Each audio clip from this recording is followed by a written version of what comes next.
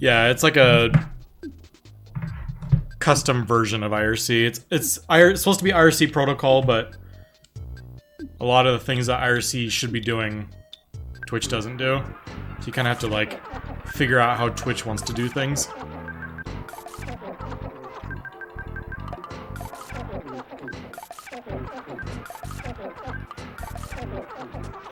So let's jump into this.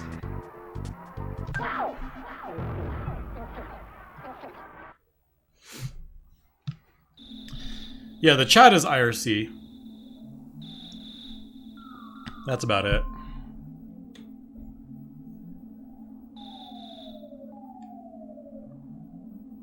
Everything else is done through just APIs.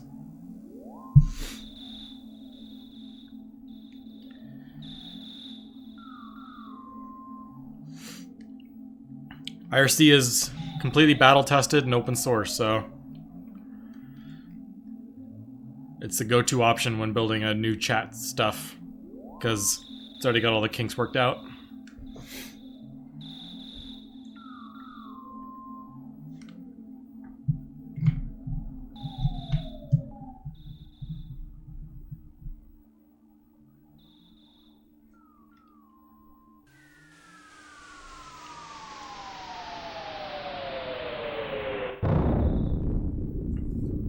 Alright, goal for this stream is to just finish the run.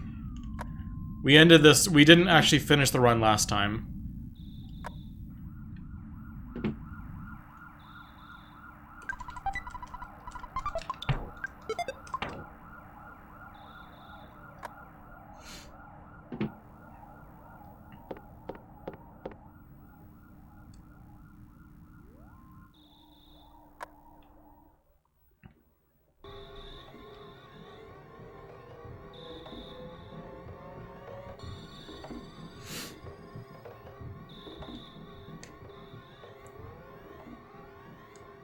But yeah, I need to do some reading again, and when I wrote my initial bot, that was back in 2015.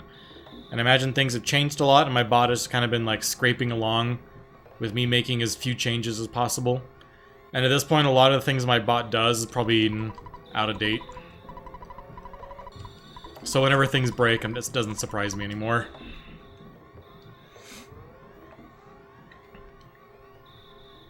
It's not like I have like integration tests or something alerting me when my bot breaks.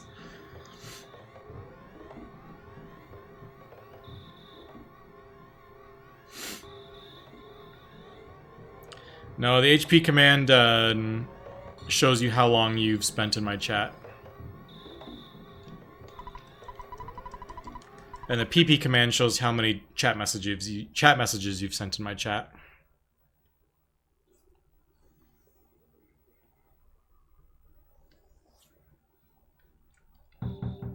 So if you're a lurker, you can consider yourself a Jeff.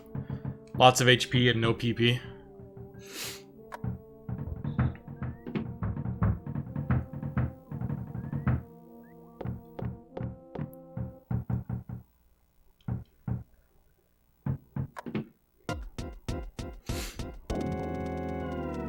But hey, Jeff is like the best character in the game, so...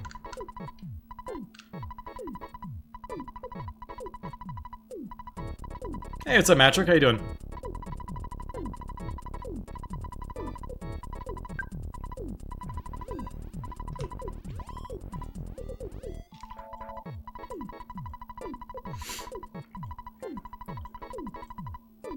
Off tomorrow? Nice.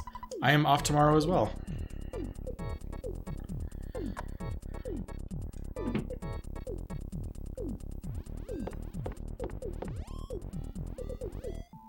It's a nice long weekend.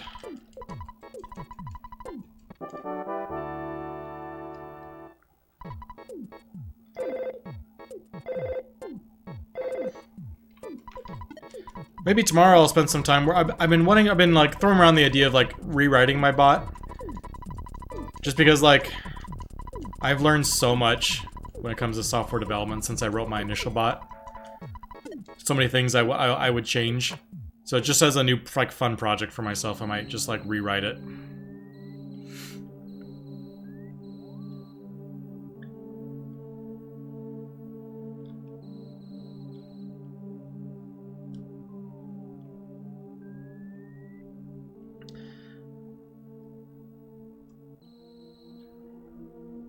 It's not something I would ever do in like a real world situation.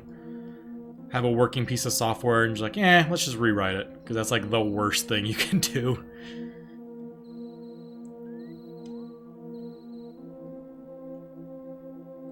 But what if it's just a small little side project? I might do it for fun.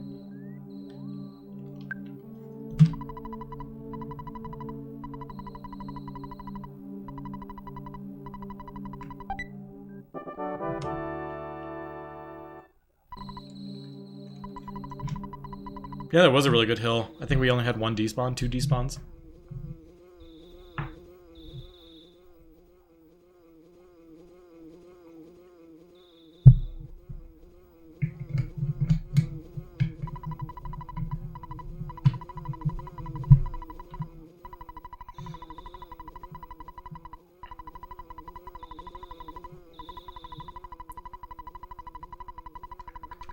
I feel a lot good, or feel much better about tonight as well, because a lot of the time spent during my last run was like pulling up the record video and figuring out how like, oh, which cliff am I supposed to be skipping on? How exactly do I do it?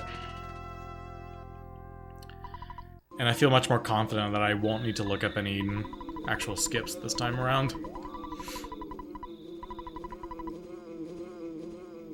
So my goal for tonight is like, I think I'd be happy with like 3:25 would be my goal time for tonight.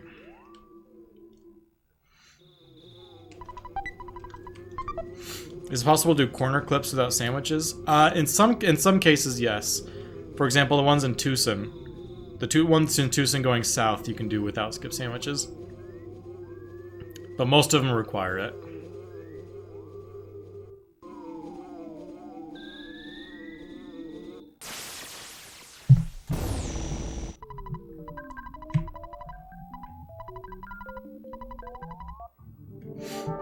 And thank you very much, Paltha.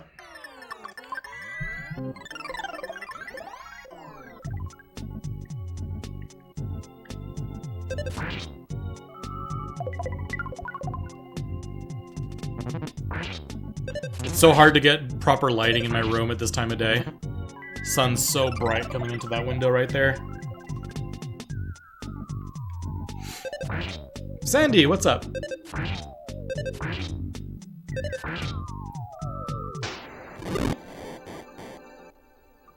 If BuzzBuzz charges forward, this would be a really solid time.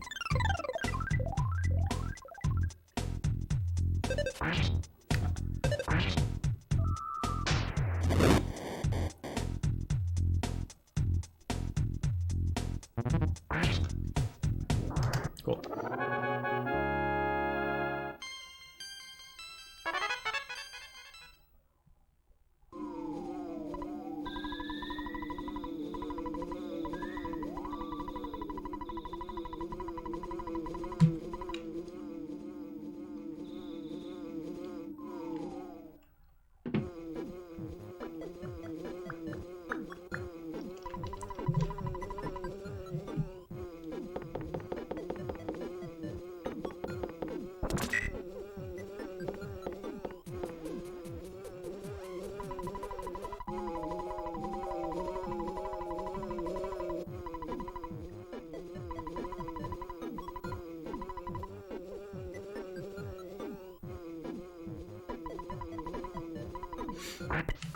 How was my weekend? My weekend was good.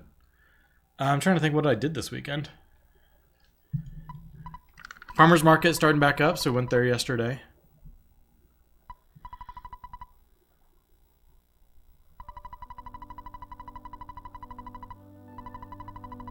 I have not gone out kayaking yet since this past Tuesday when I kayaked to work.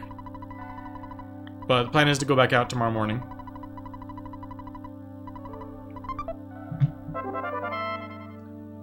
Excited to watch fireworks tomorrow evening. We're gonna keep George up tomorrow night so he can watch his first fireworks show. I don't think he fully understands what's going on, but I'm sure he'll really enjoy it.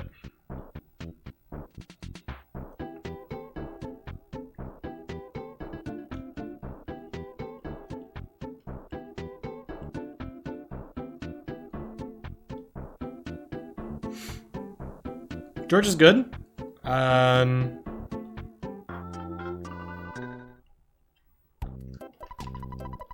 He's a 2-year-old.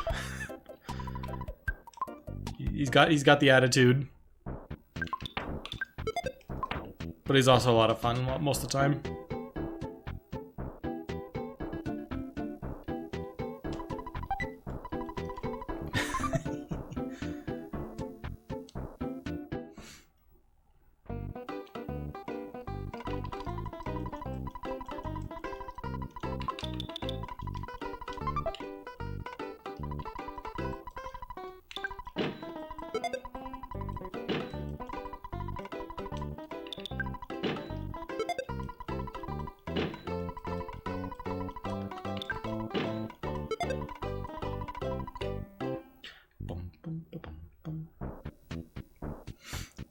You kids are 13 and 16.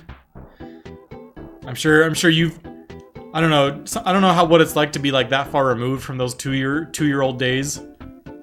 But I'm sure you never forget them at the same time.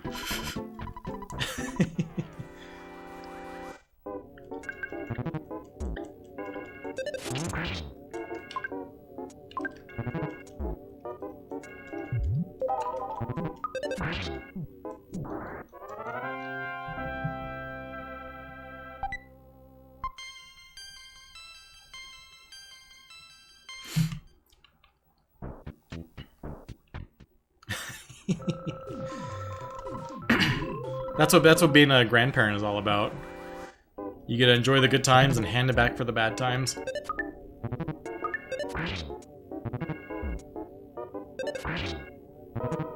Uh-oh. Okay.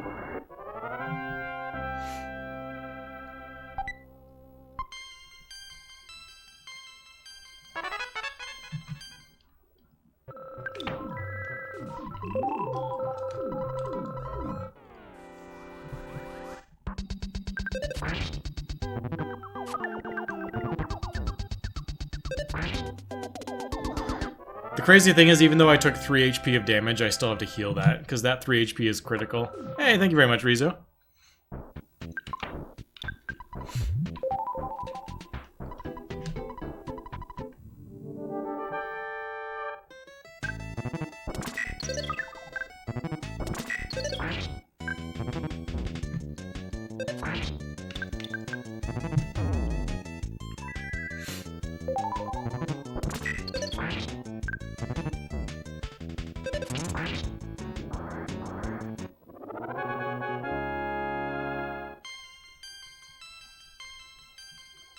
Frank doesn't actually follow any patterns.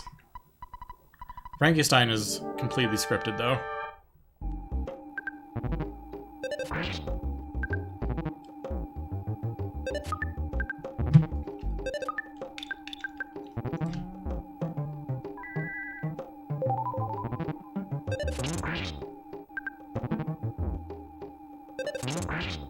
Nice. Oh, whoops. I was thinking I had a Frankenstein split. I don't.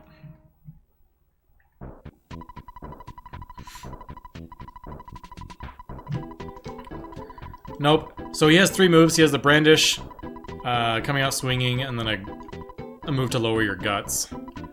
And technically he can do the guts move all day.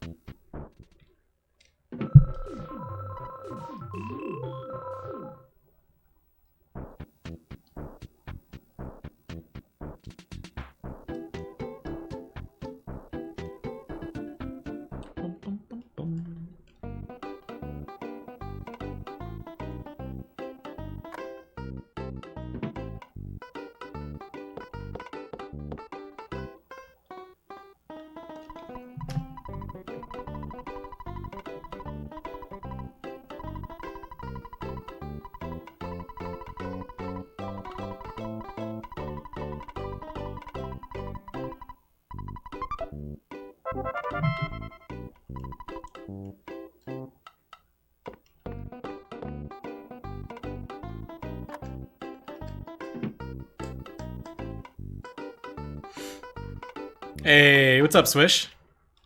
How you doing tonight? Or rather, this morning? Now that I regularly talk with people in Australia,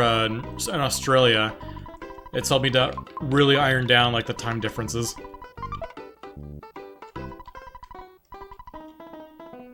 Oh gosh, what am I doing shopping here? Oh wait, it's not good morning. 8:30. Oh, it's the end of the workday, right? No. All I know is like 4 p.m. here is like 8 a.m. there. So it's 8 hours back. So it's... Oh, it's like midnight there. No, yeah. Noon and a half. 8 hours back because it's 8 p.m. here. Apparently I don't know my times at all.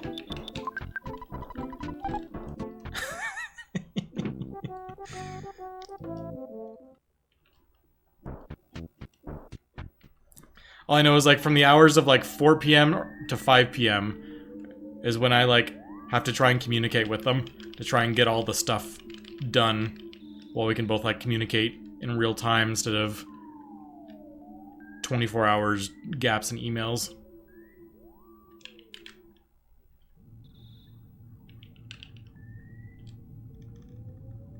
Australia has multiple time zones, but the vast majority of people live on the East Coast.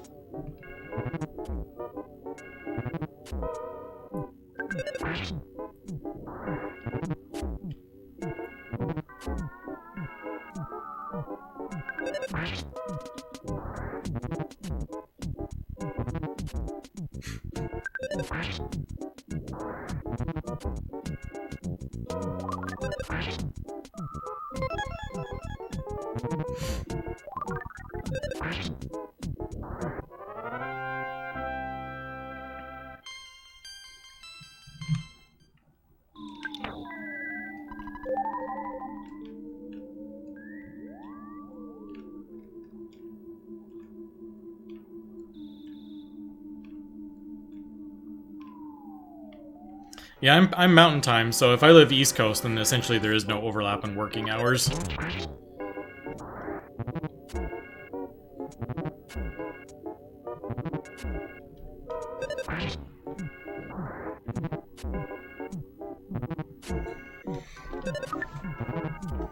I'm getting really lousy luck on these slug fights. Lots of sub-30s, lots of misses. I got put to sleep.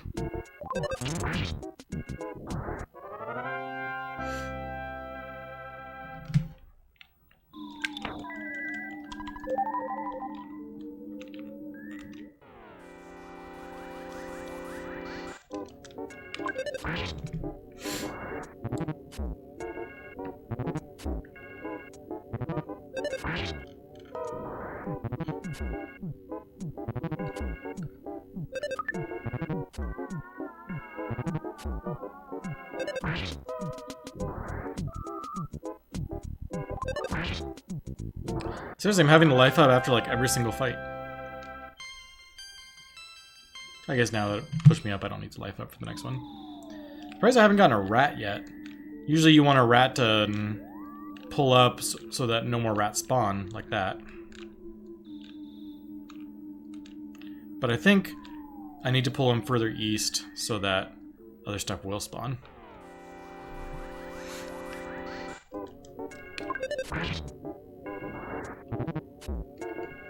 Yeah, you pull the rat off to the side so that the spawn tile, if it triggers, will not spawn rats anymore. Only slugs. But I'm getting decent slug spawns anyway, so it doesn't really matter.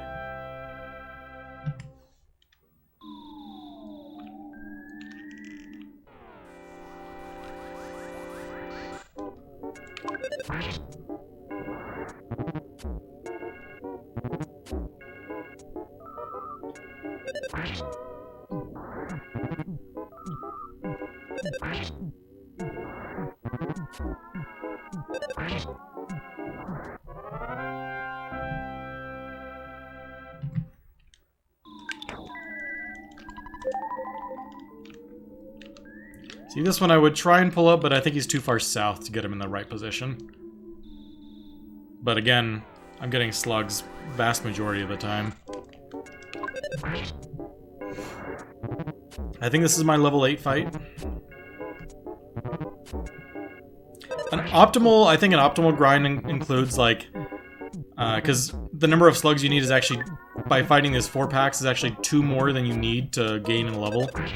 So optimal level up is to, like, take an extra, like, Antoid, and then fight a 6-pack on the top, and you level up or something like that. But it requires getting a little lucky to do that.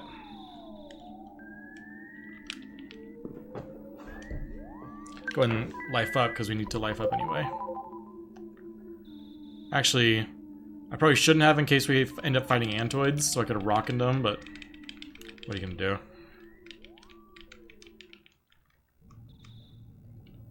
We're fighting slugs. I should have kept it for this, or kept the rock in for this fight. That's my bad.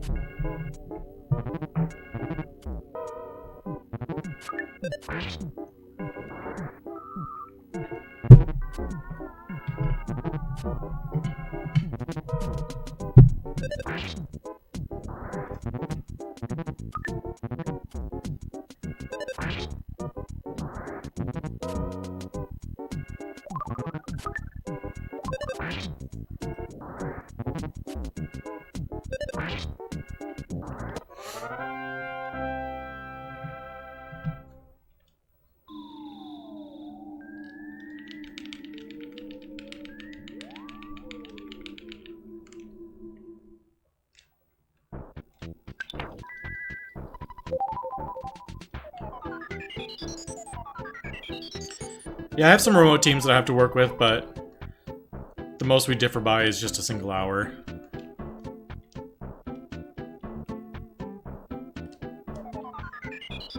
There's some people in other teams that are on the East Coast. That would be a 2-hour difference, but I don't interact closely with any of those.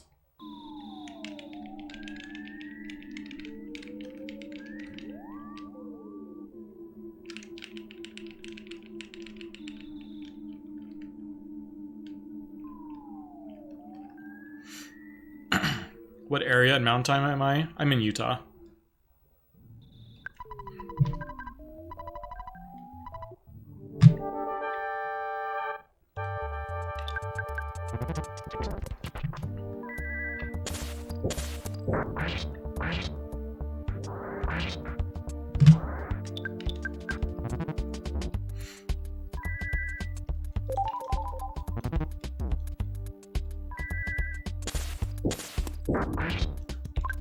Should have been counting. I'm not sure what his health is.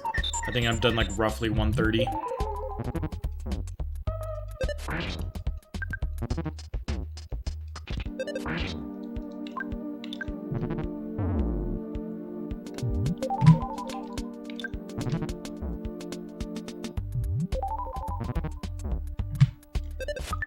He is being very aggressive.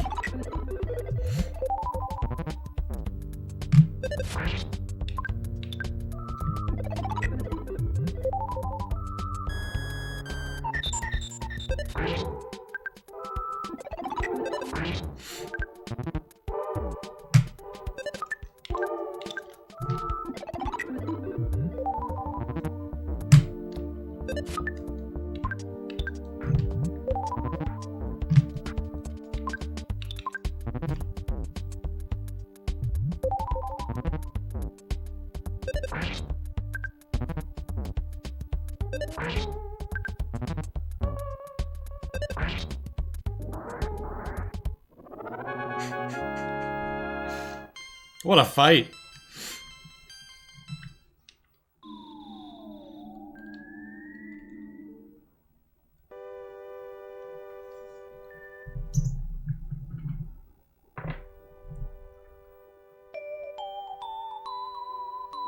That's why we fill up our inventory, because that can happen.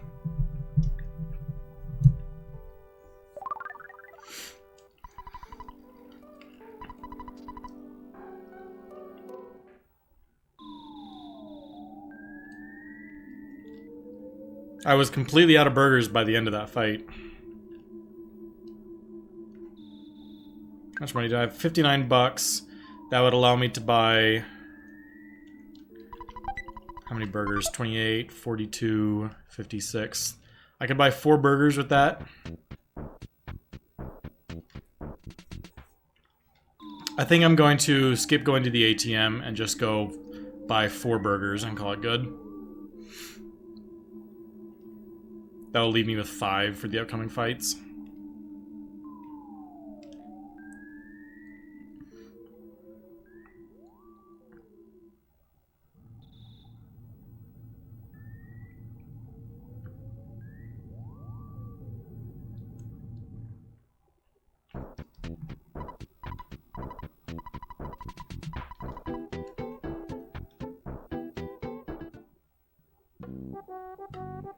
Right, 14, 28, yeah, 56, 959. Yeah, five burgers is plenty for the cop fights. If it goes really poorly, it means I can't do double rockin' on Captain Strong, but that's fine.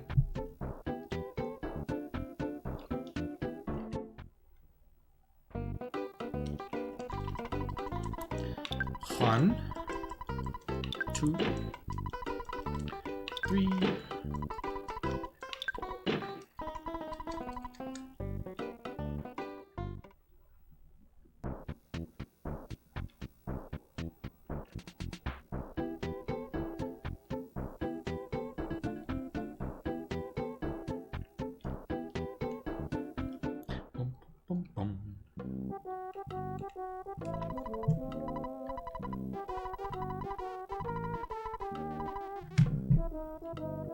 Alright, so yeah, gold for tonight is a 325 in this category. Reality, I think I can do much better than that, but that'd be a really nice starting point for a completed run. Record is a 250, but that's doing some strategies that I'm not going to be doing.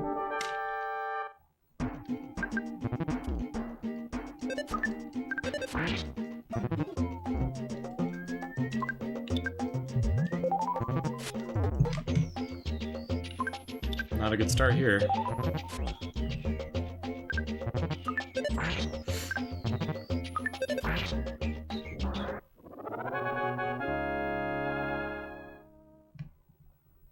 Maybe one of them will drop me another one.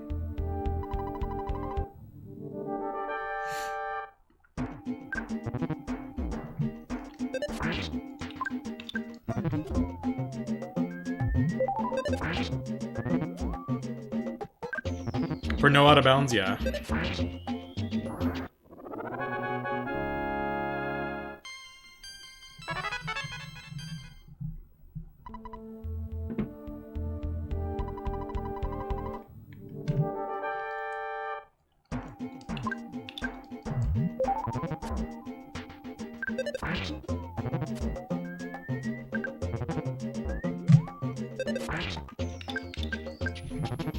Got to go second there, which is ideal.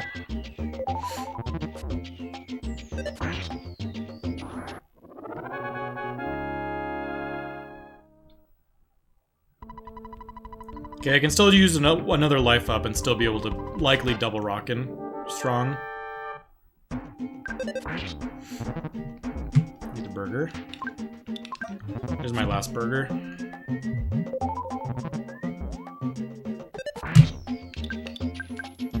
Okay, good order right there. Let me go first. Nice. Okay. I should be able to safely double rock in here.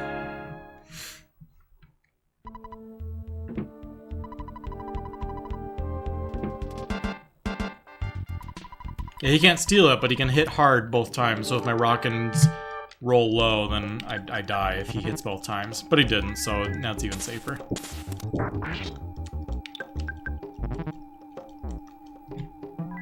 As long as I do average damage, I kill him.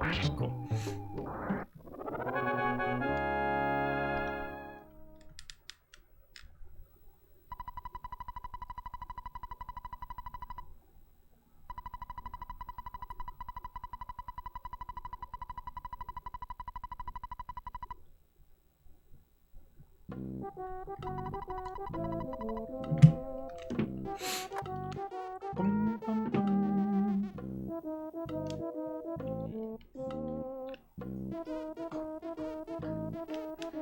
So everything has been glitchless up till now. Once I learn the full route, I'll be doing the barrier glitch to get out of Onet much faster. But for now, it's fine. I am gonna pick up a burger and probably just heal myself again.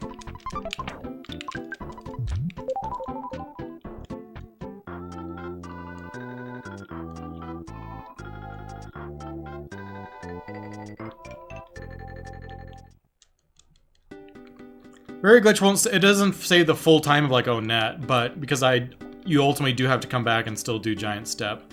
But you're able to do like a, whoops, I need to go to hotel. You are able to clip through the fence to get into giant step.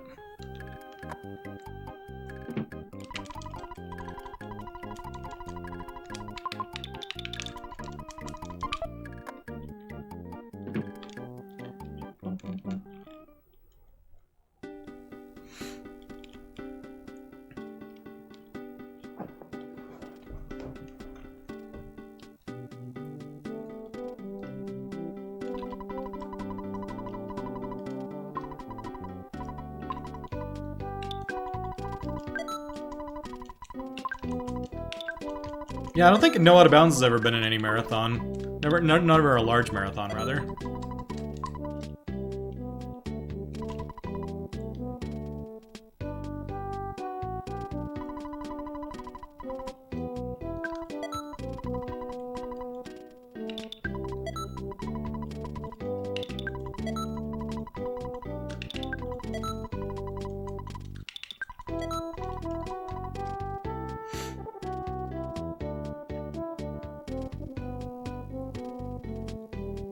If GDQ continues to be hybrid, it may submit something there in the future, but I don't really have any intention of attending a GDQ in the future.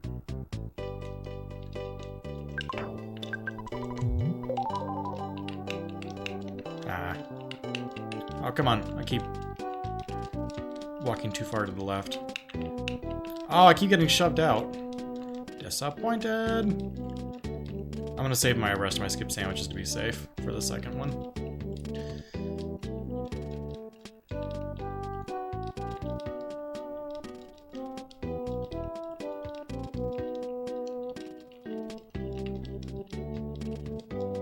This is one of the skips that's easier with the skip sandwich, but possible without it.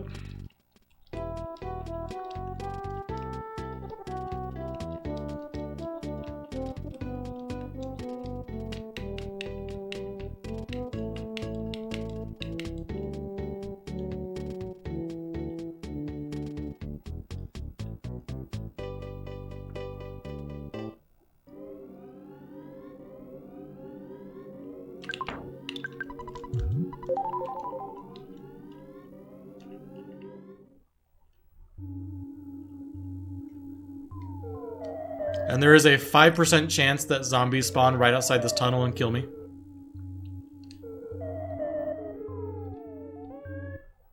I missed my 2-sun split. There's my reach 3 split though. Hey, it's that Fang.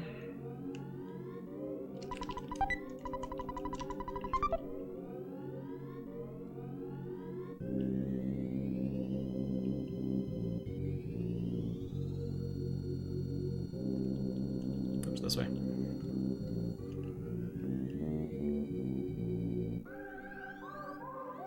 Last couple runs have had really terrible graveyards. Maybe I get a decent one for once. Hey, look at that. Ah, a fly.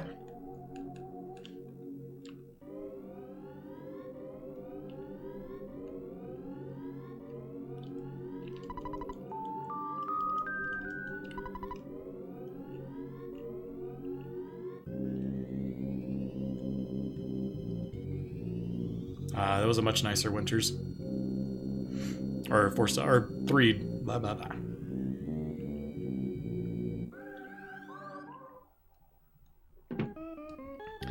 Ooh, they're doing fireworks. I guess these days, especially here, fireworks are pretty much every night for like the month of July. Here in Utah, July 24th is another significant holiday, and they usually launch fireworks for that as well. So pretty much every single night in July, you can expect fireworks to be going off somewhere. Not like major shows. Usually the major shows are just like the weekend of July 4th and the weekend of like July 24th. Ooh, hot dang! Fang, thank you so much for the 5,000 bits. My goodness. Thank you so much, Fang. I appreciate that. Happy Independence Day to you as well. You are too kind.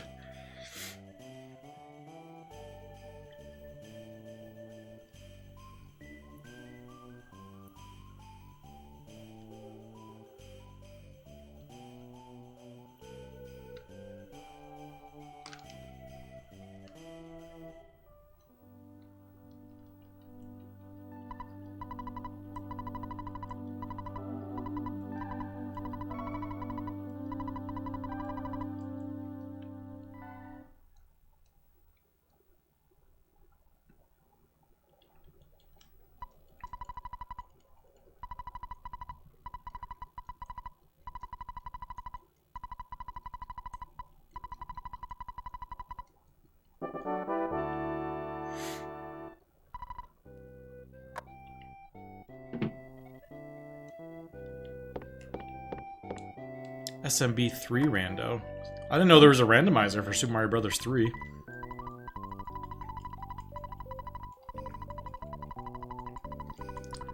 But I guess these days there's a randomizer for literally everything.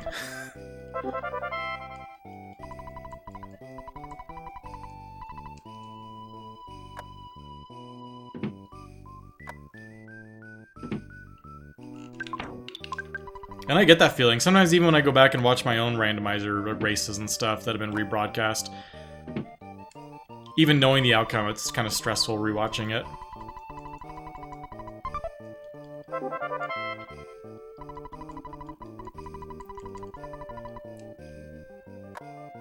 How long is a speedrun, and how you doing, morning?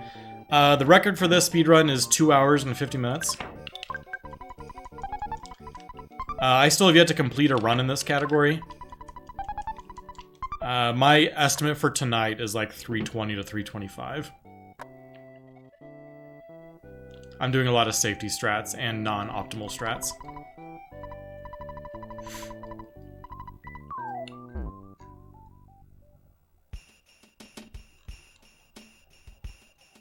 Like right now, you would normally go immediately into the shop, sell what you have, and buy 2 skip sandwich DXs.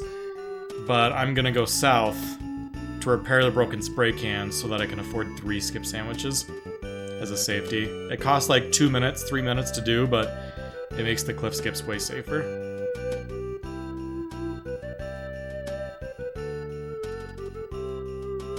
Once I push my time down a little more, I'll feel more comfortable doing some of the more risky stuff.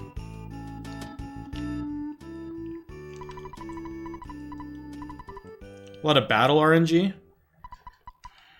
In this run, really not a lot of fight RNG. Fight RNG, I would say, is more of a thing in glitchless. There are still some RNG factors in fights that can kill me. For example, the other day, Boogie Tent killed me because I had a terrible big bottle rocket roll. I did like 115 damage when I'm hoping it does like 500. But there's not too many of those.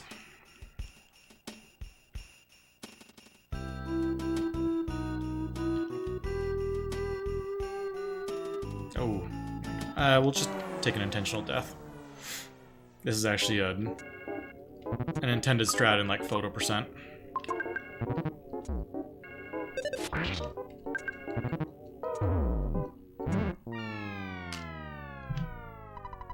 Gets you up to North Winters faster. Thank you very much, CT.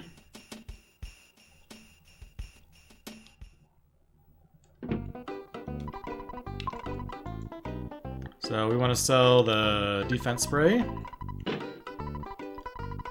And a pop gun. I think that's enough for the 3 skip sandwich DXs I need. Yeah, we don't need to sell anything else.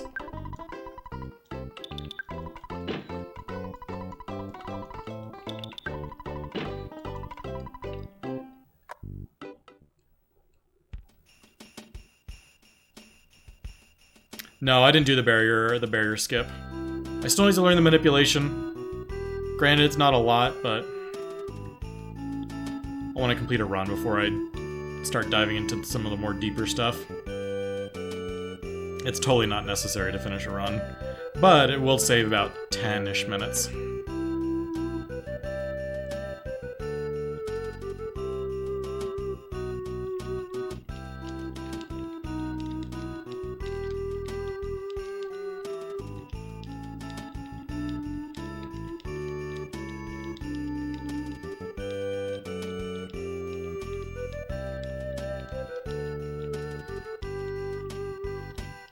I'm not getting the... There we go.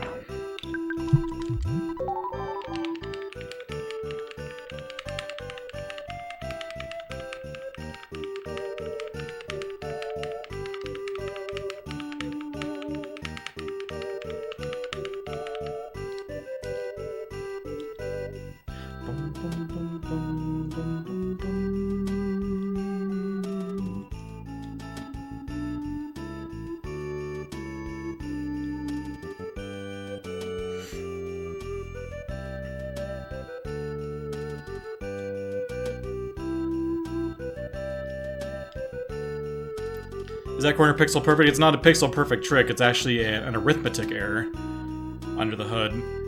As you push against it, the rounding error slowly pushes you further and further into the cliff until you push through. It's a different cliff skip than every other one in the game.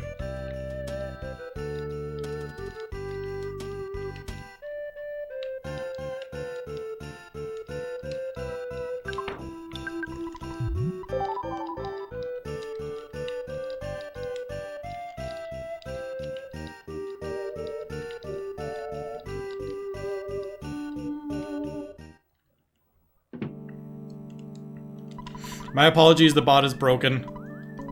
I might have broken the bot, I'm not sure. But I didn't find out it was broken until after I started the stream.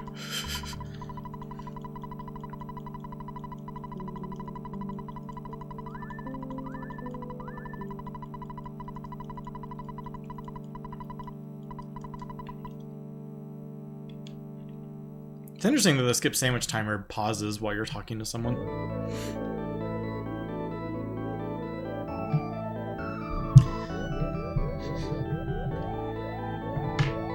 Get well soon, Foppybot, indeed.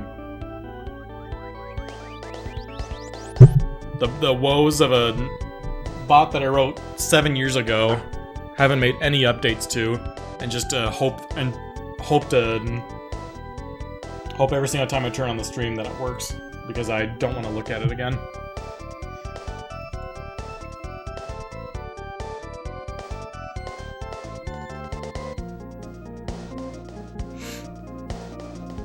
Oh yeah, it's a self-made bot. It's actually open sourced. It's probably you don't want to look at it because if I were to write it again, I would write it extremely differently.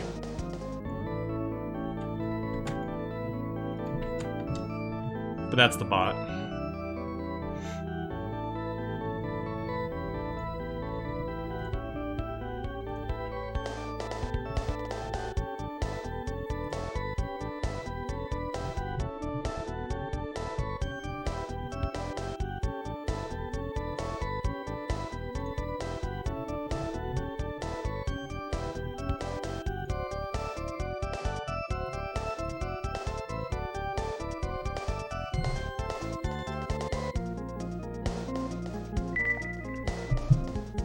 I might only use it as a reference of like maybe how some of the IRC protocols and how Twitch expects you to answer things.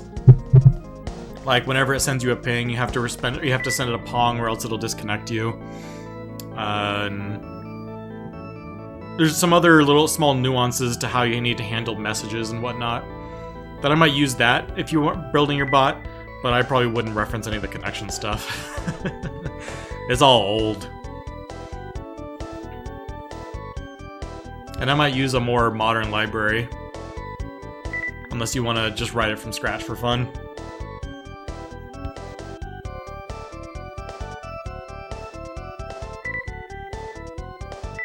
I didn't use any libraries to connect to Twitch or anything.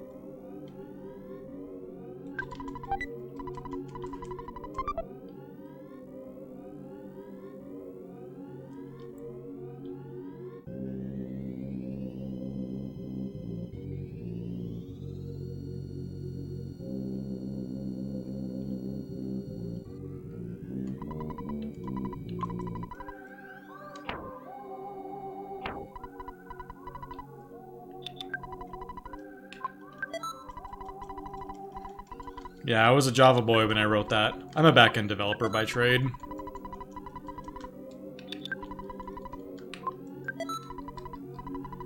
If I were to rewrite it again, I'm probably gonna do it in C#.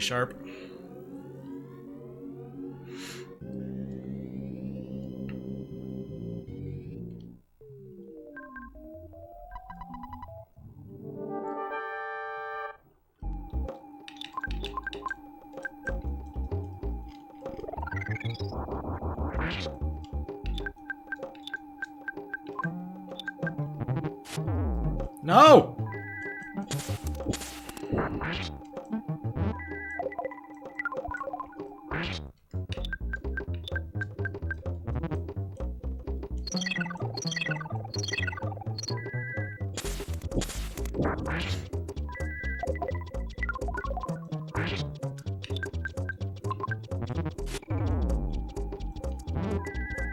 This rocket might kill him.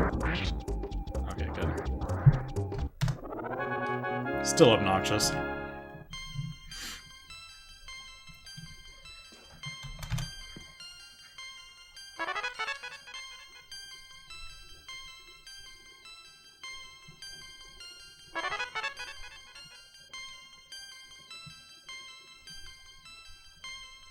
Yeah, I think I want to go ahead and revive Jeff right now.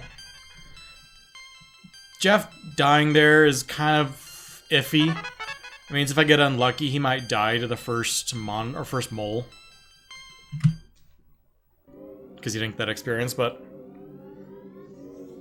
we'll see.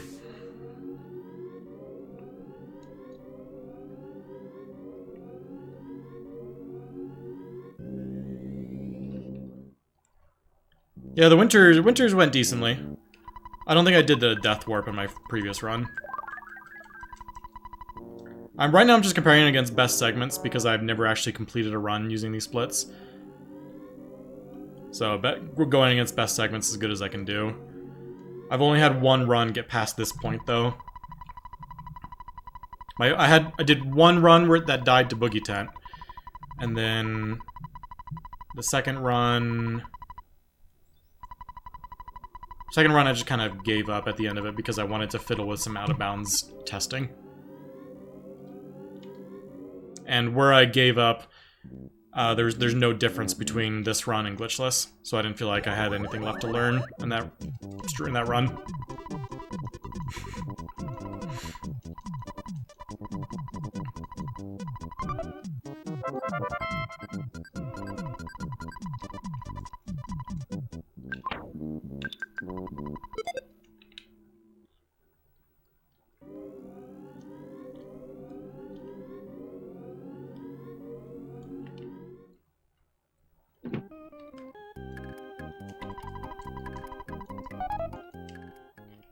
Is $39 enough for what I want to do in the future? I don't think it is. I still need enough to buy 2 show tickets. Yeah. So I need to withdraw like $30 more.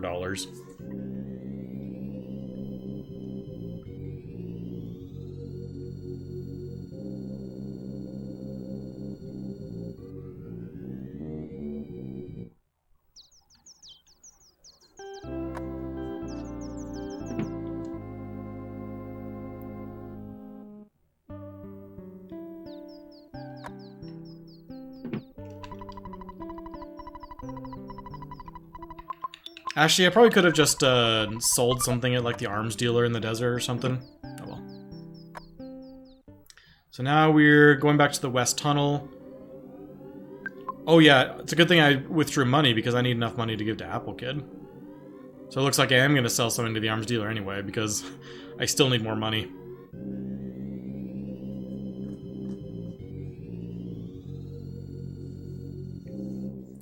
Do I have the rate of cash acquirement? Every single monster you fight gives you... Oh, I forgot to talk to the right side. Wait, but I'm still... Yeah. Every single monster you fight gives you a different amount. And I haven't memorized that stuff. Does this send me back to Threed? Oh, today I learned. So that's why you have to go touch the right side. Okay, so now the ghost will let me through.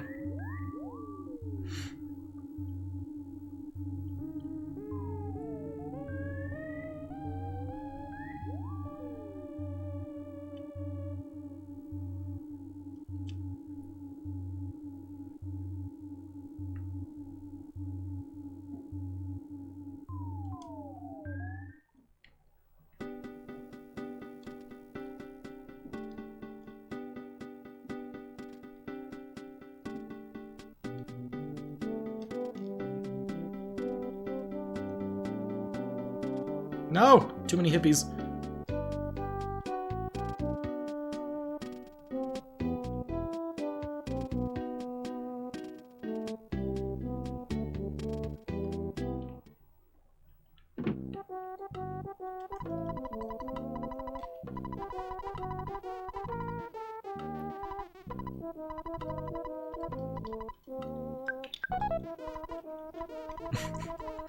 There's lots of weird little behaviors that I still don't quite know how to explain. You have to touch the right side of the tunnel when you're going through there to make the ghosts not chase you. Back out.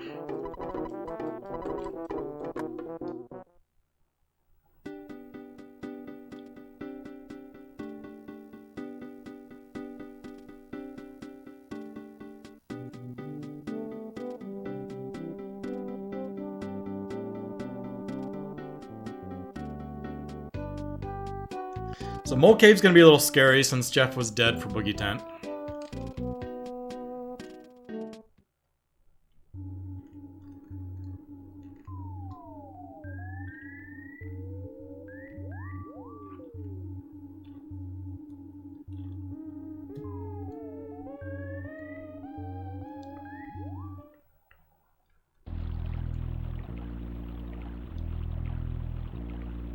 It just means as long as the scary thing will be, so since I have a teddy bear in my inventory, the teddy bear takes the hit 75% of the time. Jeff will take the hit, and then a party member takes the hit 1 in 12 or 1 in 4, and then Jeff will get targeted 1 in 3. So essentially means that when the mole attacks, he has a 1 in 12 chance of hitting Jeff. And if the turn order goes poorly, that means Jeff will die. So prayers that doesn't happen.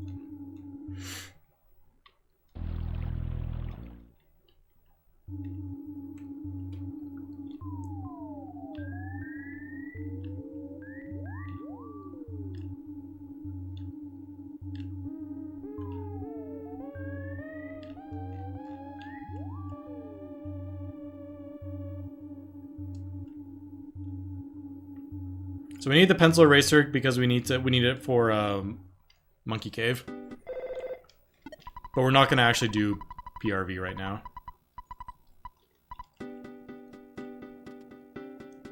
We're getting the pencil eraser and then heading back to... Actually... I guess the order of when you do this doesn't matter because you have to come back here to get to the Dusty Dunes anyway. I was wondering, since I'm not doing the barrier skip, I have enough money to do Apple Kid when I first get here. But I have to come up here anyway. Actually, I think it would be a little faster to do Apple Kid when I first get here to reduce a little bit of the walking time. If I'm doing Olive at first instead of the barrier skip.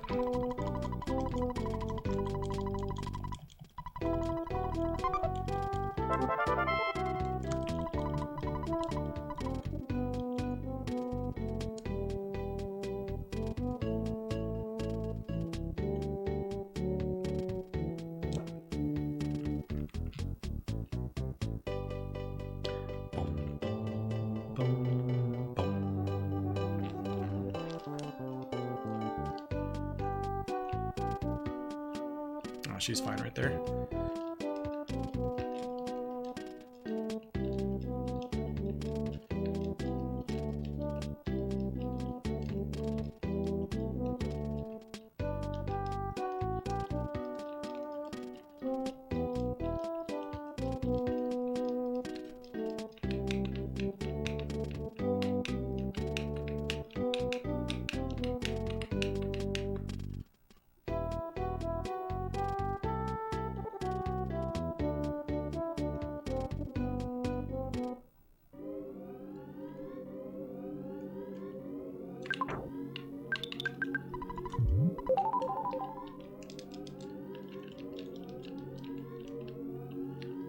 Ah.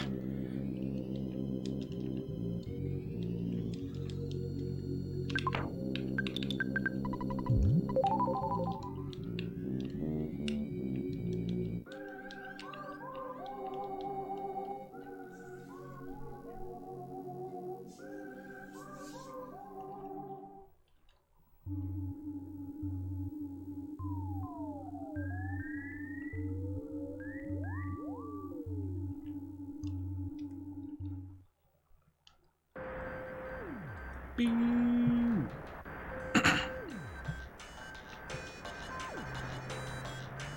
So I want the big bottle rocket to be behind Jeff's inventory. I want it to be in the back. So we're going to give this to Jeff right now. So the hope is that I use the big bottle rocket on the turn that the teddy bear dies.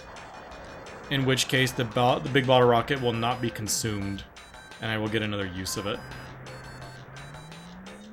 It's the same thing as the condiment glitch that a lot of people may be familiar with, or like the rock candy glitch. But in this case, using it to duplicate a big bottle rocket.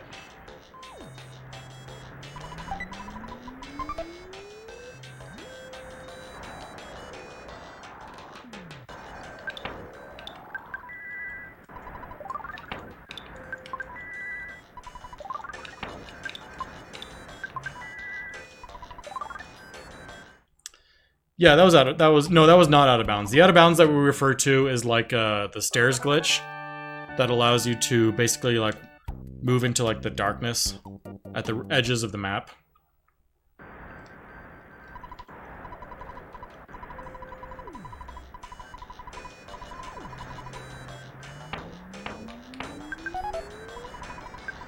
Oops. Yeah, those are just cliff skips. I'm still within the confines of the actual map. Yeah, the 80% record is like 42 minutes. And the 80% record beats Gygus.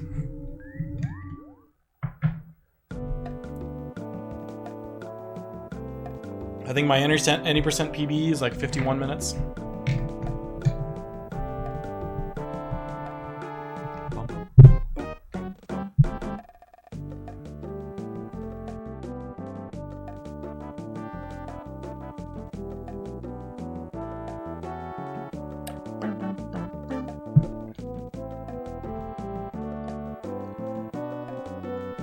What are my thoughts on Mother 3? I think it... So yeah, it depends on how you... What avenue you're asking me. I don't need money yet, actually. I can buy a show ticket now, and I'll get the figure out how to get more money later.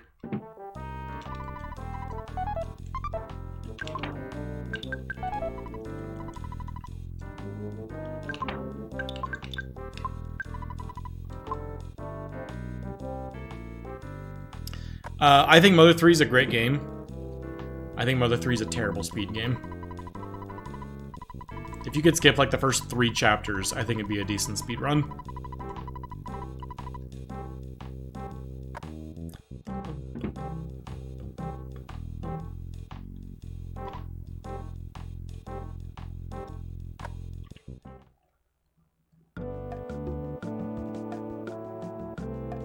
But I think Mother 3 is fun. I liked it.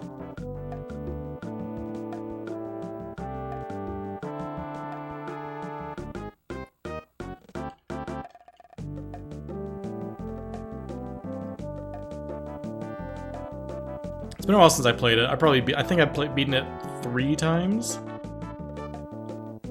Last time I played it on stream, probably back in like 2014 or something. I haven't played it since then. Wasn't a world record in... I've held the record in several categories in this. I've held the record in glitchless multiple times, any percent multiple times, and maybe all photos at one point? I'm not sure.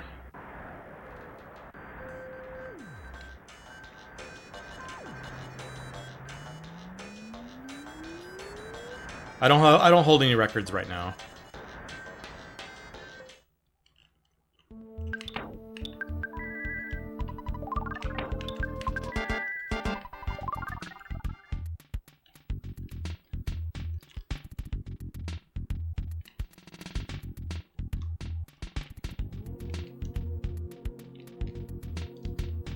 Gosh, Gerardo is right in the way of going back and forth to make that snake go away.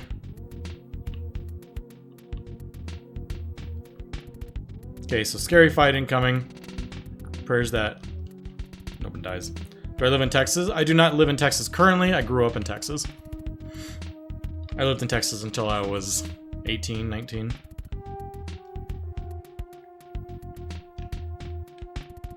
Still a big Houston sports fan.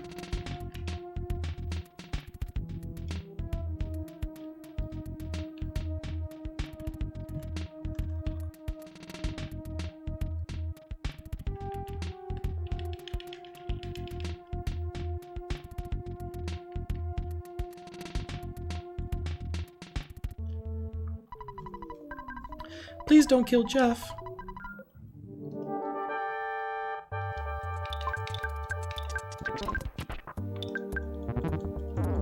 Okay, that's perfect. I think that means my big bottle rocket gets duplicated if he dies right here. Cool. So, Jeff should still have a big bottle rocket in his inventory after this fight.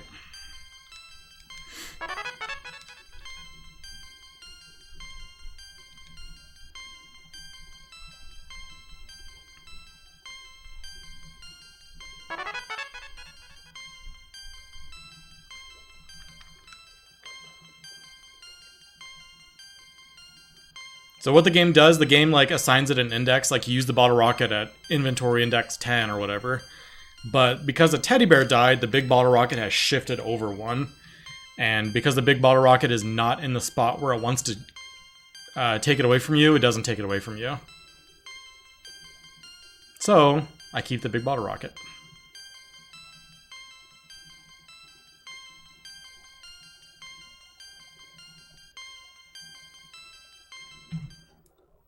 It's also how the condiment glitch to duplicate like brain food lunch or any food item.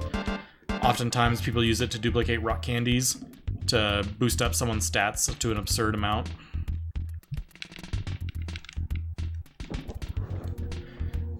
It's most commonly known as the rock candy glitch, but it can be used with a variety of things. Uh-oh. This is a little sketchy. I cannot fight that ant. Okay, whew.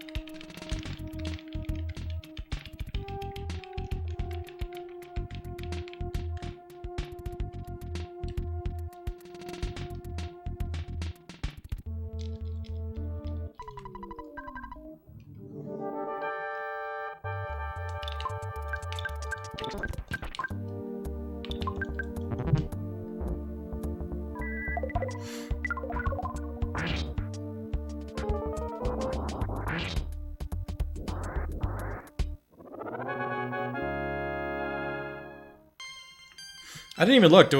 I assume my big bottle rocket duplicated. I didn't actually check to verify that it actually did. So I should still have a BBR in my inventory.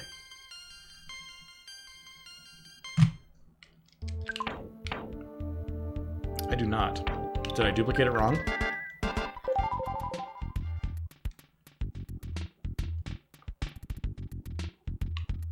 Does the order in things in which things happen matter? Like, does Jeff have to use it on the same turn, like right immediately after something happens? Maybe turn order affects it? I don't know.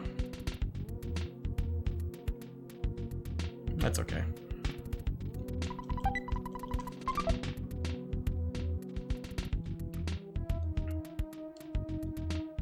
Paula should have freeze beta by now, so I just double freeze beta the last 3 fights.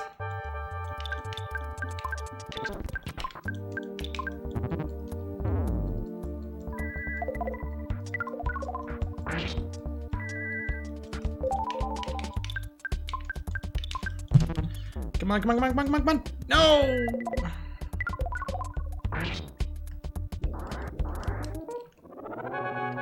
This will be a fun rest of the mole cave.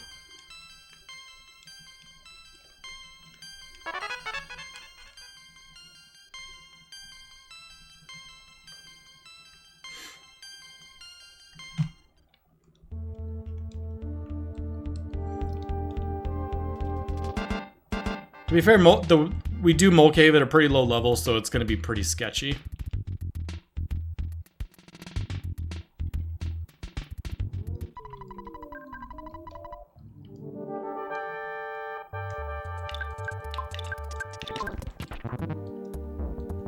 Paula got saved.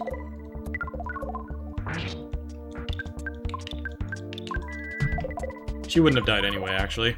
She would have made it. She would have beat out the HP.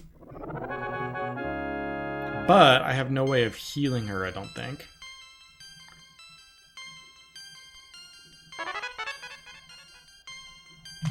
Jeff has a boiled egg.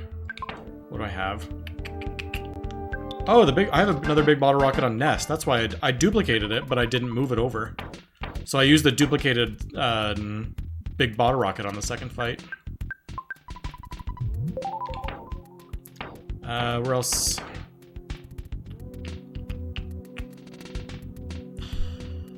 So yeah, I can big bottle rocket the last fight.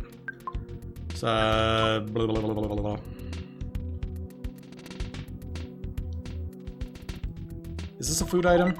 Croissant. Okay, cool. I'm fine.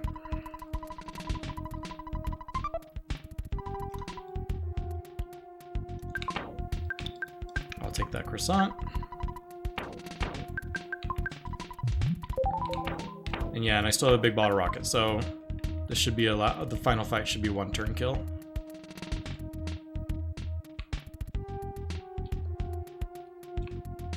Am I not going north far enough? Or are they just spawning in the exact same place every time?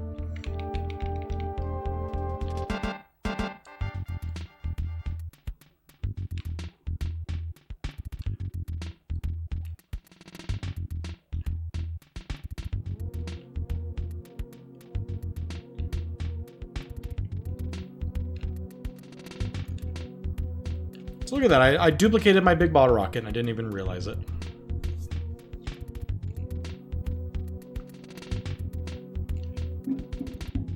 Oh, the fireworks have begun.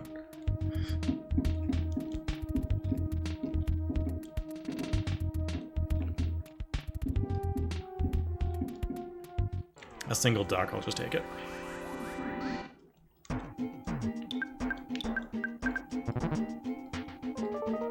Rude.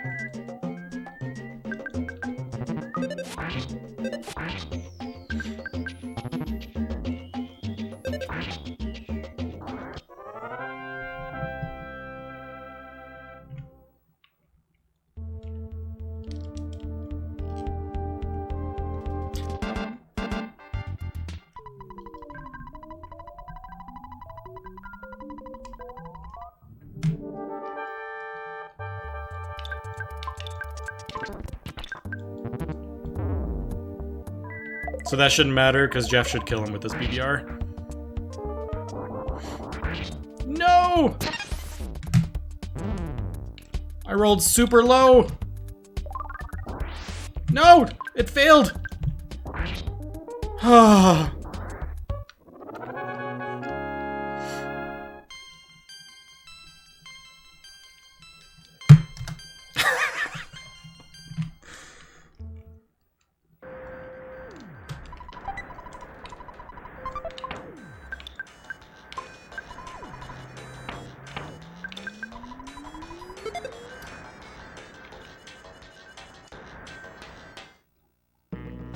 It's a good thing I still had those bottle rockets left over from the Boogie Tent fight.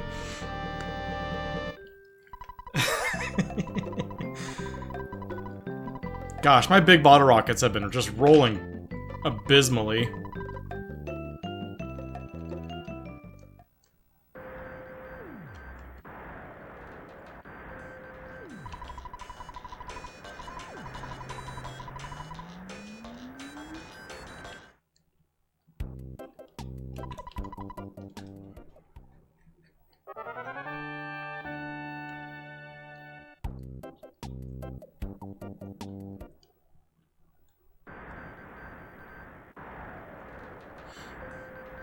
So I'm gonna have to go out of my way a little bit. No, it was less than that. It was in hundreds. It was just a single bottle rocket that hit. One of the 5. And then I tried to fire another bottle rocket and it straight up missed. And then I had one more bottle rocket that killed him. And also the reason I won that fight is because Jeff got saved. Is it loud outside where I'm at? Like currently? No. Generally? Also no.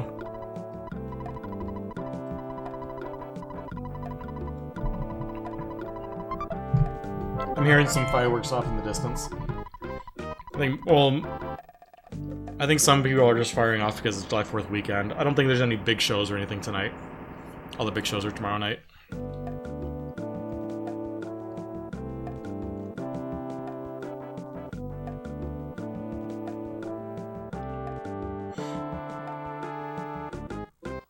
I just saw that comment.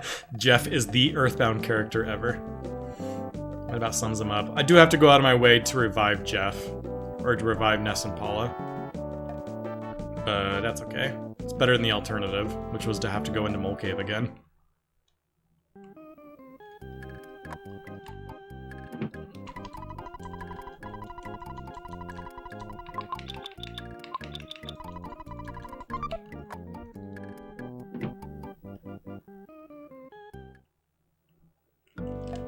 We'll go up to the hospital after this, because it's kind of out of the way.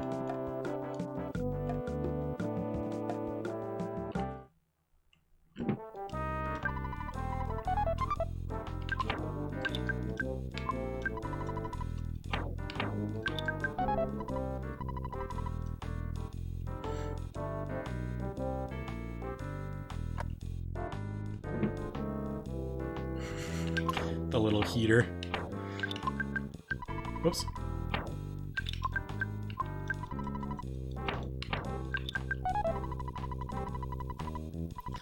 Yeah, I assume my son hasn't been. It was a little rough in the early days. I remember him waking up a little bit for the fireworks, but he sleeps through it now. I think I heard a little bit of some fireworks last night. Way more than there have been tonight so far.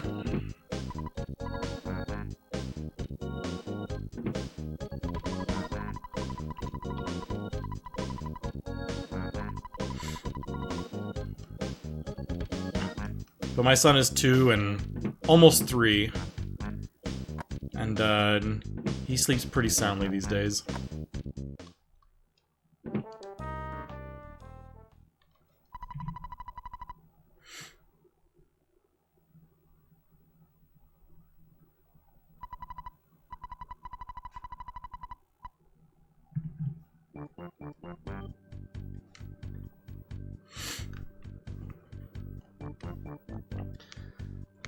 Sparklers are pretty harmless though, aren't they?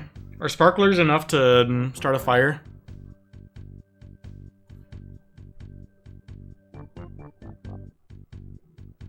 Maybe they are. I guess it is flying sparks, but I don't know how hot the sparks are.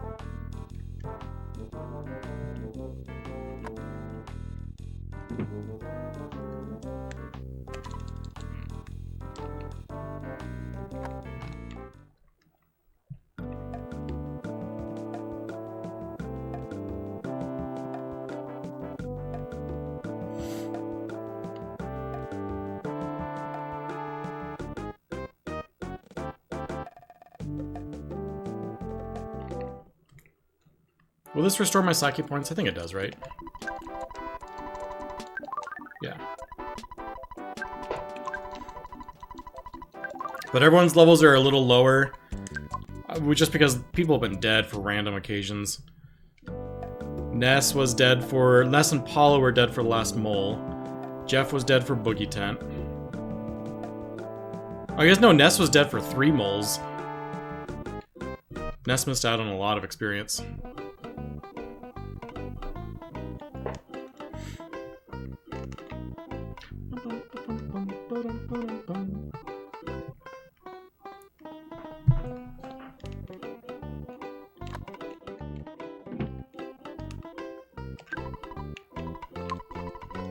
What do I need? I can get rid of Platinum Band.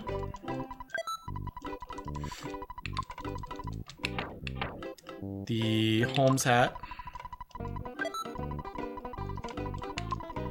And the Bottle Rocket.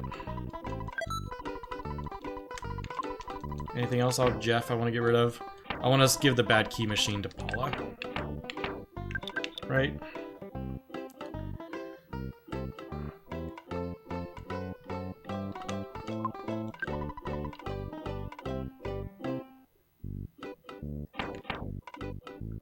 And the skip sandwich should be on Ness.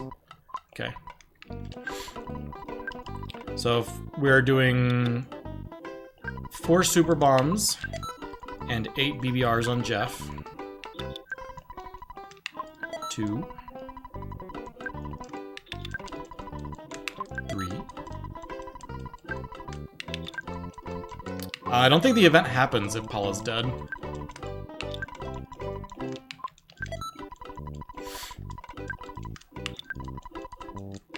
So I can see getting super confused about what you need to do next if Paula is dead when you first come to the department store.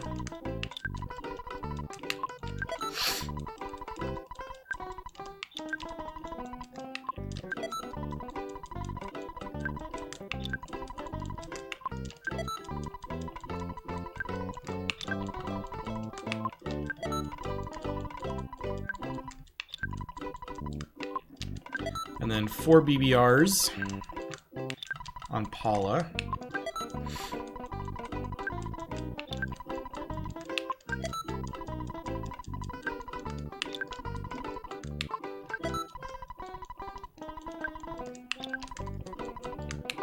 And then 7 more super bombs.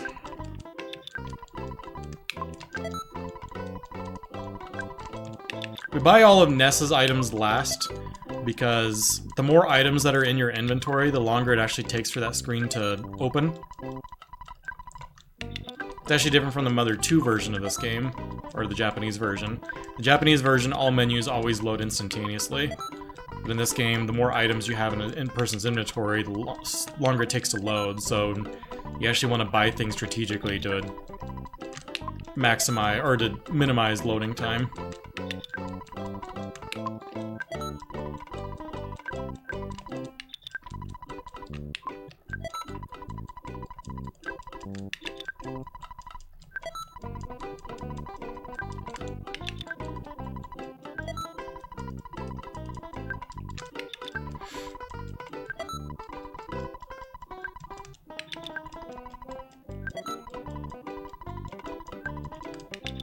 I'm one short of how many super bombs I actually want to buy, but I don't think it'll come into play.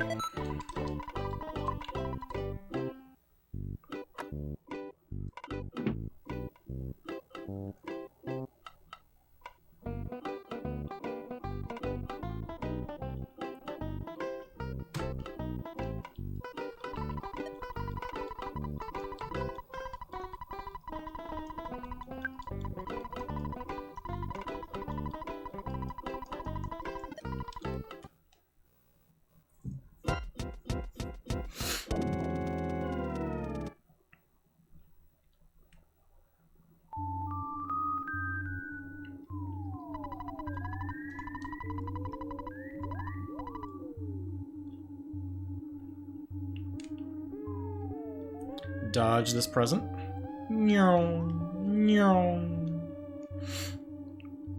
And pray for 0 presents on the top floor, or 1, or if there are presents, they're all stuck on the bottom, so I can green swirl them. Oh! Oh, I got a green! Sick!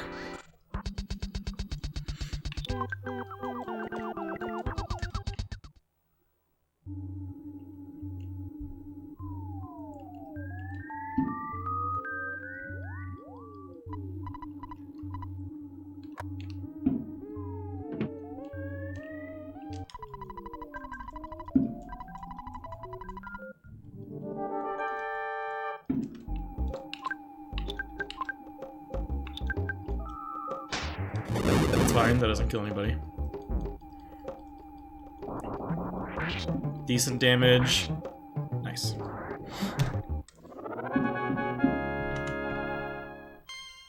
Happy birthday to me. I guess you can hear the fireworks coming through. Or was that talking about the green swirl? Both things I appreciate.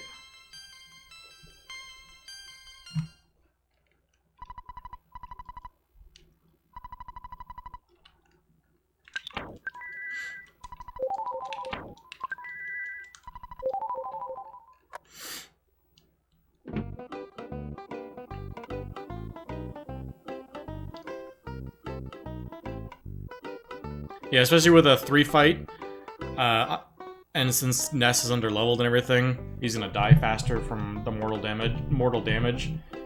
I was dying from that fight, if it weren't green. I forgot to get a protein drink. Back up.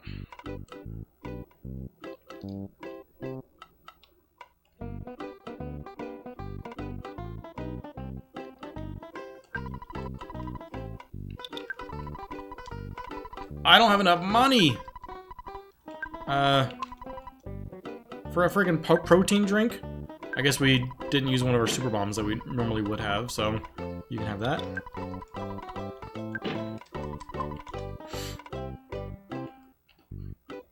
What's up, Balance Maker?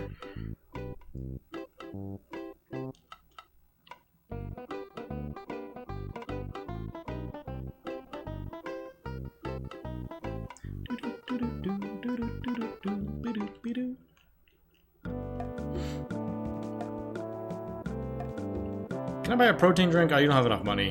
You want this bomb? Oh, yeah, sure.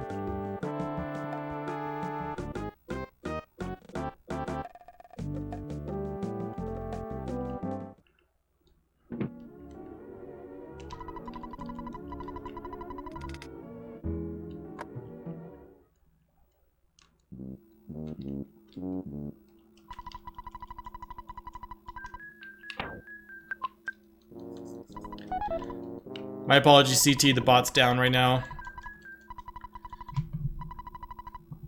It's not connected. What's not connecting to chat, right? For chat for whatever reason. I didn't realize it was broken until after I started the stream, so I'll fix it in between streams.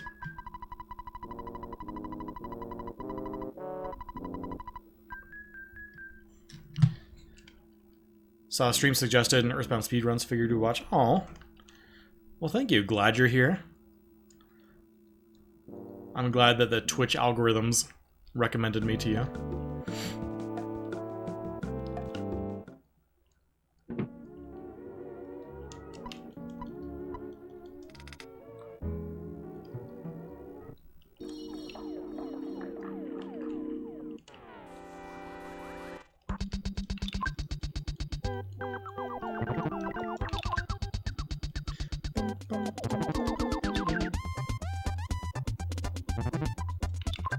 Let me run, I don't want to get hit. Yay.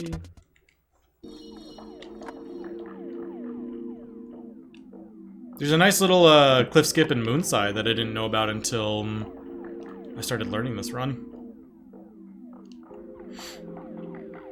Yep, we do a cliff skip in about 10 seconds. Oops.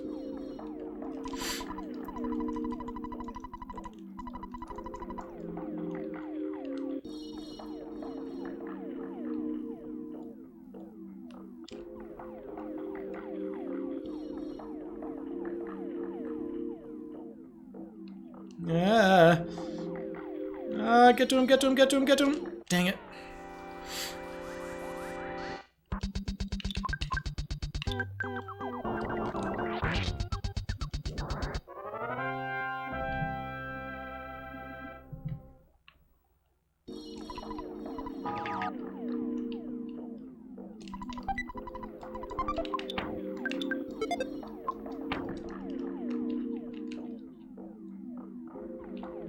I don't know if I want to take this skip.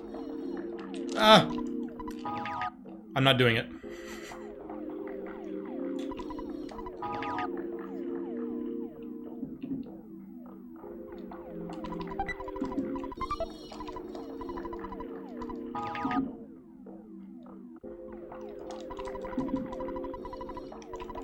Sorry, I'm doing it slower because that fight was scary. A double fight when everyone in my party's underleveled.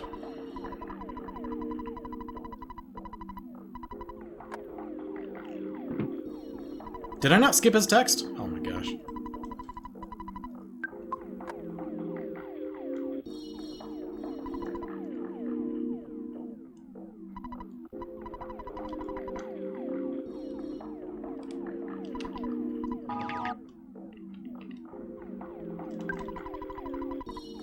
And because I didn't, there's a fight down here. Which way are you going, picture?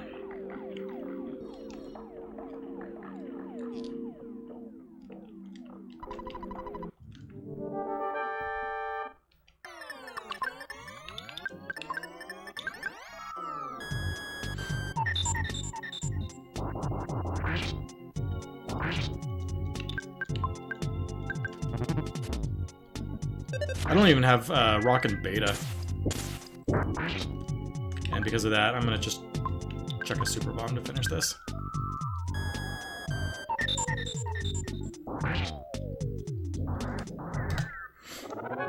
Lost time there because I didn't take that cliff skip because I was scared of the fight.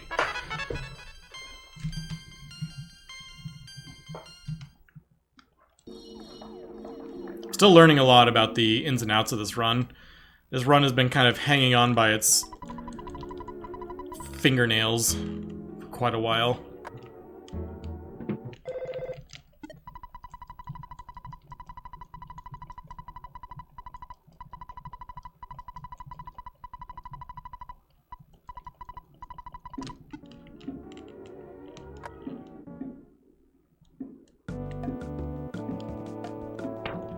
Yeah, you still see a good portion of the game. You just lots of little cliff skips to skip little small parts of it. You turn off spawns for like 45 minutes of the run for all the sanctuaries.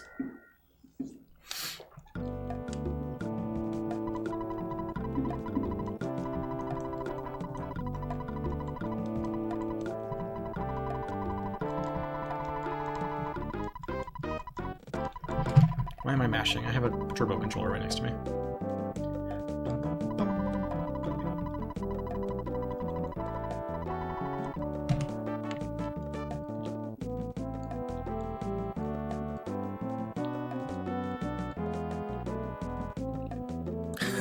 Hear Apple Kids explosions.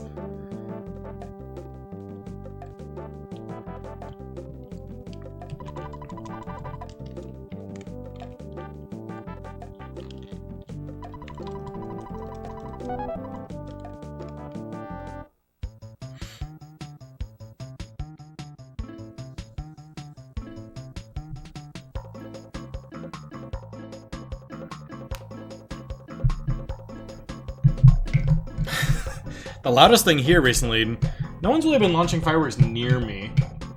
It's all kind of like distant stuff. We actually had a kind of a nasty thunderstorm this week. That's probably the loudest thing we've had here recently. I'm expecting the vast majority of stuff tomorrow.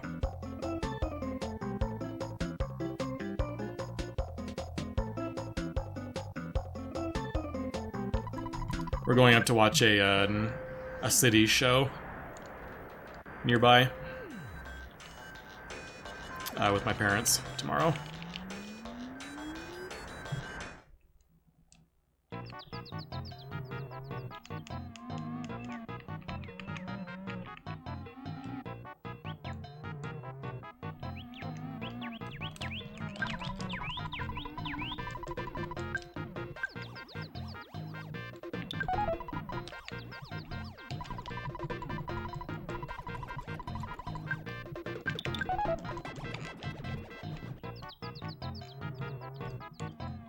No, you can. It goes all the way to Tucson, actually. You can get out at the Dusty Dunes, Threed, or Tucson, any one of those spots on that bus ride. As long as you press yes, don't press no. You'll waste about 2.5 minutes if you do that. Not that I've ever done that.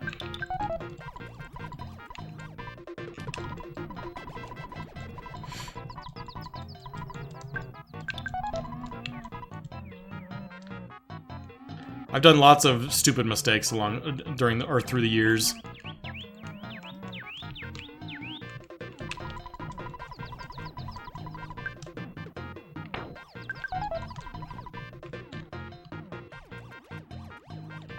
Yeah, but it's a sad groove when you when you accidentally press no and have to ride all the way to Threed and then get on a bus to ride back to Dusty Dunes.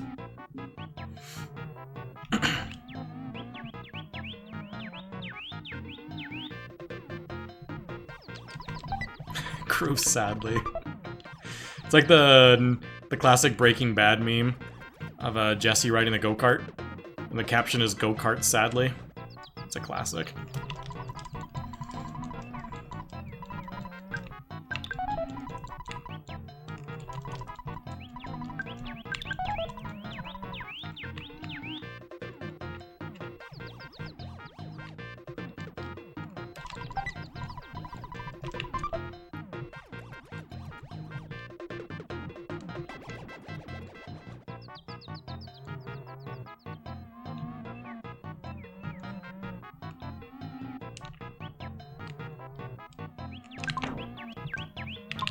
Nope.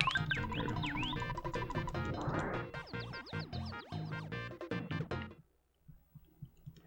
My worst mistake that I've ever made is in a glitchless run, teleporting when you're teleporting at the bottom of Winters to get past like the cave boys.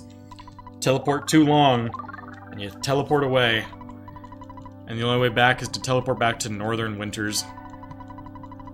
And you have to ride Tessie, you have to go through Brick Road and all that again. That killed my run. Teleporting is always has a little bit of inherent risk. I've also done it in Deep Darkness a couple times.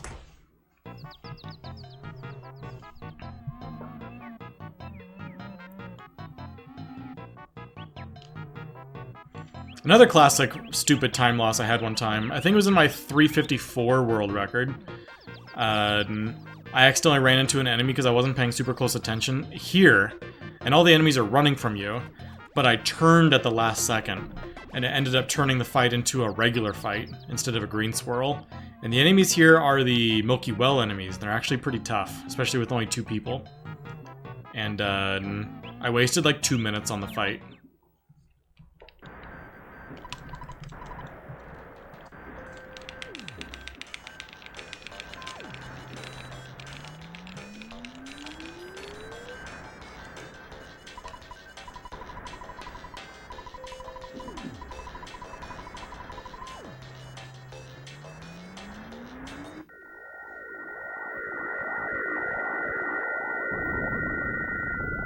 I need to add another split here, like learn teleport or something like in my glitchless run.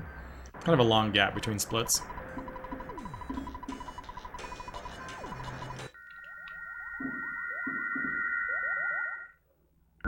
In glitchless I have a split right there where I learn teleport.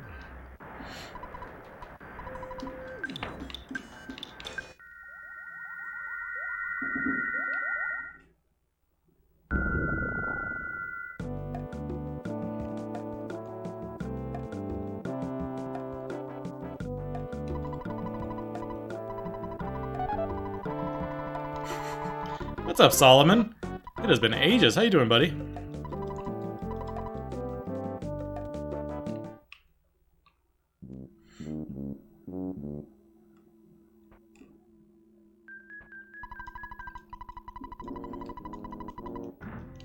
I take it you're a Texas Rangers baseball fan?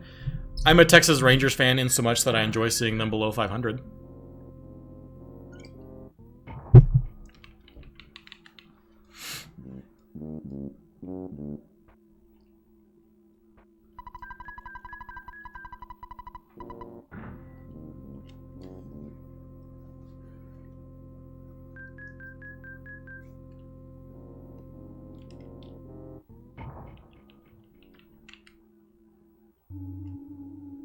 What's up, Temple?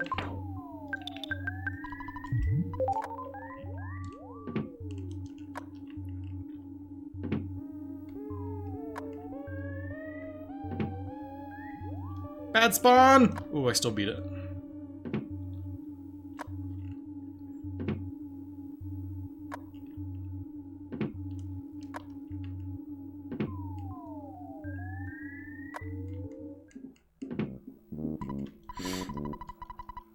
It's been a good stretch to be an Astros fan. Kind of makes up for the 2011 to 2013 years.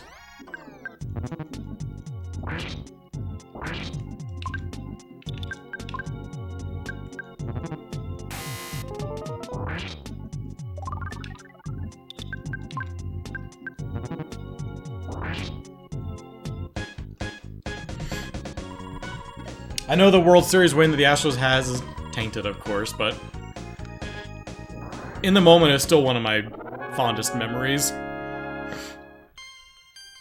I was actually at the World Series 2017 win for Game 6 and Game 7 in LA.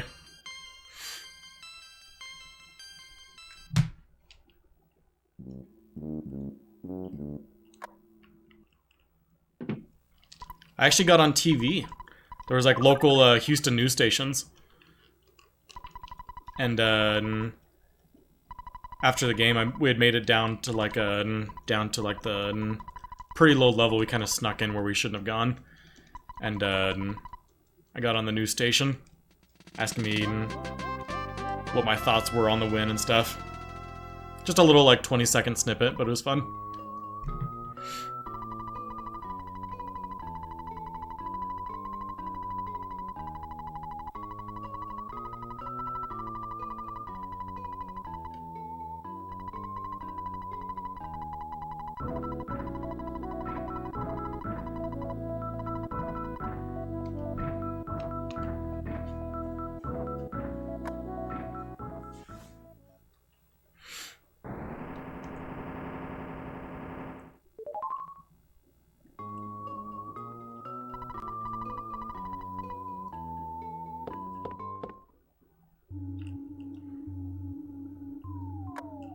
You got on TV when the Raptors won the NBA Finals? Nice.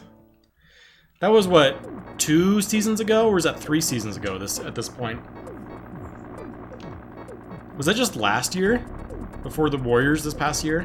3? Okay. Who won it 2 years ago? I don't even remember.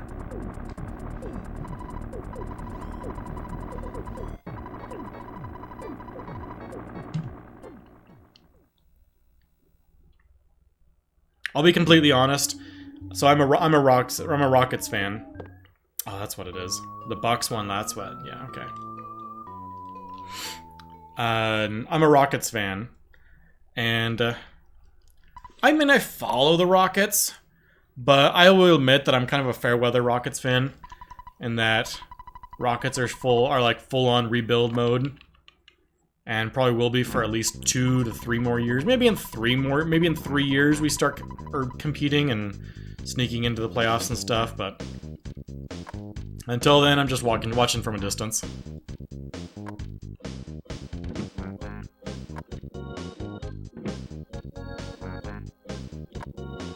Kind of keep tabs on stuff. See who the new players, see who they draft.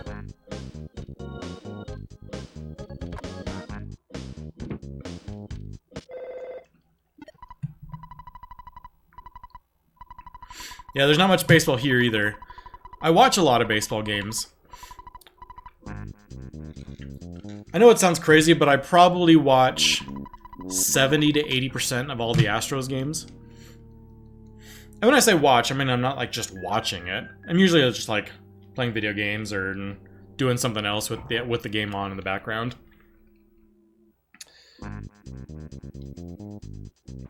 But I haven't been to a game in quite a while.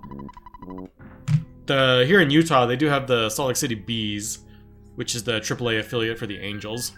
That's kind of fun. I probably end up going to one of those games once a year.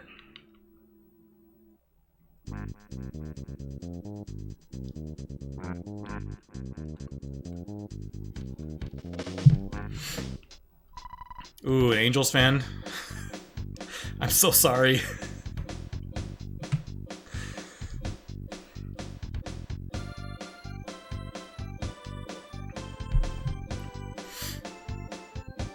The angels look so hot coming out of the gate, and then they just did angels things.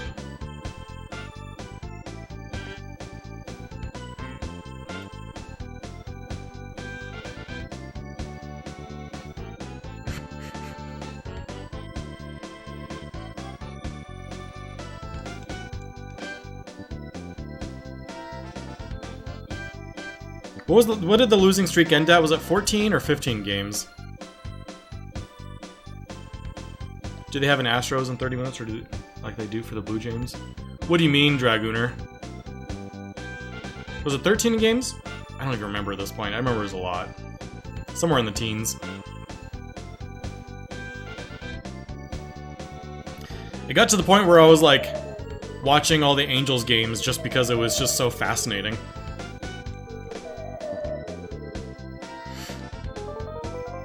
Oh yeah, this is a fun glitch. If you never watched No Out of Bounds, you get to watch Ness and the crew be invisible, walking through Threed.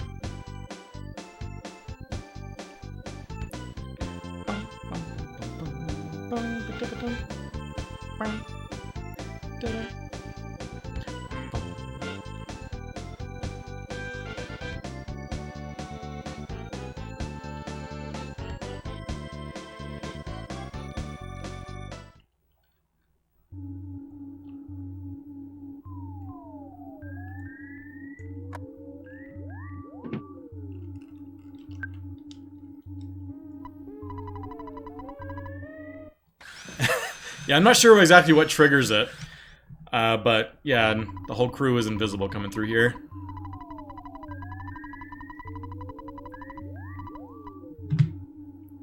So one of these days, maybe I ought to explore to see, like, if there's any other things that you can do while being invisible. I doubt it, because, like, Collision is still on. I mean, at least the music is still playing, like the Runway 5 music. It's kind of a weird glitch.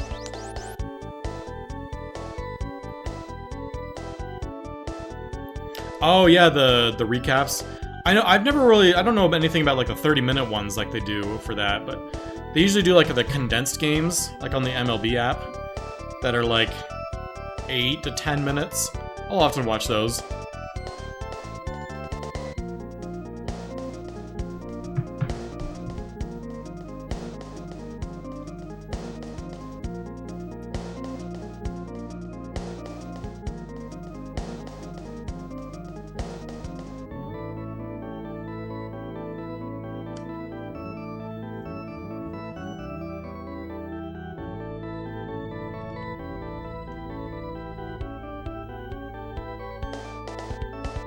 So yeah, the run from here until Tenda Village is relatively glitchless.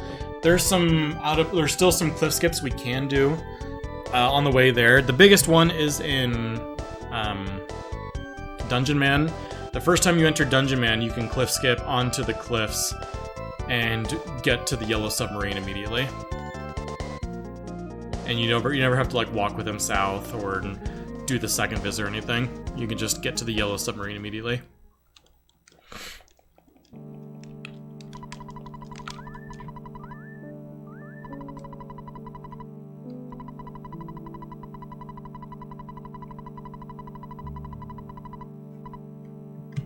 I think I might save. I normally wouldn't save here, but because Ness is still so underleveled.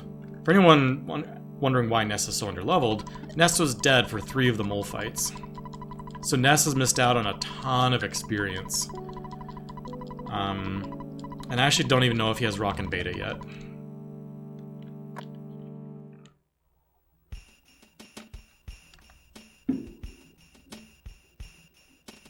He didn't have Rockin' Beta for the Manny fight.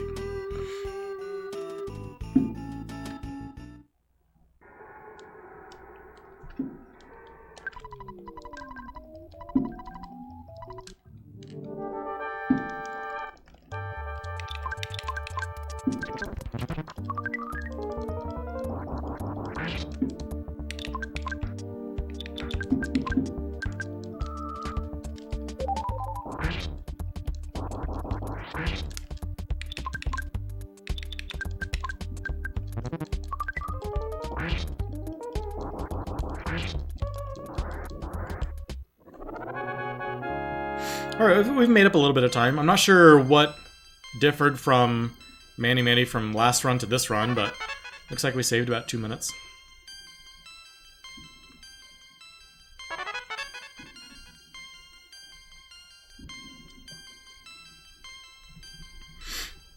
I actually also don't have it on my title, but for anyone curious about why I'm back in Earthbound, grinding again, not that that really surprises anybody, but... Did it say HP up by 40? I don't know, I wasn't really paying attention. It could be. Sometimes if you have bad level ups, the game will equalize after a couple rounds and will put your HP up to like a set amount at given levels. So that can, big level ups like that can happen if you had bad rolls in the previous levels. Because level ups are random to an extent. They end up like, they're random like within a range. And if you fall into the lower side of the range for too long, it'll push you back up. PoppyBot is sick.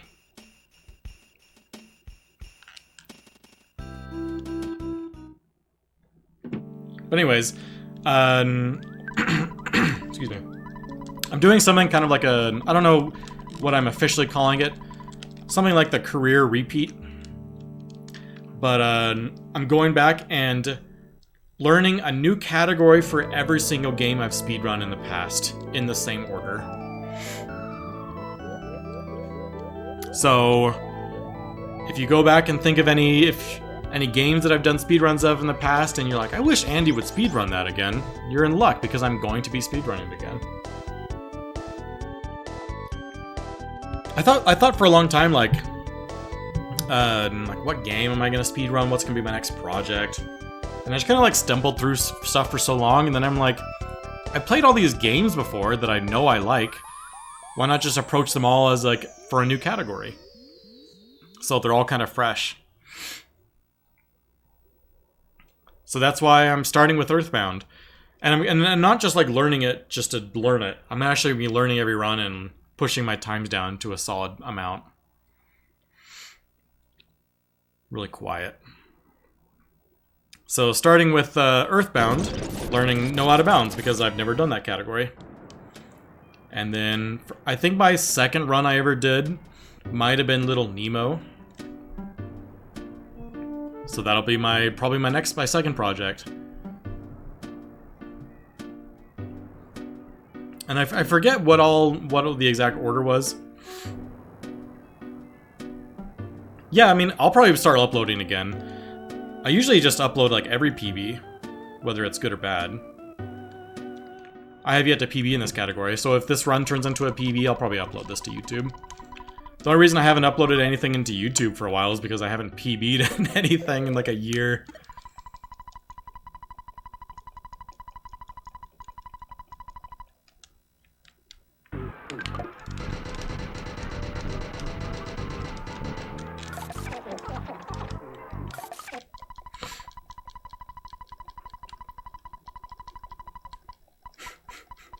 What game is that, Solomon?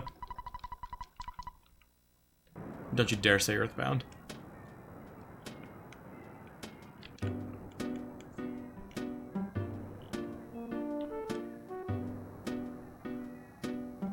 Oh yeah, I bought skip sandwiches at the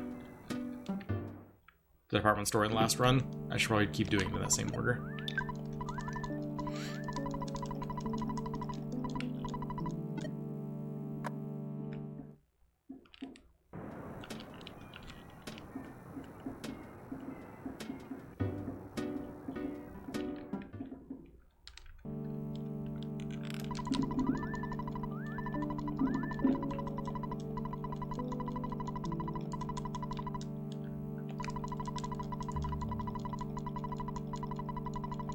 Yeah, I'm gonna have to learn a Mother 1 run. Maybe I'll learn the fully glitched Mother 1 run.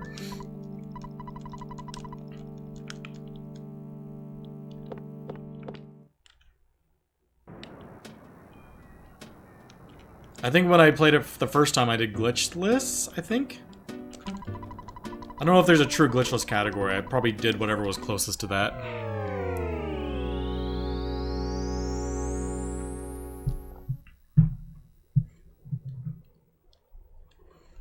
You may wonder, like, Andy, aren't you like a moderator of the Mother One's leaderboards? Shouldn't you know all the categories?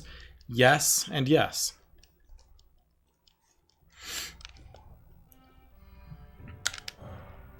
Kind of view it as the Mario Golf 64. There's moderators for that leaderboard. Excuse me.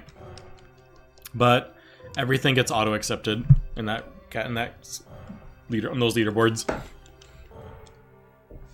There's like, I think there's moderators, but there's technically like no moderation. It's kind of how I view Mother 1 and my role in that game.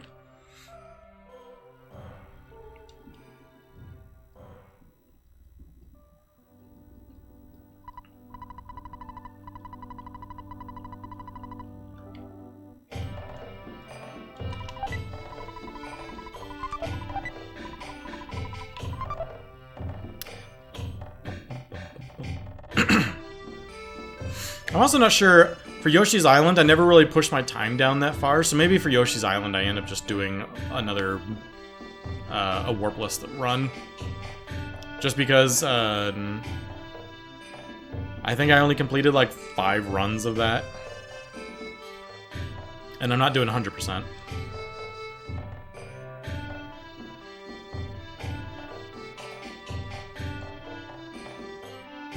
I mean, maybe I do, I don't know.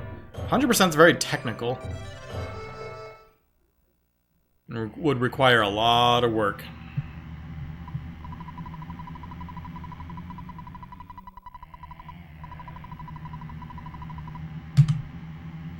I remember back in the early days, like, Trihex was one of the speedrunners that kind of, like, got me introduced into speedrunning. Trihex, Siglemic, kind of those names, back in, like, 2012. You can upload absolute nonsense to the Mother 1 leaderboard and it will get accepted? Probably. I mean, at most, I probably spend, like, 30 seconds looking at a run to make sure it actually is a Mother 1 run. And that's about it.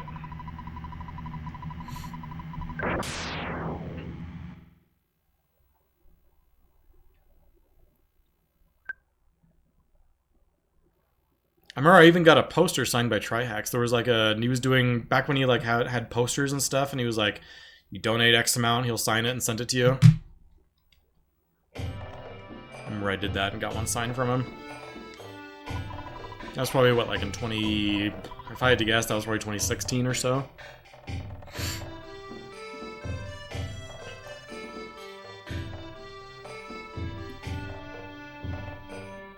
Why did the prince go to the castle? He didn't. He's sitting right there.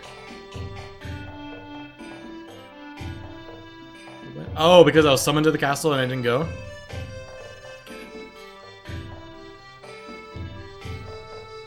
I know Trihex isn't the best Yoshi's Island speedrunner, but he's by far the most entertaining. And he's at that upper tier of runners.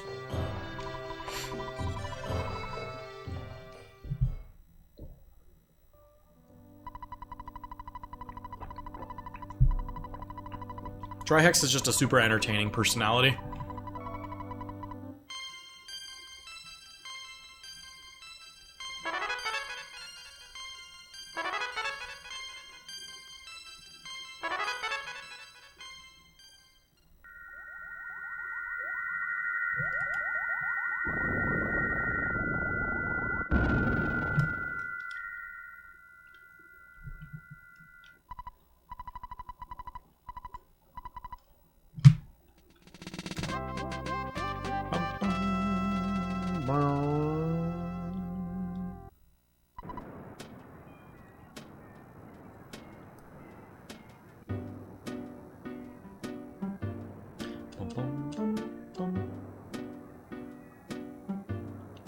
I have Pooh named Y.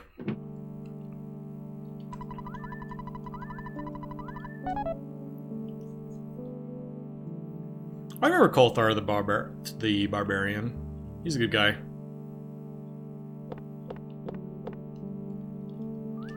Does he still stream?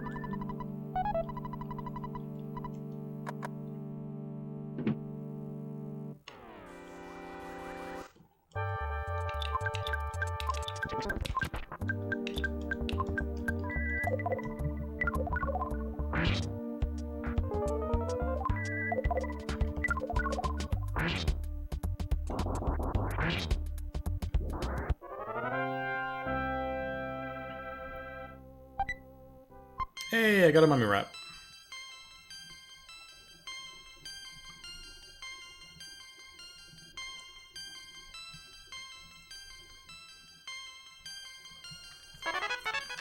Honestly, I don't watch Twitch as much as I used to back in the day. Especially during the summer. Like, if there's an Astros game on, I'm gonna be watching an Astros game. So that kind of consumes like half the time I would have been watching Twitch normally. In the winter, I watch a lot more.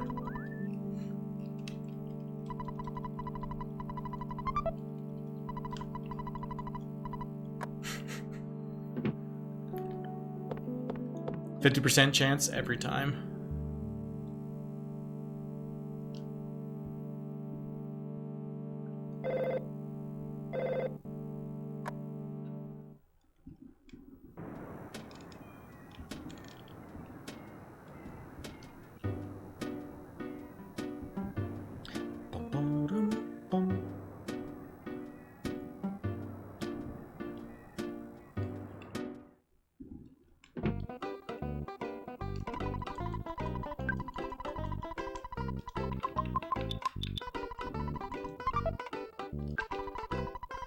Oh, let me sort my inventory real fast. I need a... He's got a super bomb. I want the mummy wrap on Paula. Let's go ahead and hand off all the BBRs. We'll go through Pooh's inventory, so this will be a little faster.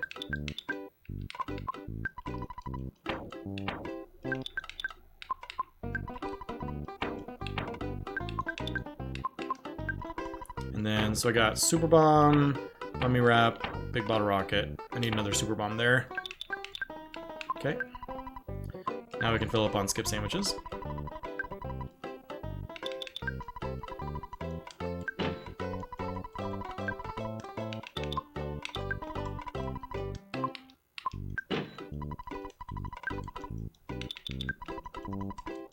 Bum, bum, bum.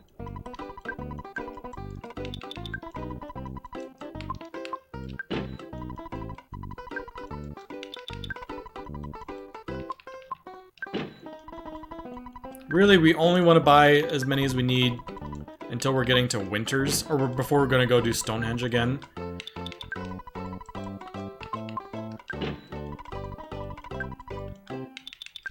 But we are going to go do Milky Well, or not Milky Well, Lilliput Steps before that time.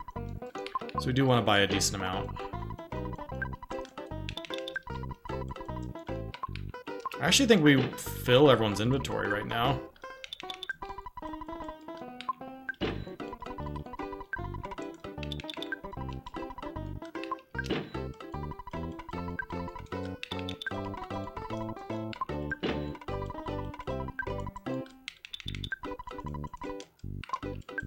And then we just start burning through these as much as we want.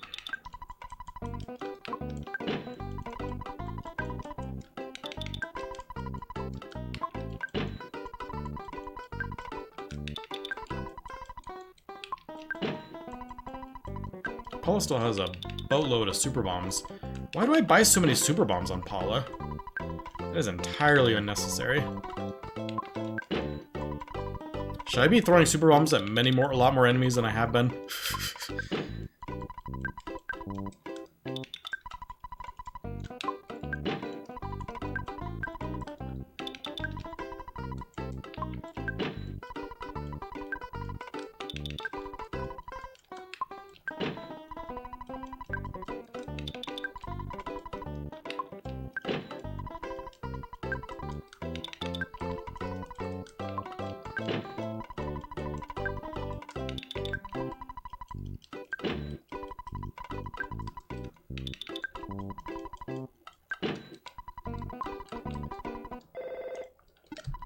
Not now, Dad.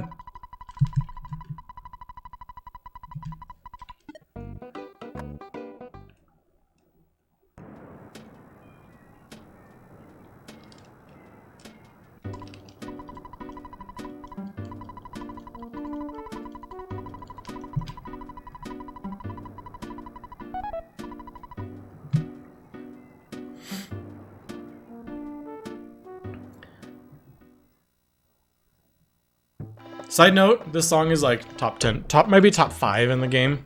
The song is solid.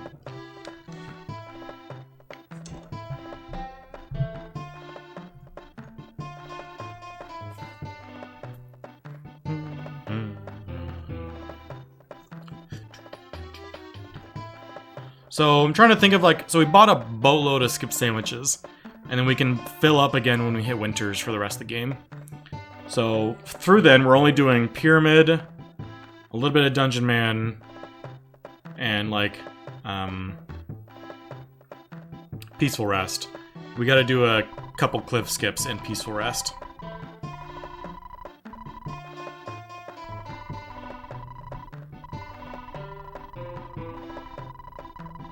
So we can burn as many as we want. And then when we get to winters, we can fill up again.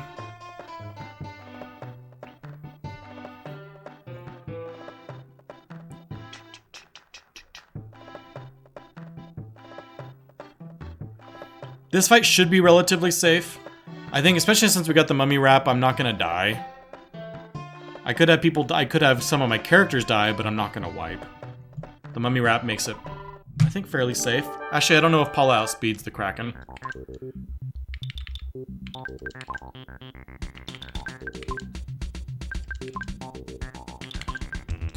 Nice, she still does.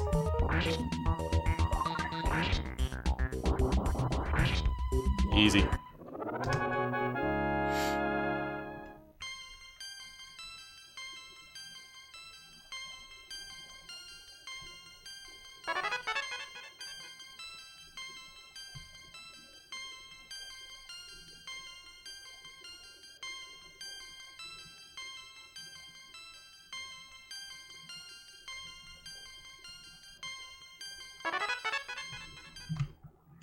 I think as soon as I land in Scaraba, I'm gonna start burning through my sandwiches.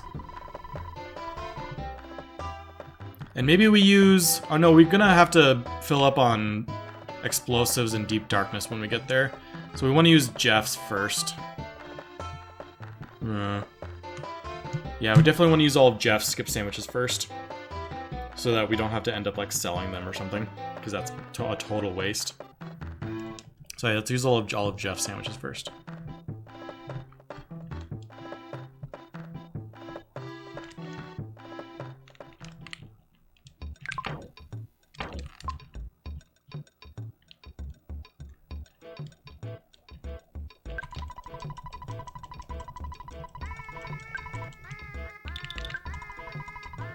Crystal Charms, one on Paula for run chances, and one on Jeff for big bottle rocket damage.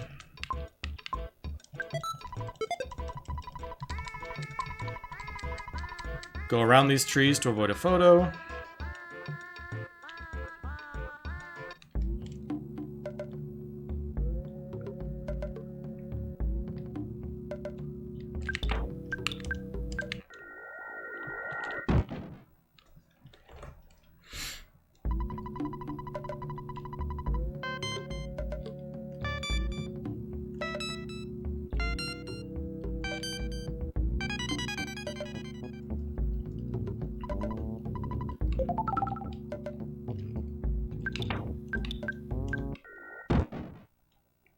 Do that teleport to skip another photo.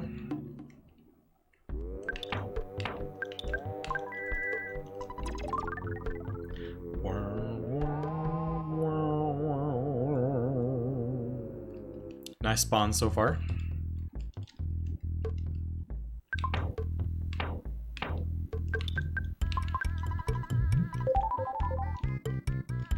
We eat the sandwich with whoever had the item in their inventory for less text. Whoop.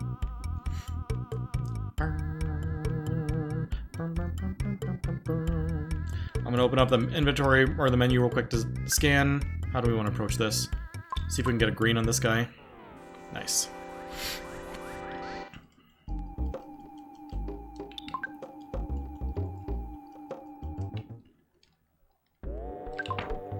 Immediately pop another sandwich to avoid fights in the next room.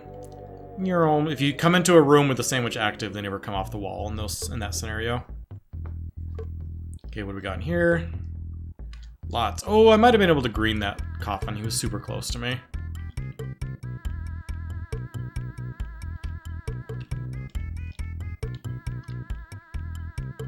Oh, it ran out. That's okay. I did the math on these fights a little while ago, and I decided that it's worth it to just try and run first try.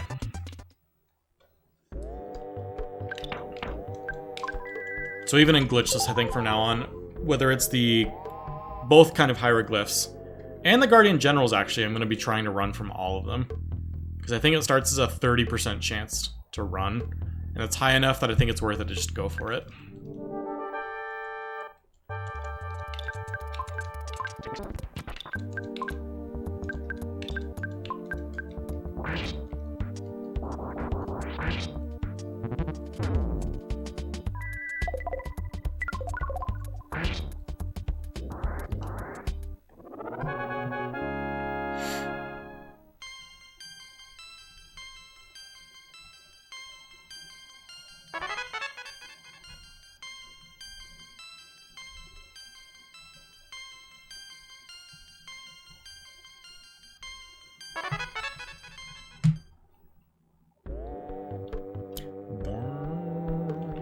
Oh, I tried to go down. I must have pushed down left or something.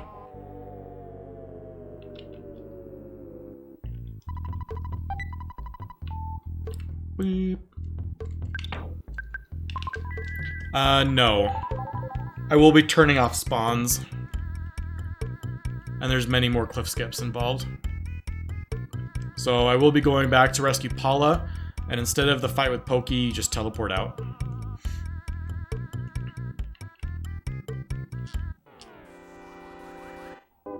And then spawns are off for several sanctuaries.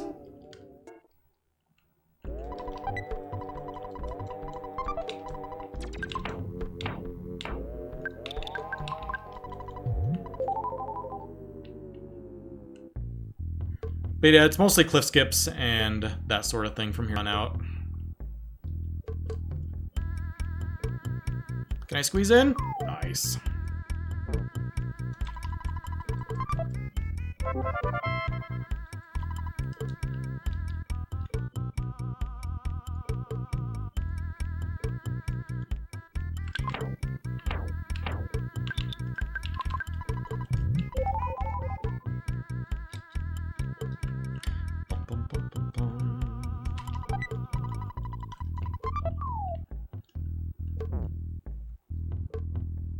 This is a really nice pyramid so far.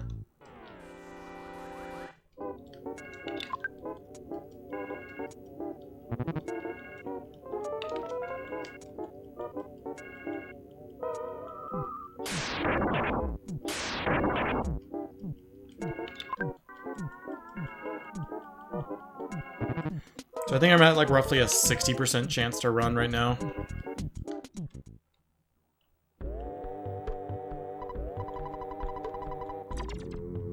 Ooh, that was almost the stairs glitch.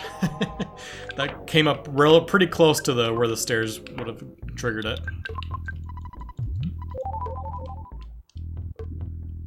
I would have gone out of bounds and killed by run.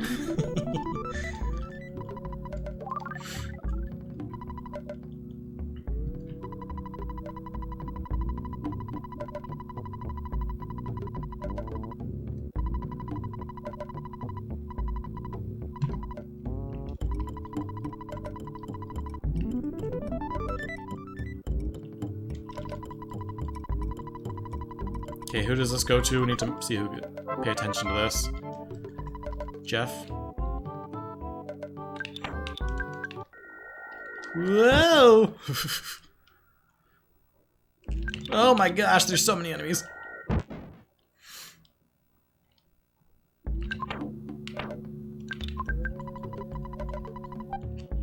Beep.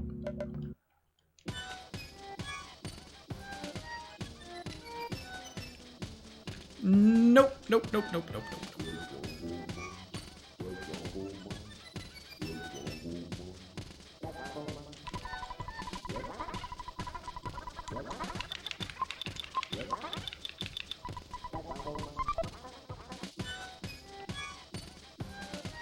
Hey, Peen Train!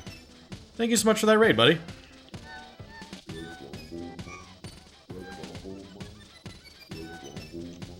Is it right here? I think it's right here.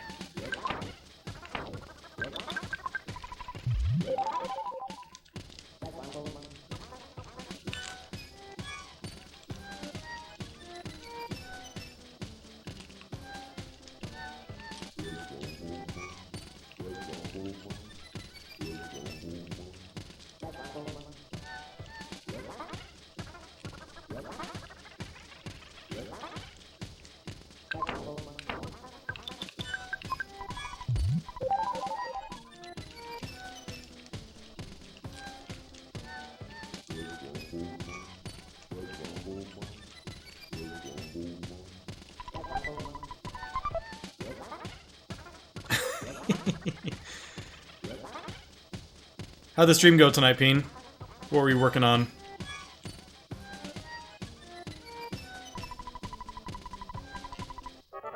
Why did I heal? There's no need for that.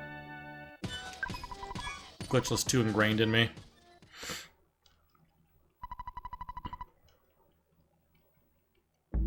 Hot dog! Almost a sub 4.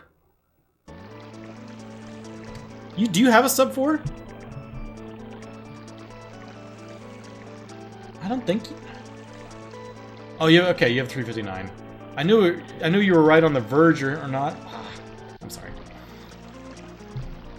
Peen's been in here with the yellow name and I haven't even noticed it.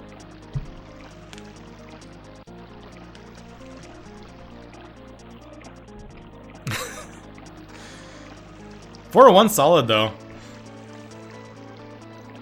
Was that just the Onet manip, or did you go further than that?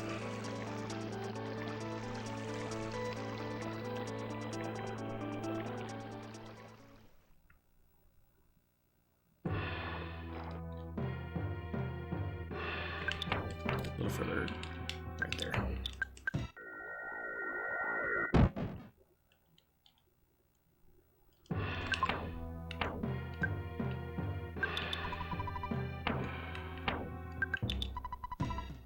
Oh, I was supposed to keep 2 BBRs. Whoopsies.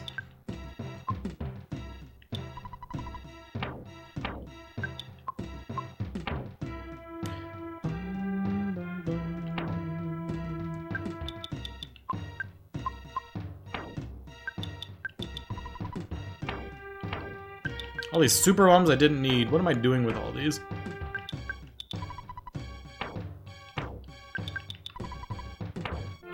I want to hold on to a couple.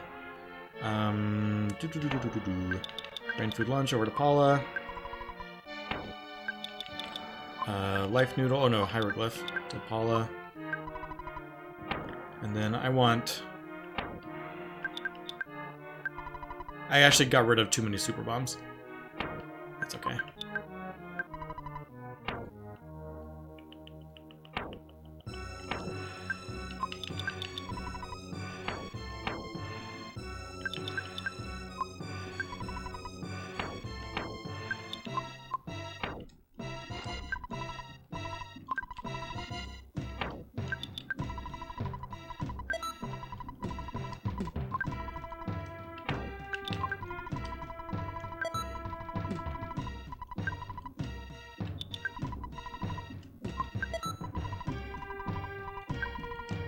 Ooh, the fireworks are going off strong now. Alright, Steak. Take care. I don't even think I've seen you in chat yet. Good to have you here anyway. Hope you have a good night. And if you did, I apologize.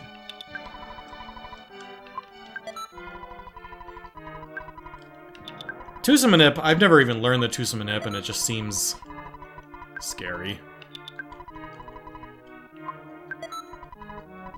Sub 350 with just Tucson is strong. My PB with just Onet is with that 352.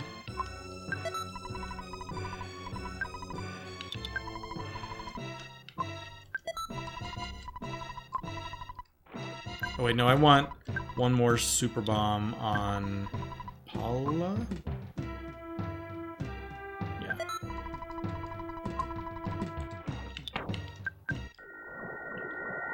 Whoa, I went really far. Oh my gosh!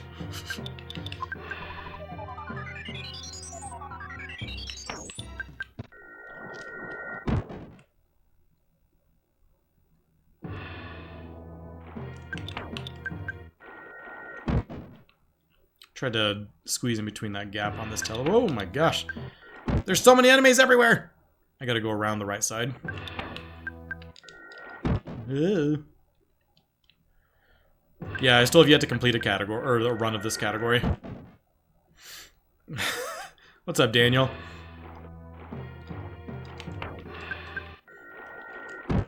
I almost went out of bounds in the pyramid.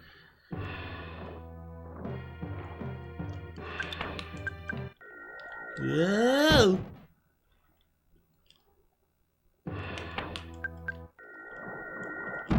Okay, what do we got? Any enemies? Please no enemies. Yay. Ooh, hello. Can I get by that slug? Oh, look at that. Can I get by that slug? Oh, I was worried I was going to go too far right there.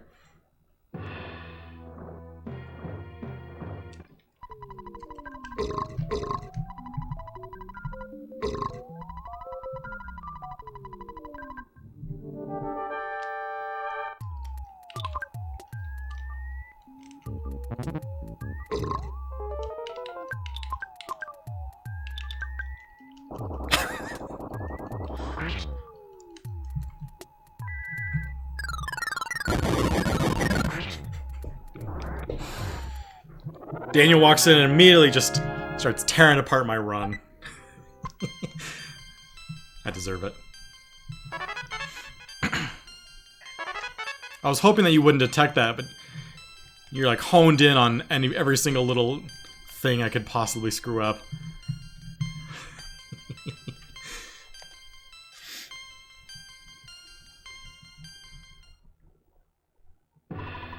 Ah, ah.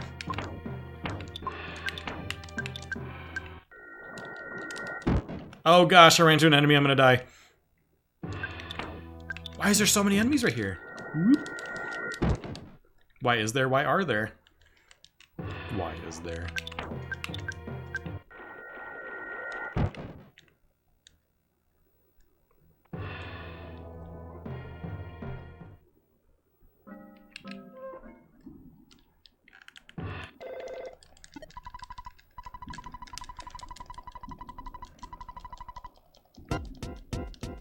It's like my son, whenever we're in a car and we're like following anybody, he always wants to know where the other car is. And he always says, "Where is them? Where is them?"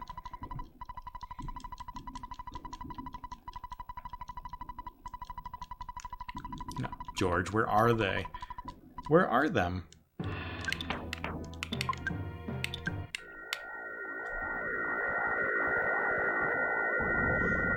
Oh, I guess my notes say teleport to Tucson, but that's only if you do the barrier glitch. I could have gone to Onett. I could have gone to Onett! It's too late! Skip there.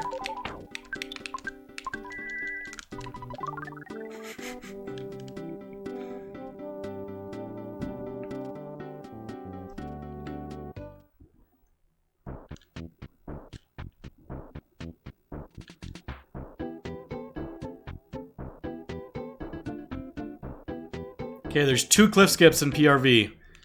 And we're gonna execute both of them flawlessly. Hope y'all are ready.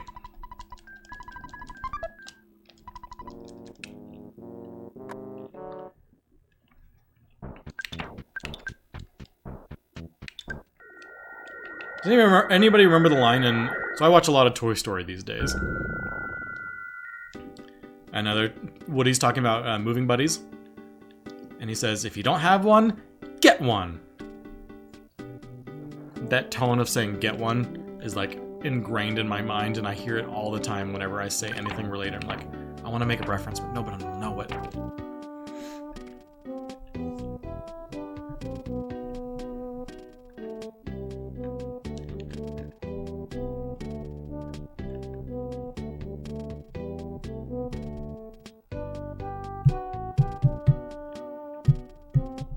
Are you ready to see some dope, sick, dope cliff skips in PRV?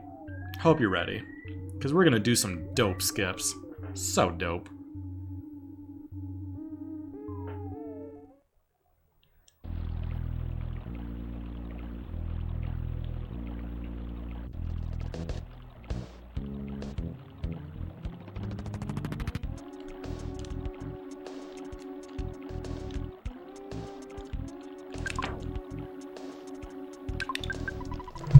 Okay, I'm gonna do it. I'm gonna do it.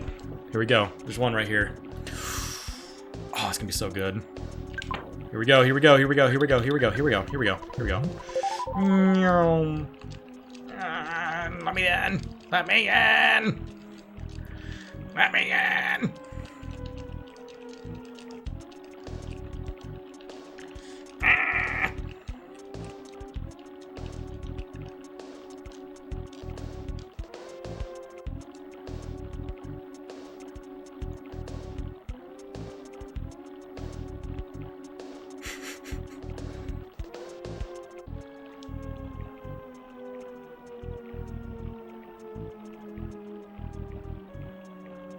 We got one more.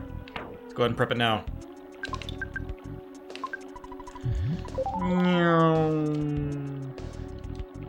Let me in. Let me in. Let me in. Let me in.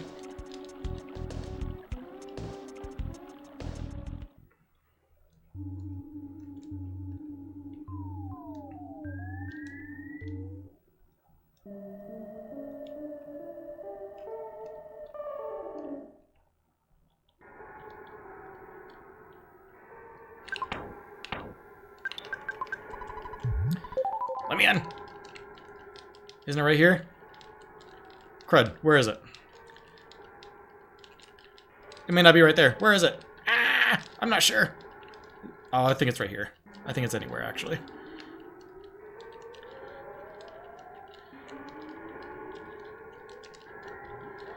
Ah.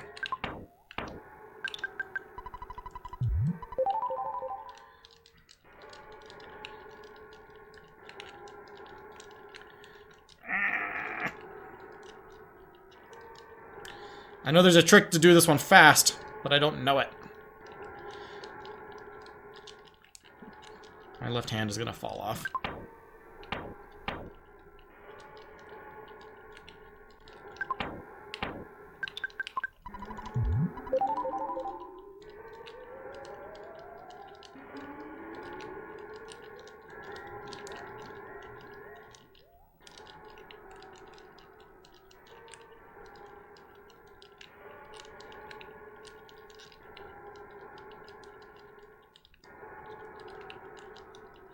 I struggled with this one last time, too, and I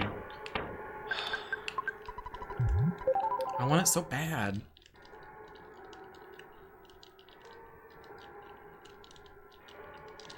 There we go.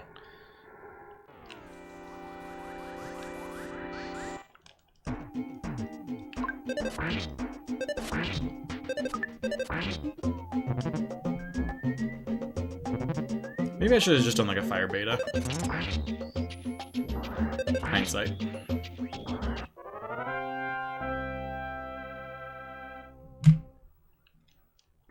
My wrist is sore.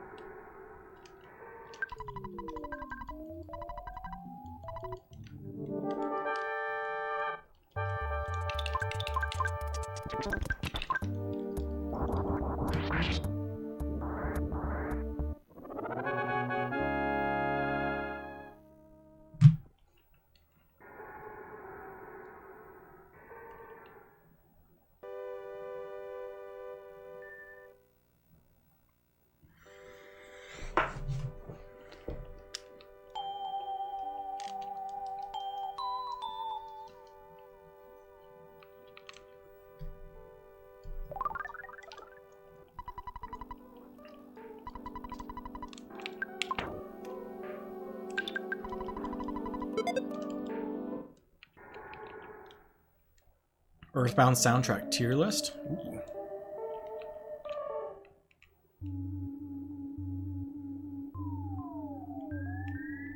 I hope it's just like O-Net theme. And just everything else is left off the list. What's up, Airframe?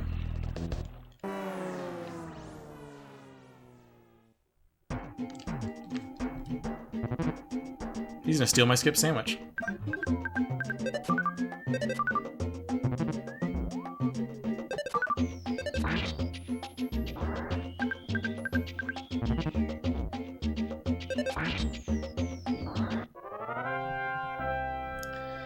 I'm doing well. Run's going all right.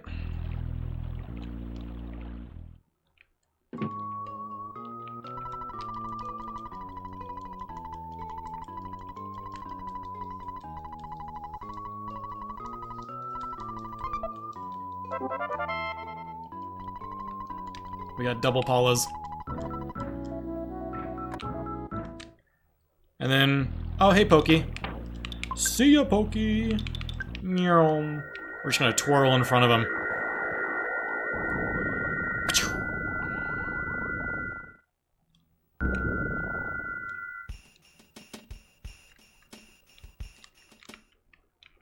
Do I have money? I need more money.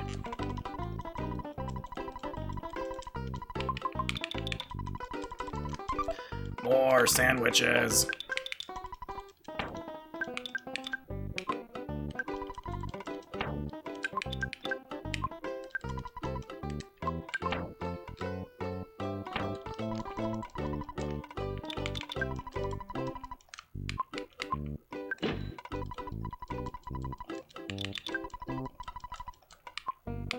You like watching my runs on YouTube? Oh, well, thank you.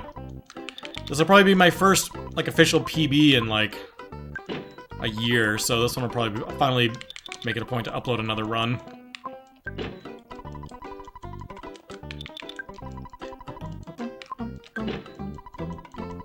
What's the official name of Paula's theme? I don't know. I always just call it, like, Paula Jail theme or something.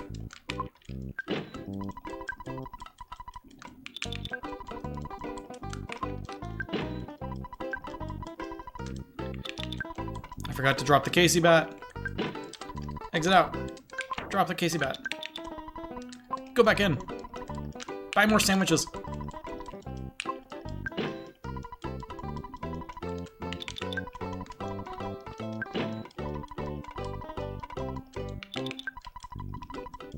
I'm getting more confident at the cliff skips, which is probably like the biggest deal of this run, surprisingly. Cliff skip confidence.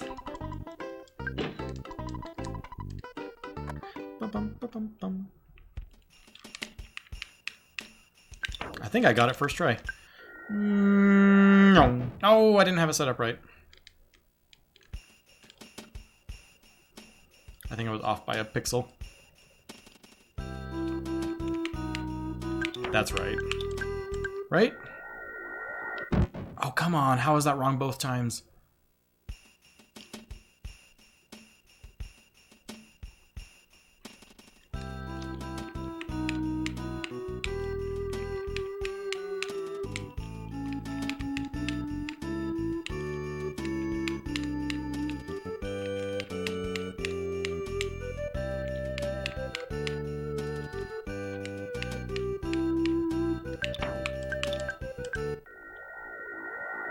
There we go.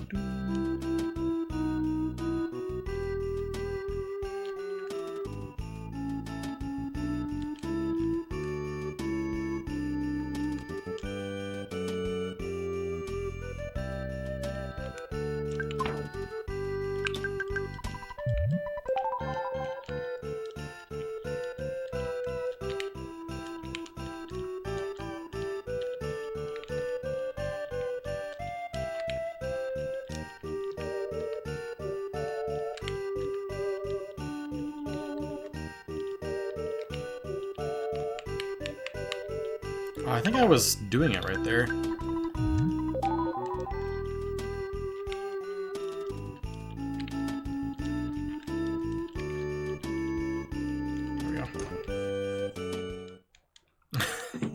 Yeah, you have a hard time seeing what you actually should be doing. It's just like a mass of people.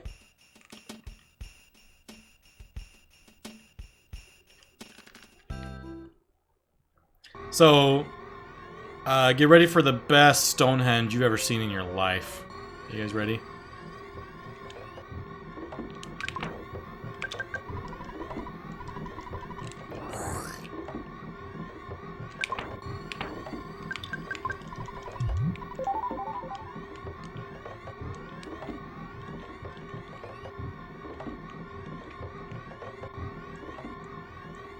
Is there a setup? There probably is.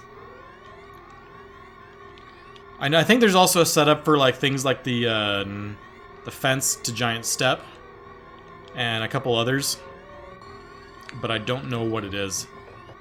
I've seen some people like push up against it and then they go up left, and if they go up left and see movement, they know when they're in the right spot. But whenever I do that, it just like doesn't do anything.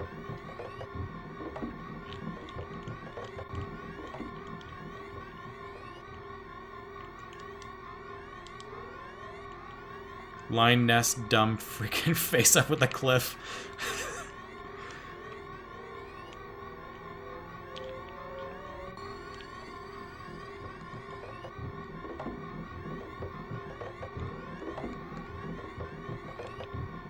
Yeah, I'm unfamiliar with the any setups for those particular cliff skips.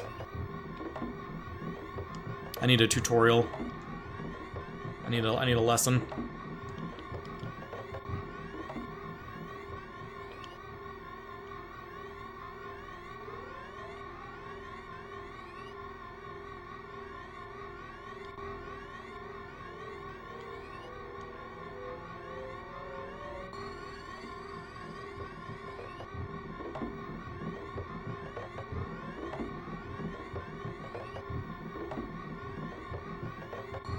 How did I get no spawns in Stonehenge? Oh ho ho.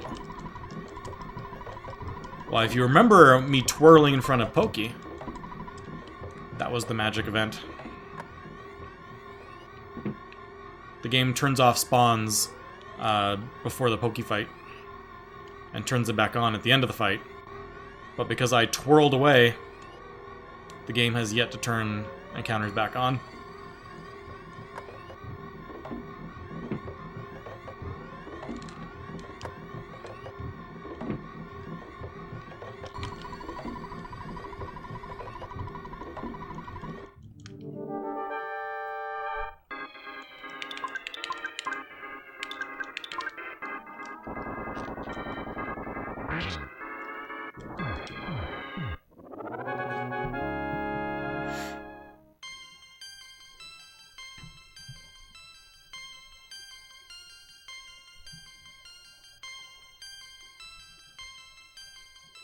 So I'm supposed to have another big bottle rocket in my inventory right now. And one is for Mondo Mole, the other is for Electrospectre. And because I don't have a second BBR, my hope is going to be that my MBR does high damage and my one Super Bomb on Paula is enough to put it over the edge.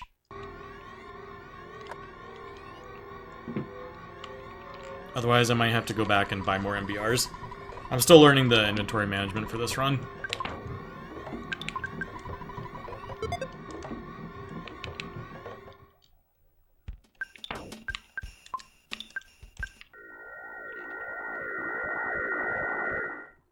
I did do Mondo Mole, and I fired a big bottle rocket at him.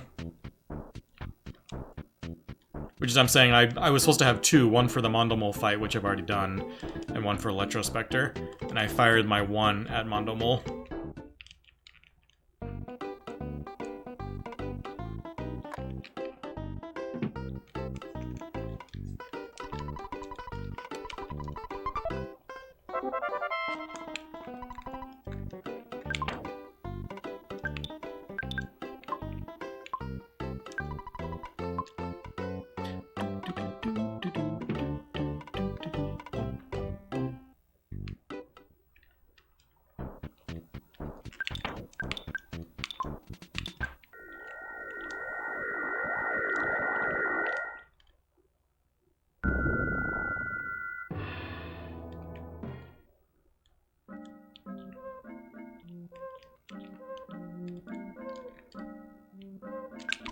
Oh, come on.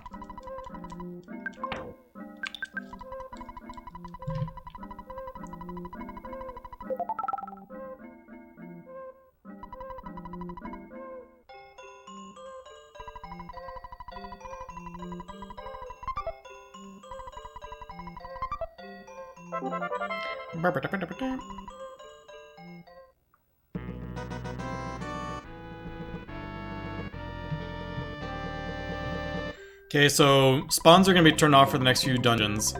We're going to be doing a couple or 2 more cliff skips in Lumine Hall to get through faster. See how they go.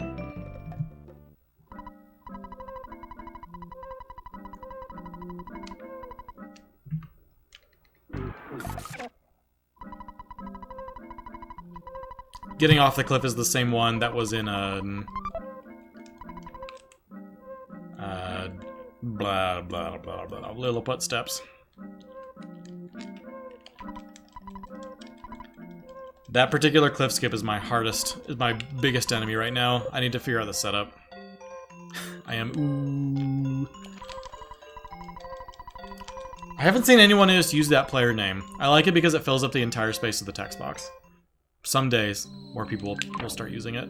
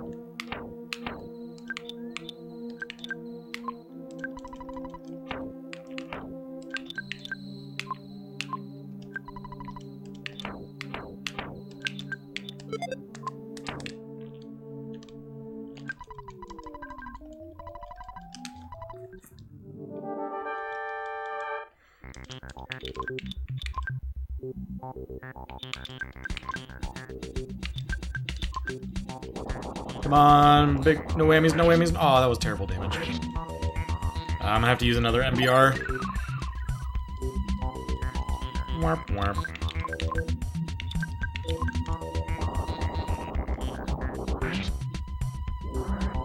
The second MBR damage was good. That probably would have pushed me over the edge.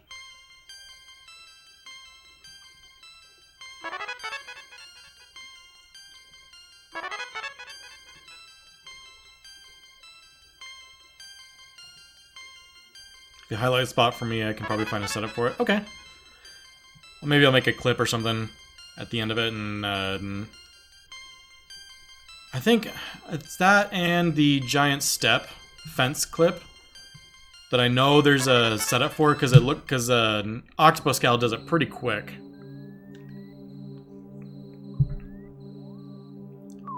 But I don't understand the movements. Well, I understand like what he's trying to accomplish, but then not what he does afterward.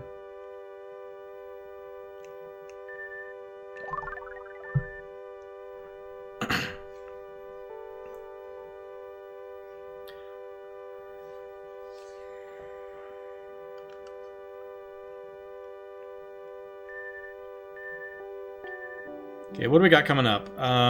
Spawns are still off. We're gonna go do Milky Well. So we get to go walk to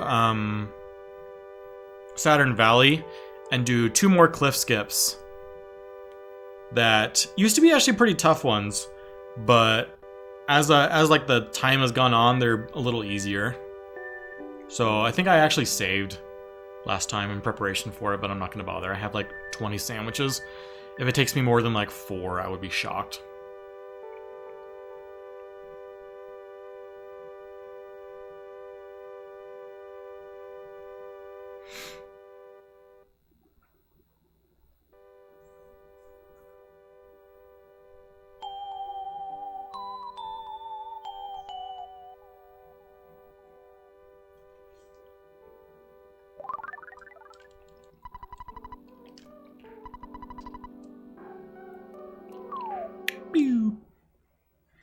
Alright, so now we're gonna go to... We can't teleport to Threed. We have to do the... We have to tell... Because we don't have a teleport... Or a Threed location to teleport to. So we actually have to teleport back to Tucson. And cliff skip back one more time.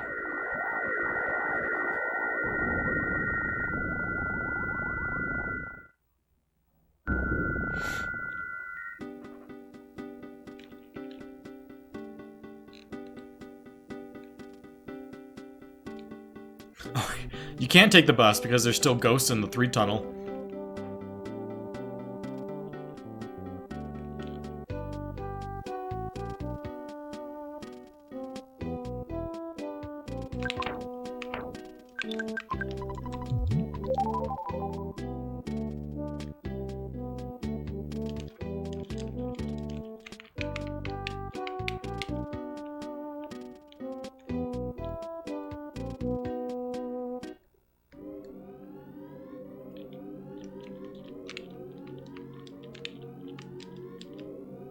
Woo! Barely squeezed that through in one skip sandwich DX.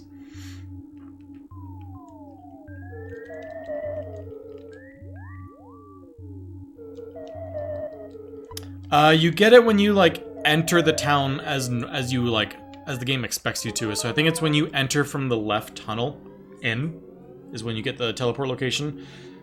And because I still haven't freed the ghost, so you can't get that teleport location even when if I were to go into the 3 tunnel right now, it is actually blocked. You can't exit from the right side to get the teleport.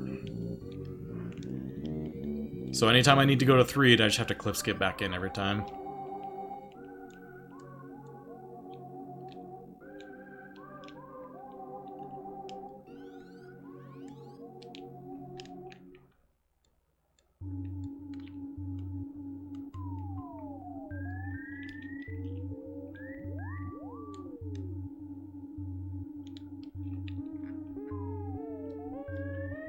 Grab another sandwich, because why not?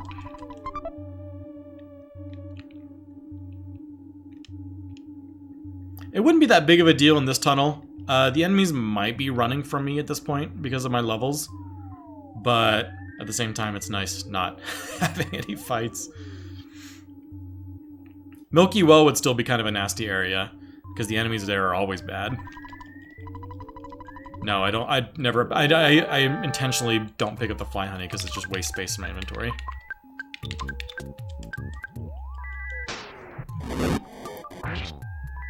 Low damage from the fire. This is gonna kill.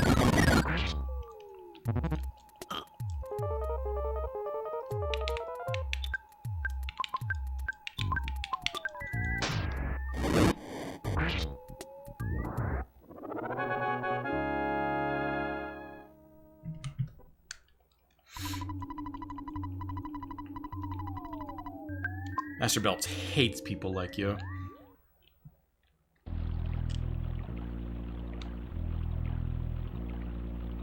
Let's go fast.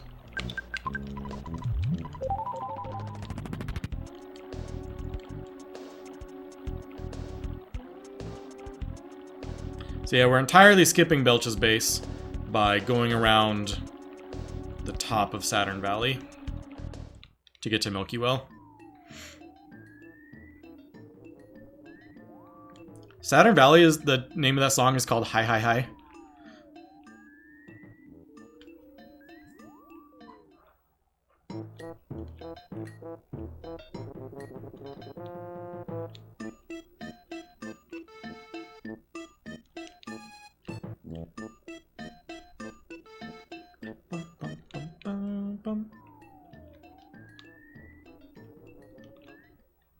Alright, this is a fun setup, or a fun cliff skip right here.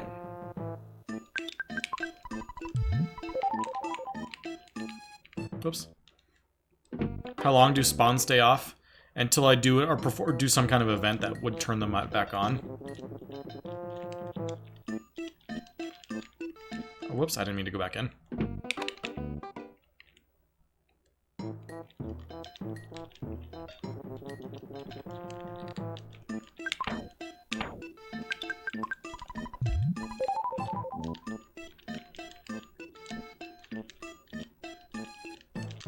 Oh, that was kind of it right there.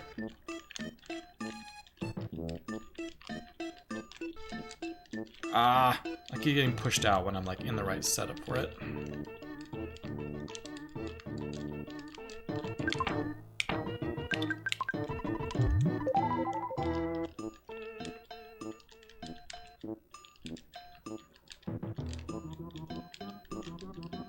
There we go.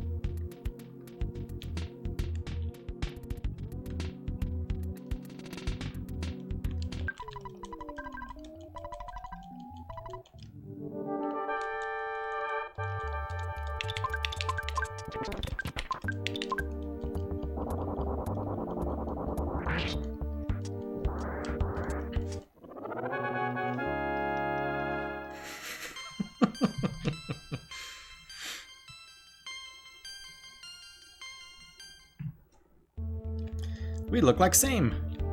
Is the Mr. Saturn talking to you when he says that or something? Speaking of the hard mode, I've been meaning to upload my hard mode playthrough to YouTube. I thought that would be a fun thing to upload.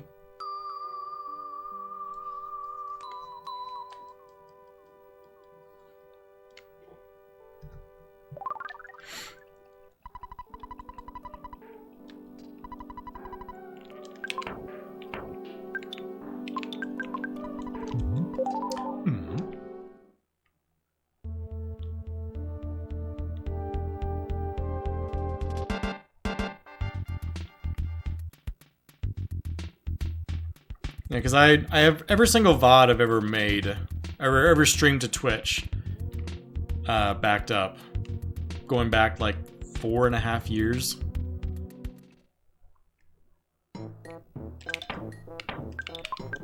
Where am I going? For a second.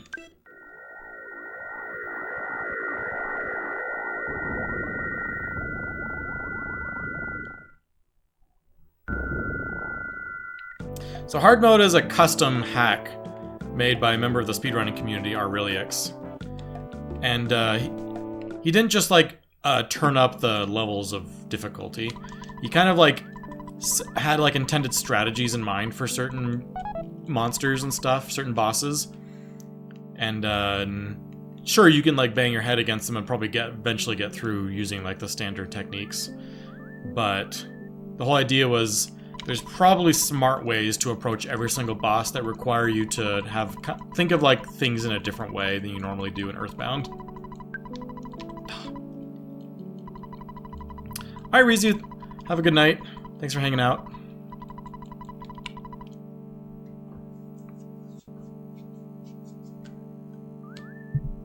So, for example, Titanic Ant. Titanic Ant knows paralysis.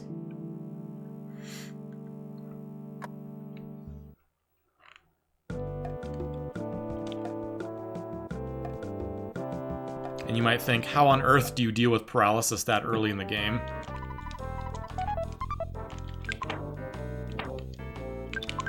And the traveling salesman outside Giant Step gives you a travel charm, which gives you paralysis resistance.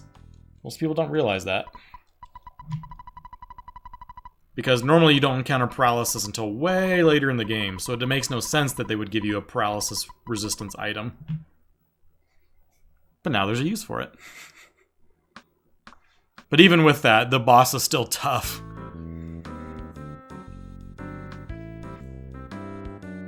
I remember I think I got up to like level 13 or 14 before I downed Titanic Ant. It was a tough fight.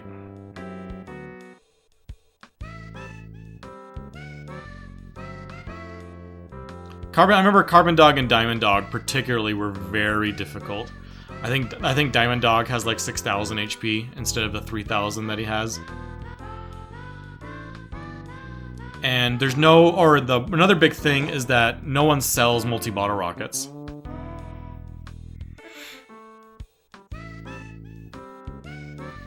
I think big bottle rockets are also not for sale anywhere. So you can like find some in like the regular presents and stuff, but you can't just load Jeff up with multi-bottle rockets and cheese your way through the bosses. You gotta do it the real way.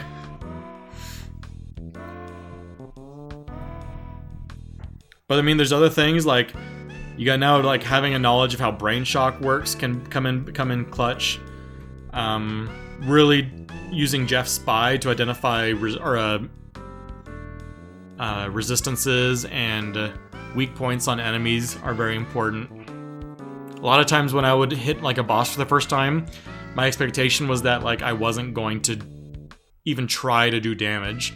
I was going to spy and like defend and just see what his moveset is, so I can actually plan out an attack. I remember in a previous hard mode playthrough, I tried to do all the bosses in like their intended order. So I was trying to do Mondo Mole with Jess, Ness, and Paula, and eventually I beat it by, I think I had roughly 20 teddy bears in Ness's and Paula's inventories, hoping that all the teddy bears would keep taking all the hits. And that's essentially how I ended up beating Mondo Mole, by being super over leveled and having tons of teddy bears.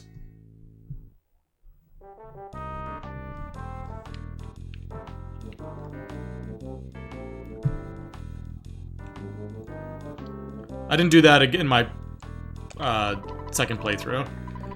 My first playthrough I only got to, I think, Saturn Valley when I stopped playing it.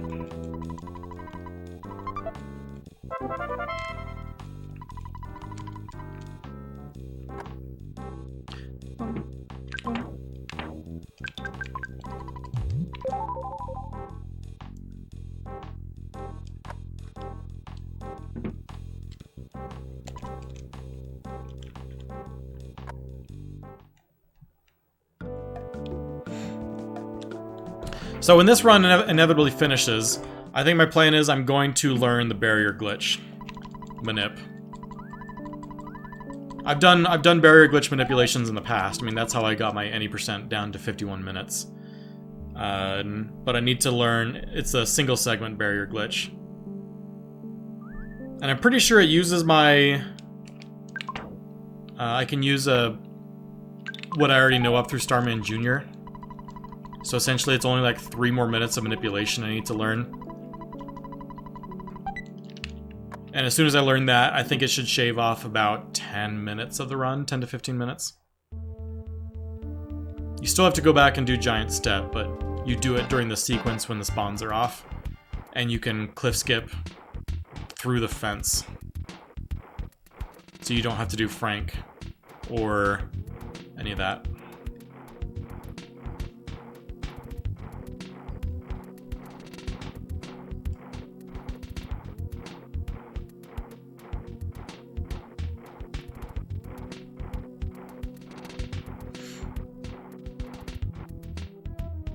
Since spawns are off if you died to a boss with a game bug out.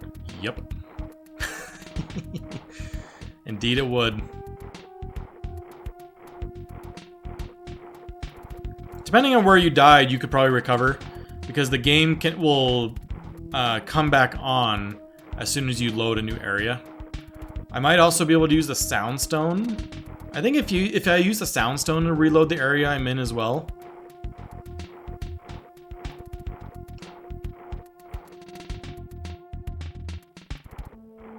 Maybe it doesn't, I'm not positive.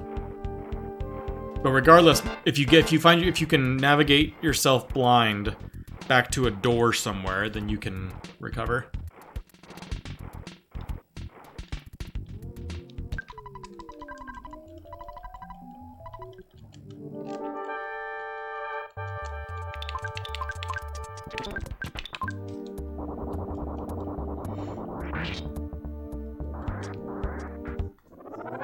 The town map works the same as the Soundstone, but you never pick it up in any run. Because the town map also only works in some areas, not all of them. Like right now, if I were to try and use a town map, I don't think it would work until you come out here. I'm not positive, though.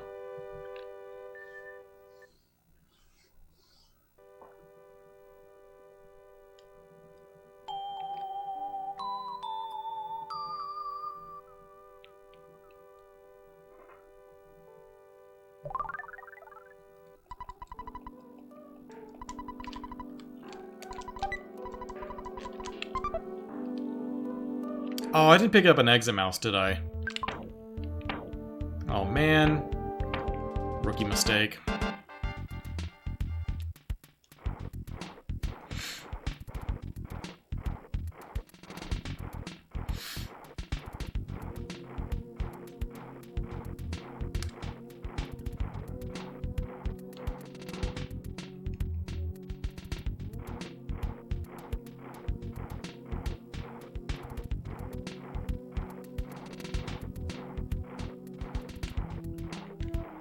It's something I wouldn't even think twice about in glitchless, but like I'm in a different mindset right now, doing a different category.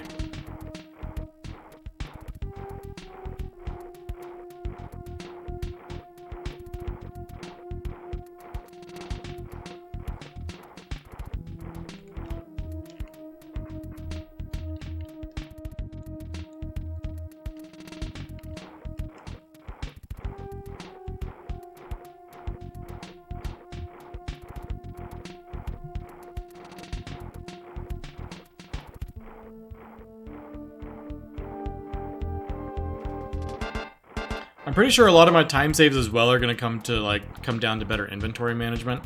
My inventory management has been very poor. I also bought like 5 extra super bombs on Paula, for example, that I never used, that I can eliminate from future runs.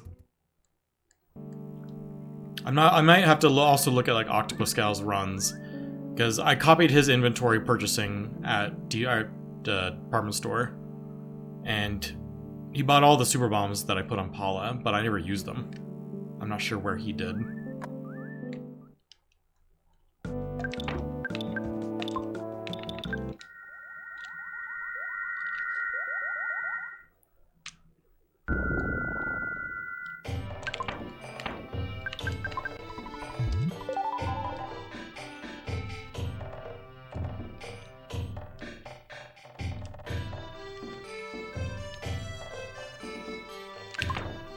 See how many skip sandwiches I have left. I need to keep those 1, 2, 3, 4, 5, 6, 7, 8, 9. Okay. I can use a few more.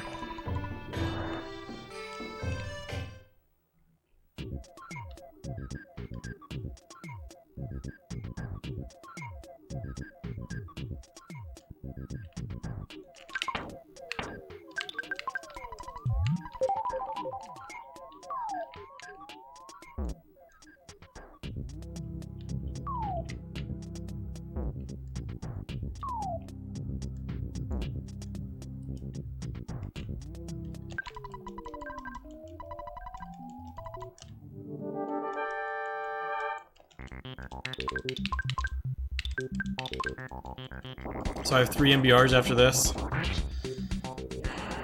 Right now, I could, if I only use 2 on the dogs, I only have 1 left for Armored Pokey. It feels worth it to just teleport back to Deep Darkness and buy a couple more.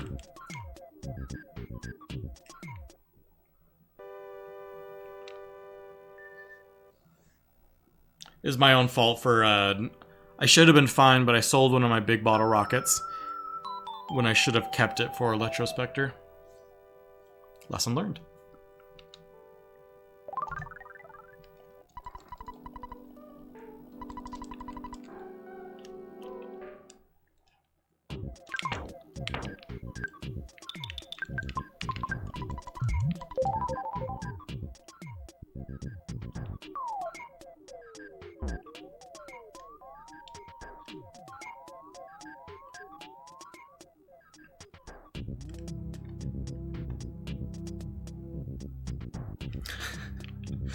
I did have a lovely year birthday, Ramsey. Happy birthday.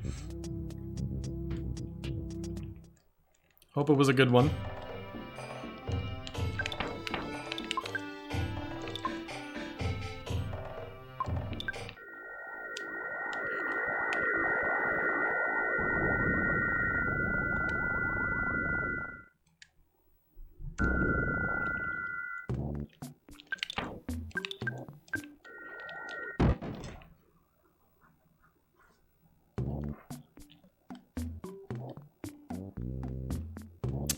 So that's only in one place. If you go to the speedrun.com Earthbound leaderboards, it's on. I think it's in like the somewhere in the the menus for that. I don't know of it being hosted anywhere else.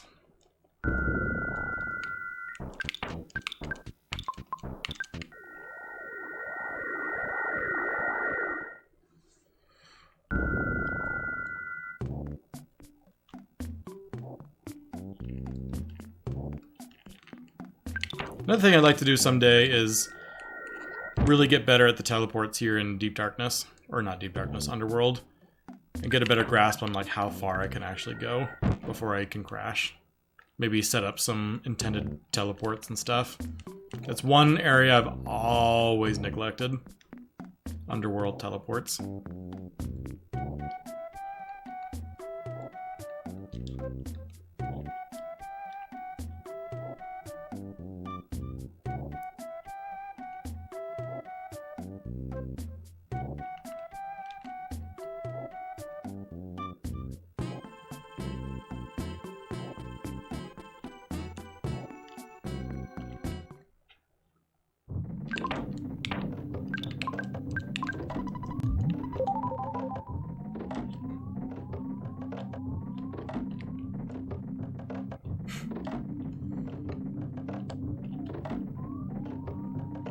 And this area is nice, not having to go back in and out of these middle rooms like 9 times.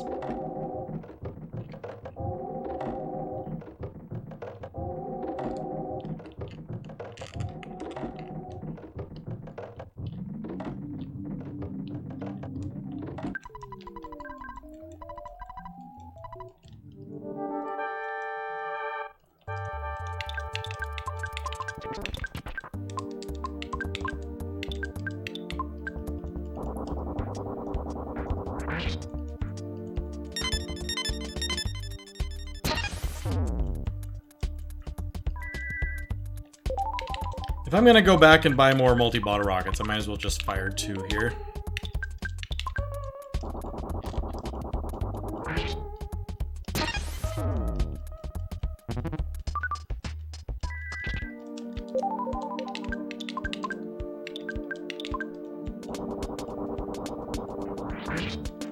How do I get the spawns off?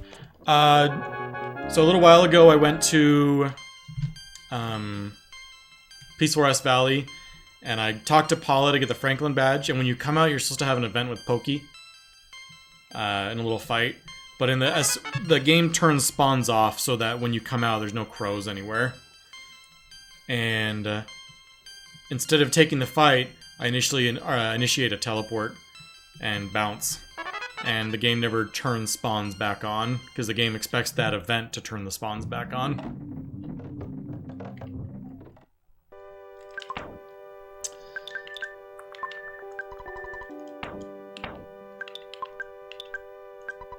Do I have everything I need? Actually, I didn't need to give him the sea pendant. 2 skip sandwiches, 2 super bombs. Everything else is kind of meaningless. Okay. Oh, I need the rabbit's foot. That's kind of important.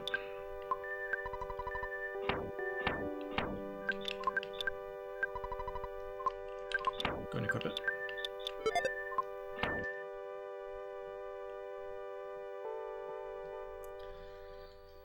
Is this category actually the same speed as Glitchless, or is there a lot of optimization left? The record for this category is 250.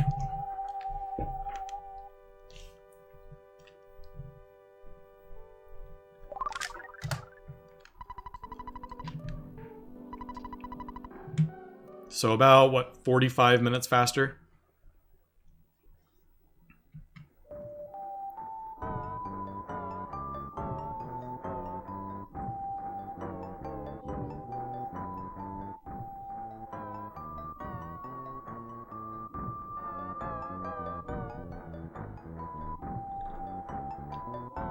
I personally still have a lot of optimization to do on it, and inventory management and better cliff skips and whatnot to bring my time down to something decent.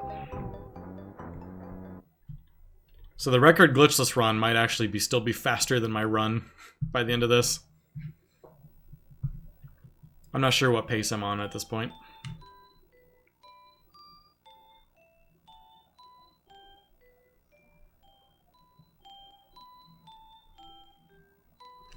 Because it's pretty much glitchless from here on out. Let's see what the record glitchless run got to here at.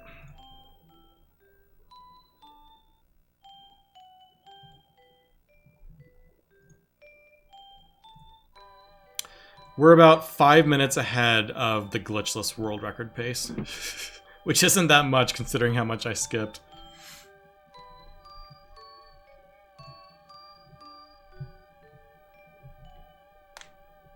So that means I'm on pace for like a 3:35.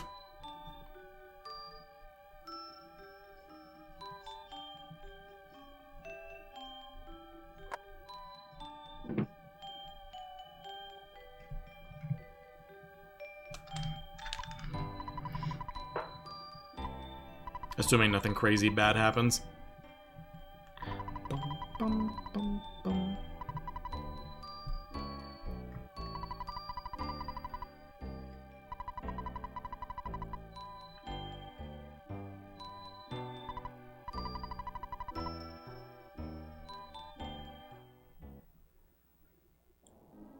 I have a massive room as a baby, by the way.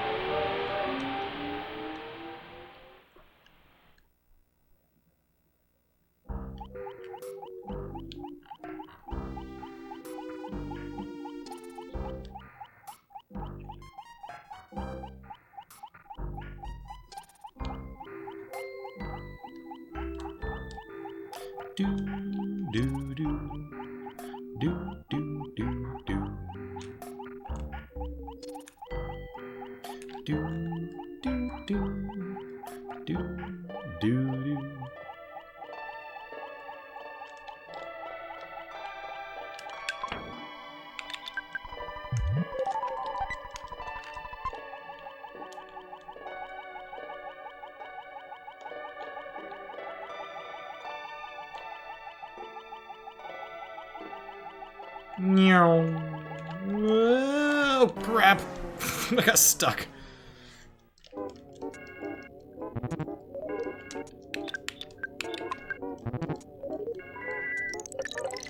I think the electro swoosh can be paralyzed. Yeah.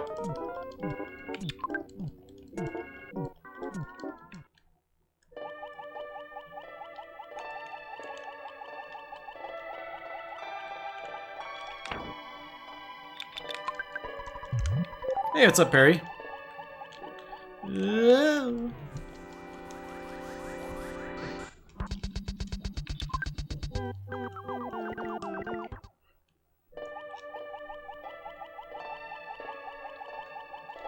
Ah. Just one, though. That's interesting. I wonder what the other enemy was. Because whether it's a molecule or a carefree bomb, they can join up, right? Actually, I don't know if I've ever seen a single molecule and a carefree bomb join up. It's always two molecules.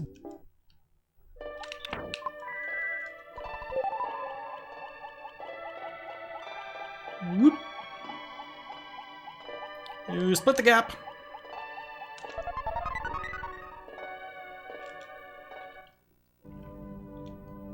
I'm not exactly sure what event triggers it, but sometime between the dog dying and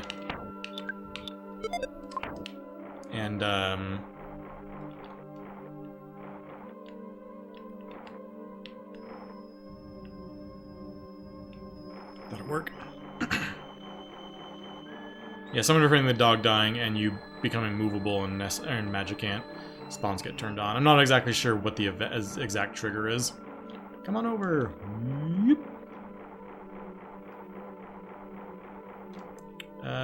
Where are you going? Oh, crap. This is bad, this is bad, this is bad, this is bad. I don't have a good weapon. Oh, crap. I didn't pick up the bat, so I really have no way of killing this guy.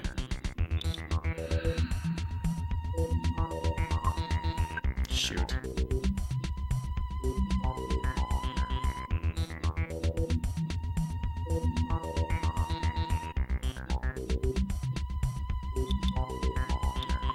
What do I do?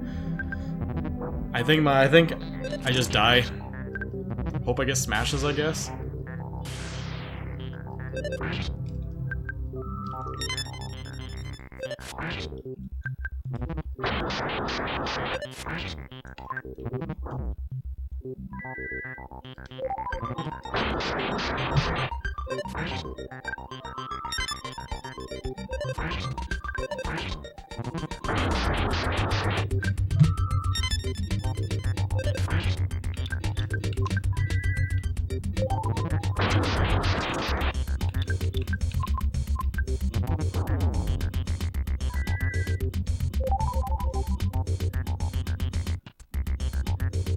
Yeah, he's gonna have so much HP. I think I just die.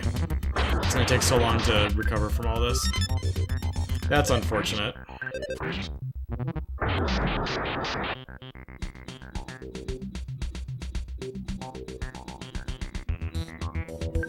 I'm always scared of that Kraken spawn location.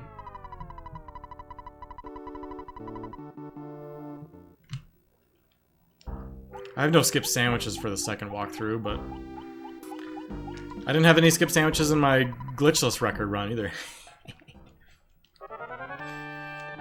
I thought about, like, the thought passed my head, like, maybe I should bag of Dragonite or something, but as soon as I bag of Dragonite, I think I'm gonna have to... I guess maybe the alternative would have been to just down him and go into the Ness's Nightmare fight knowing that it's gonna be a Psychic Point grind. Maybe that would have been faster than what I'm doing. No, the Kraken fights are unrunnable.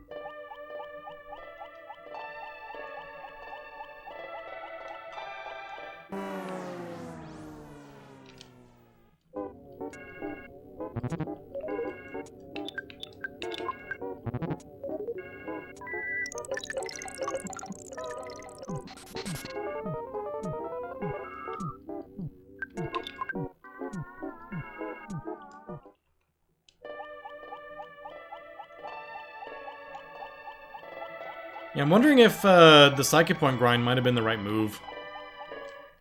Who knows?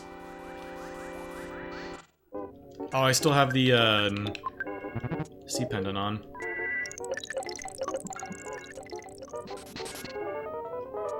You can make the Carefree bombs numb.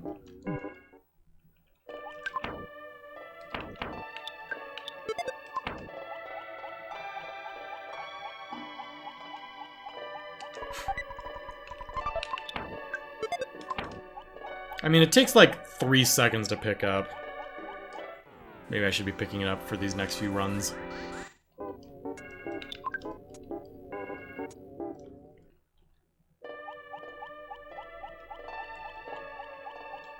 Yeah, if all enemies are either asleep or paralyzed, then yeah, the run's guaranteed. I still have another skip sandwich.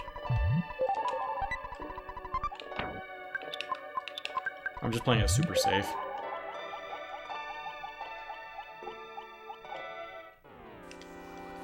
This must be 2 Carefrees then.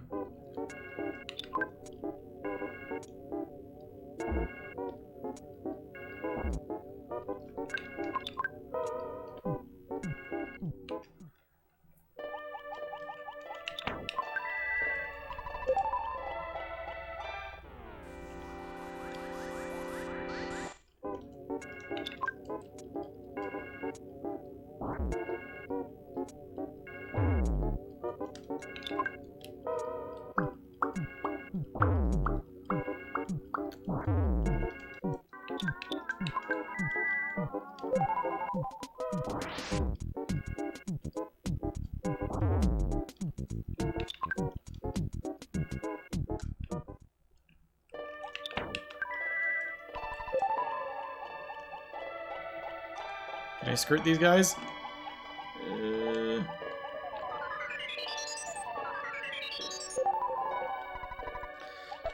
Yeah, I didn't realize that the carefree bombs were susceptible to paralysis. Maybe that's the right strat going forward.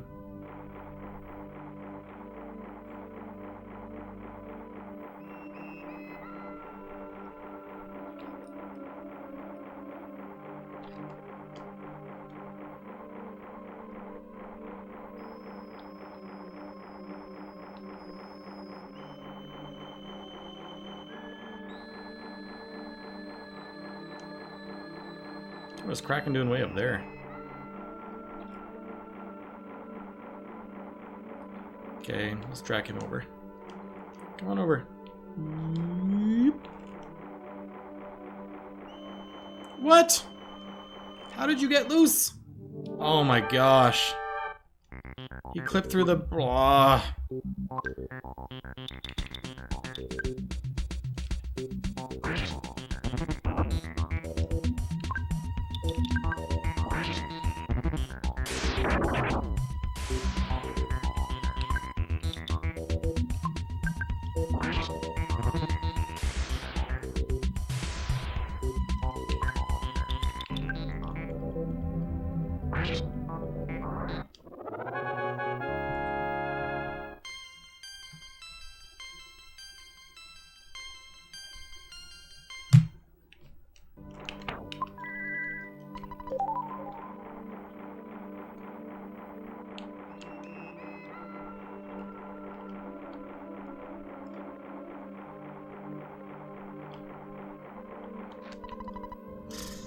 I didn't equip the C pendant. That's okay.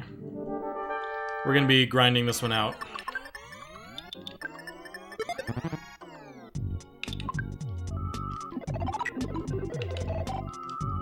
The true way to beat Ness's Nightmare.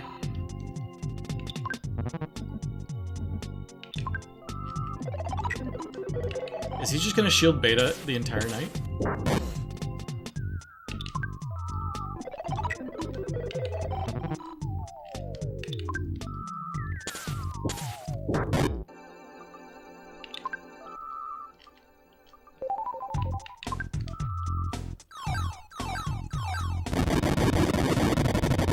It has 800.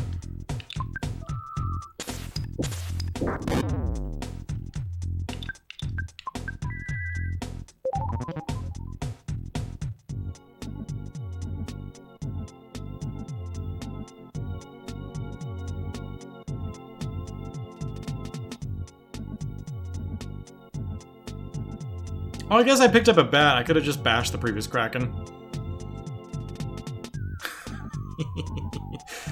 Oh well, this way's more fun.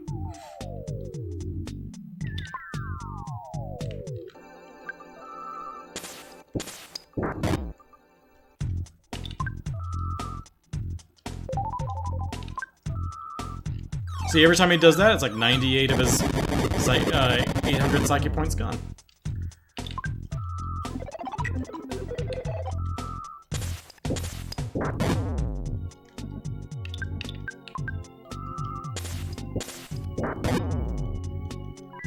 They do.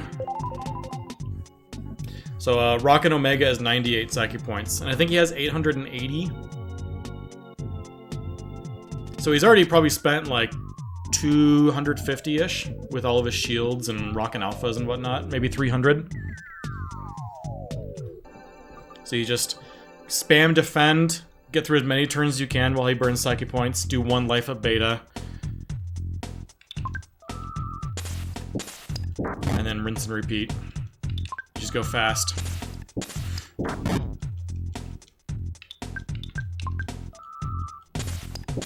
That time I only got him to burn 30. That was not a good one. We are draining.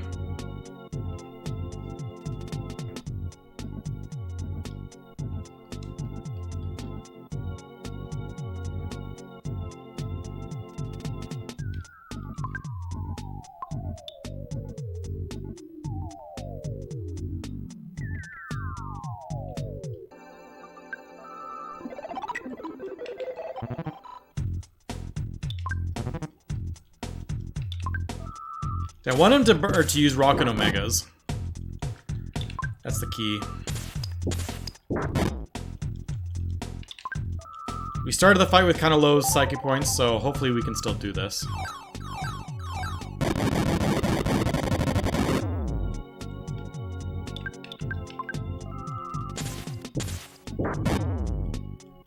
See, in that Life Up Beta, I used 8 Psyche points, and he used like 140.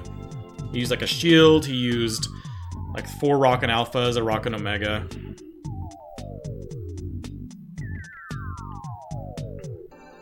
And I have enough to do, what, 6 more Life Up Betas?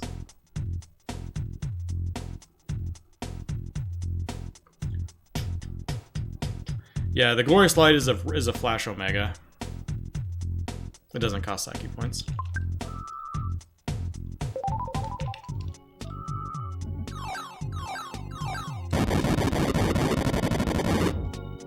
Ooh, I got saved.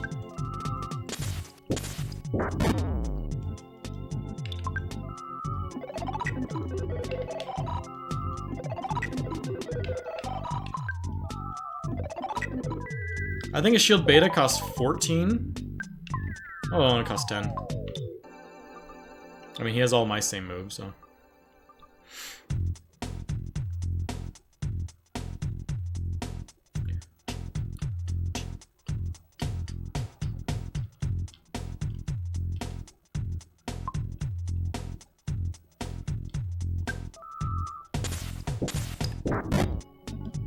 So then if he does Life Up Beta, I think it's the Life Up Beta that leads into the Omega. Uh oh. I think I still get this off in time. Oh, I didn't want to go first. Why did I outspeed him? That's weird. Let it go slow so that I can start defending again. So he might go into a Life Up Beta again, so I need to actually heal. Otherwise I'm not going to get it off in time.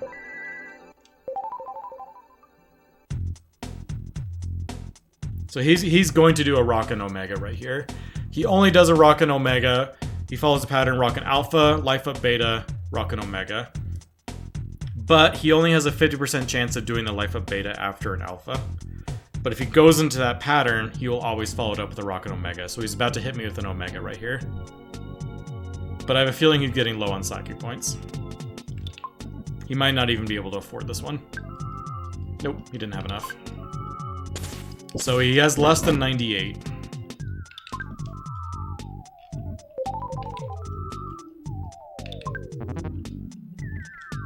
We'll just do this until he has no more, or he can't even afford a Rockin' Alpha, and then we can just bash out.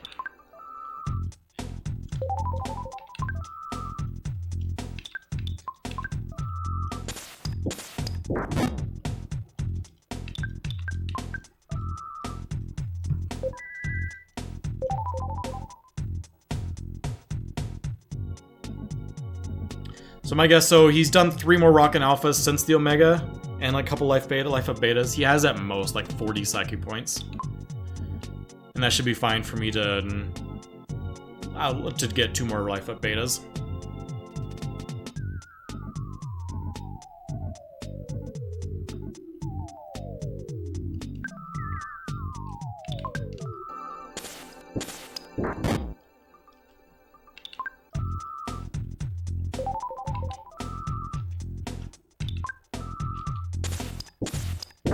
He's running low.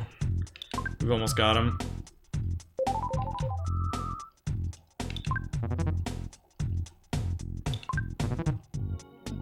I just want, and I'm going until I'm sure he doesn't even have enough for a Rockin' Alpha.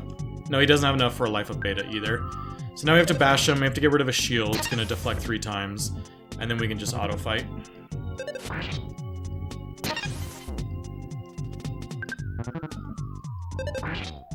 Shield's gone, so now we just auto fight to win.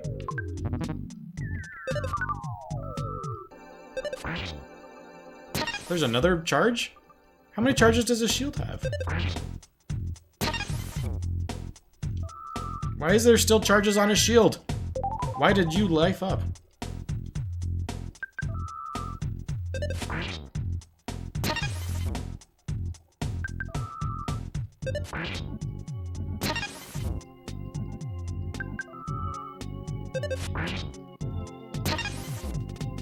There it goes.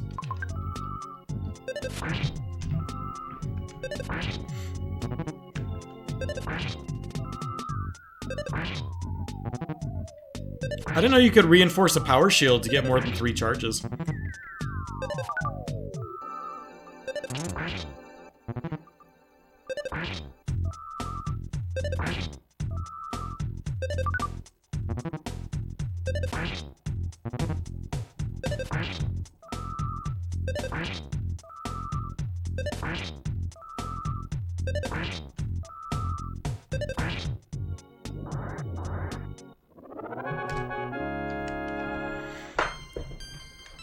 Yeehaw.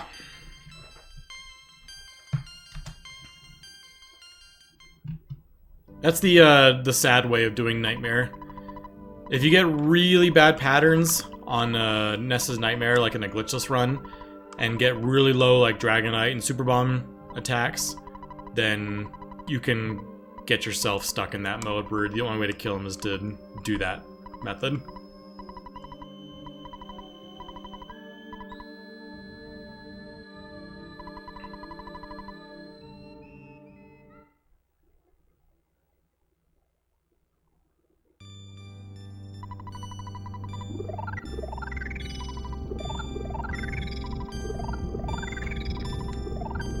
Like if you're lucky, you can kill him with 3 bags of Dragonite and then he's done. But then he can get some life up betas in there if you roll low damages. They're only gonna do like 400 apiece. So now your Dragonites did 1200 damage, but then he healed for 300. So you've only done 900 damage. You're still lacking 700. Then you need really good Super Bomb rolls, and if he squeezes in another life up beta, then it's like GG. Time to start outlasting him.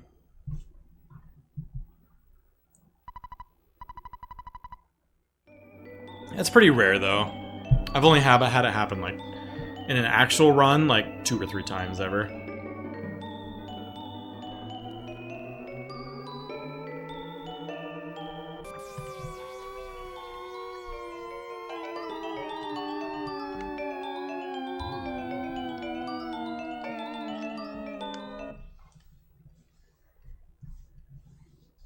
Oh yeah, we still have to go back and get multi-bottle rockets.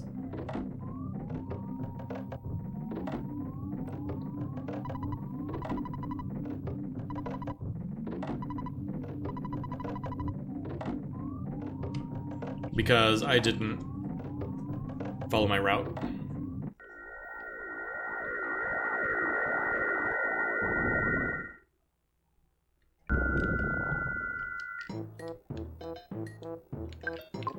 Also need more money.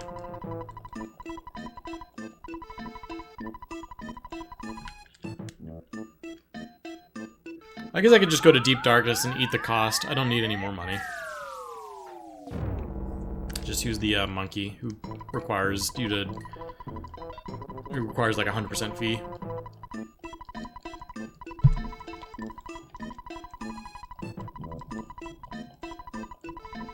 Thank you very much, Perry. Feels like mostly a formality at this point. This isn't a PB that I'm super happy with, but at least I will have completed a run. Next run will 100% include the barrier glitch manip. And more fine-tuned inventory management.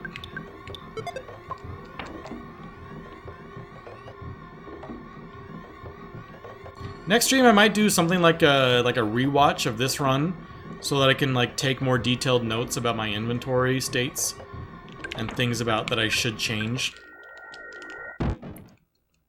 It's hard to recognize the nuances of what inventory should look like on the fly without like really doing a deep dive on it.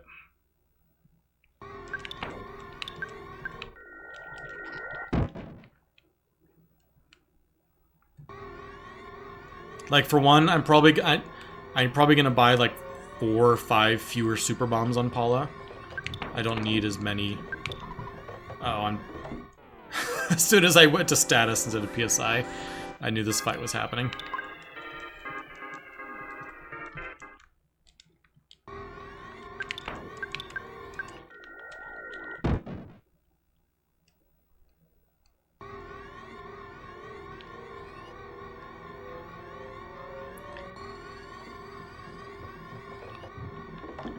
Oh, you're a taster of the Mother games?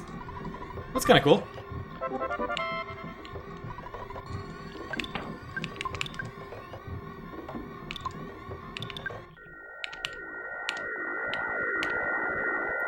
I have not done any tasking with Mother games. It's a field that I kind of wish I knew a little bit more about, but... Who is the ATM? Are you the ATM? Oh, it's you, isn't it?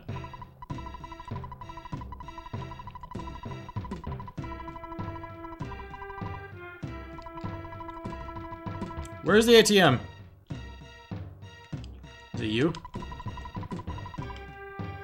Oh, you just give me monkey's love. Is it the girl up here?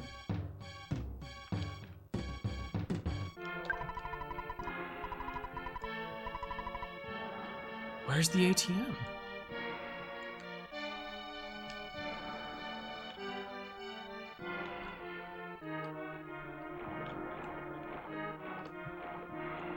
The dude in the water? That guy sells bottle rockets. Is there someone further south?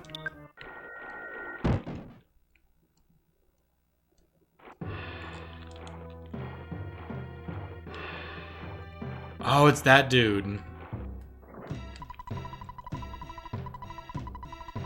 Today I learned.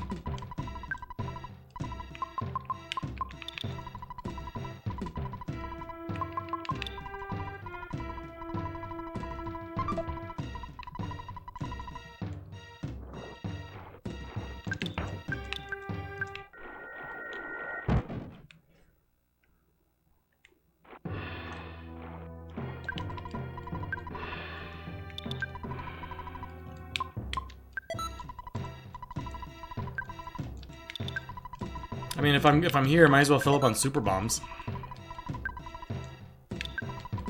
Make the Gygas fight a little more fun.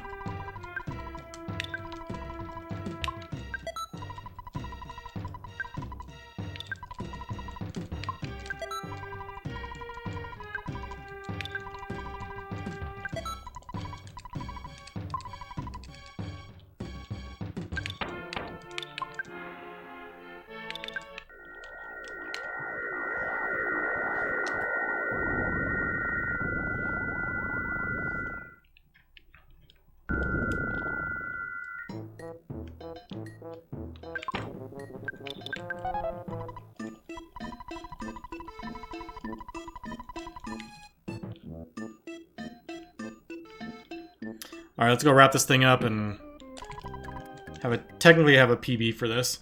I think this is going to end up being slower than my glitchless run. My glitchless PB is a 352.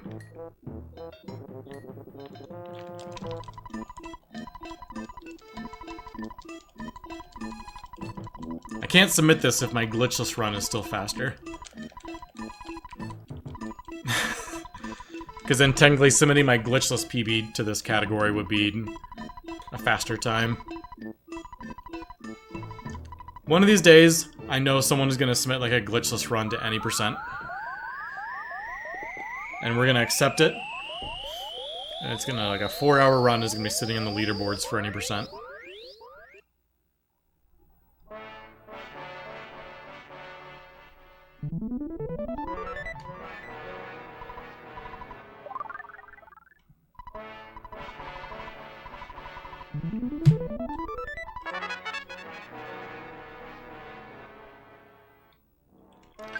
Who knows what heals at this point?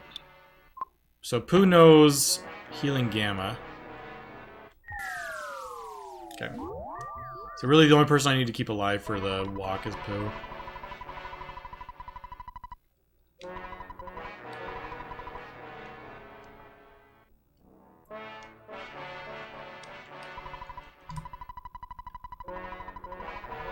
We have a boogie percent with a tent glitch submitted as debug. Really?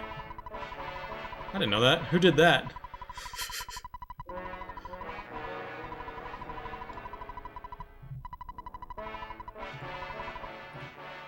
I don't even know if that would classify as a debug run.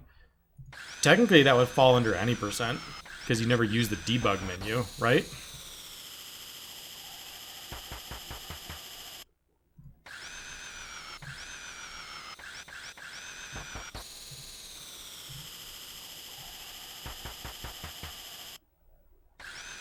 114. Love it.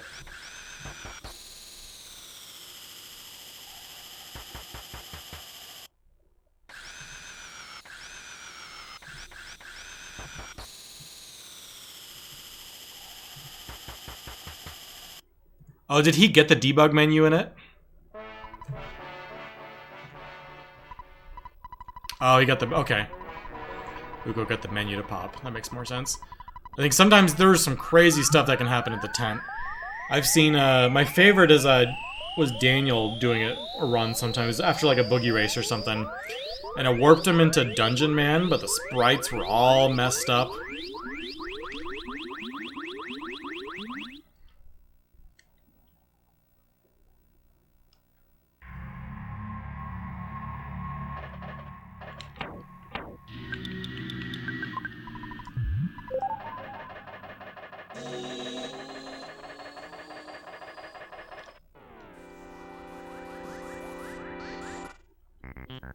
Why are there Ghost of Starmen already? Don't want.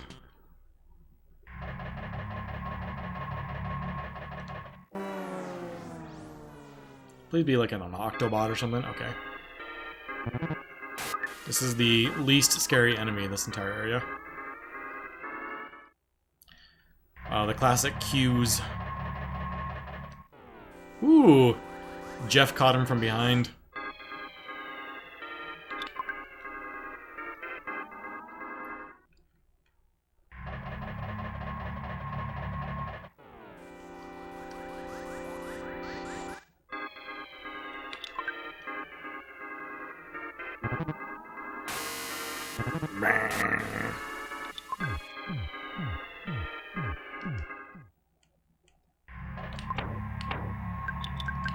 I don't think anyone fully understands, like, what it takes to get which, or to get the right text to come up so you can get bring up the debug menu.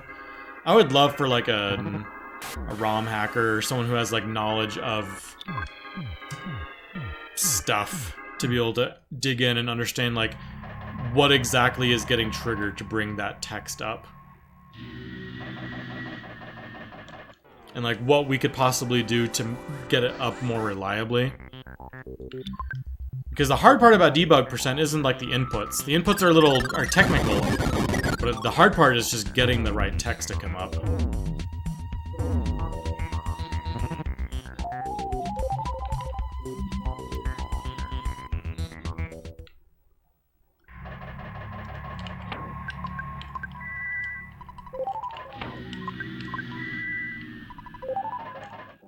Oh, come on. Uh-oh. Bye-bye, everybody.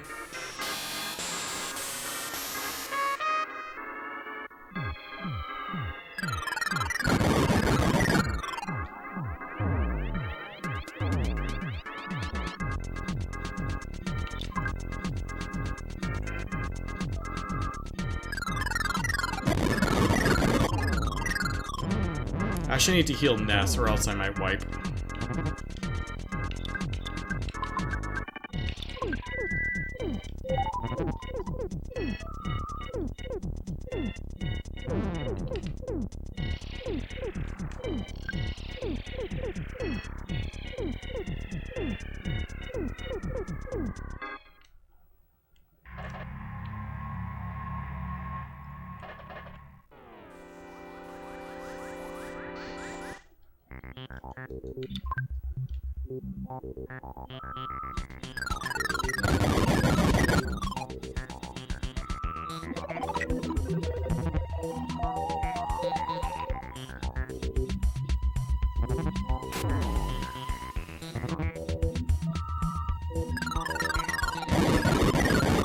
Just a casual 738 damage. No big deal.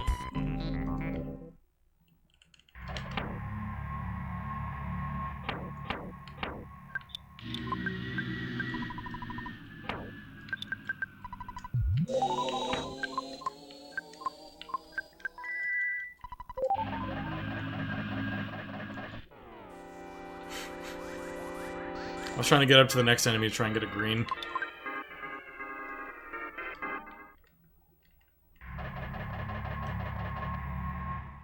Thankfully, I have, I believe, 2 cups of life noodles.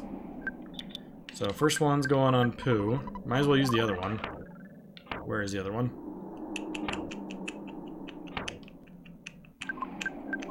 I guess we can just use them all.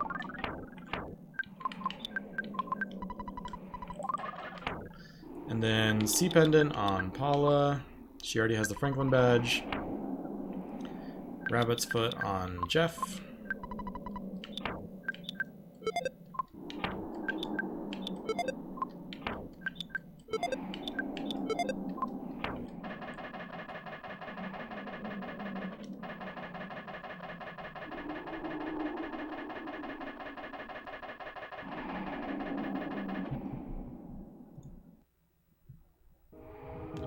Warp, warp.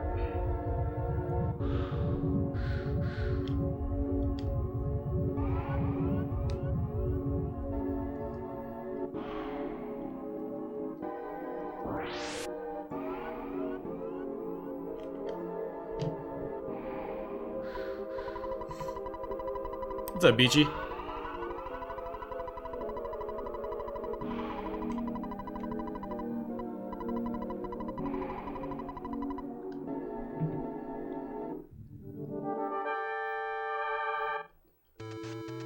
Really?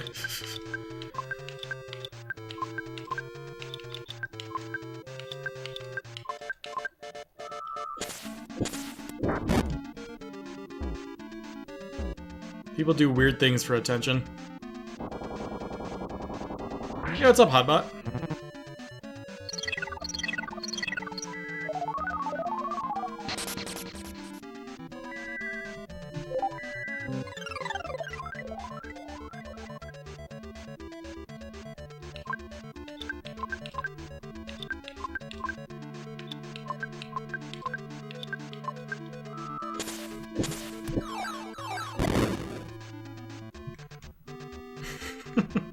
The only bad part about the speedrun is, like, you get through the fight almost too fast, so you don't get to hear the good part of the music.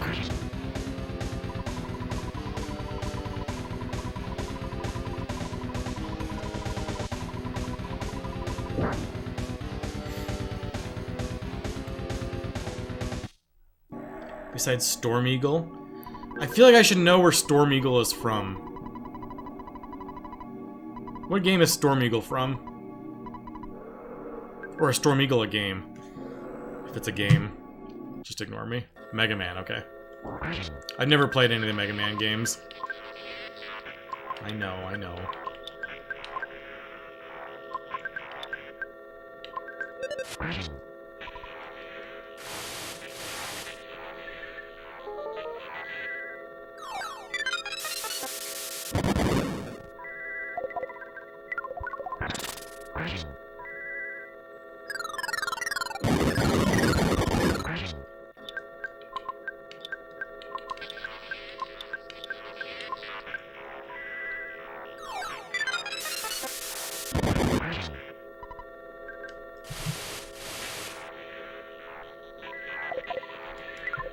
Dang, none of the flashes landed. That's actually pretty surprising.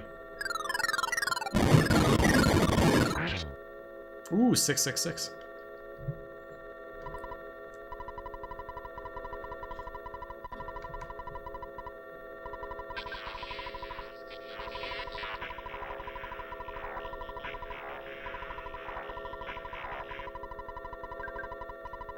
So yeah, the Nightmare Split was slower, probably by like 15 minutes than what it should have been. That means this run was actually on pace for like a high 330s, 337 or so. But we're gonna get the barrier glitch in for next run, and that should make this like an immediate 10-minute time save.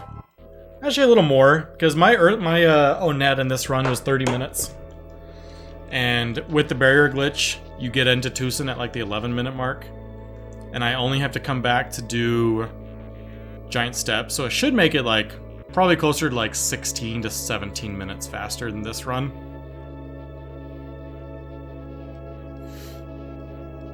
So at a normal run at that 338, that puts me down to a 320. And then it just optimization and better technique everywhere from there. When's the next one? Probably this week sometime. Not tomorrow. I want to watch fireworks tomorrow. My guess is probably Wednesday, because I probably also need a night to get good at the manip and learn it real fast. So my guess is Wednesday night is probably when the next run will happen. Wednesday or Thursday.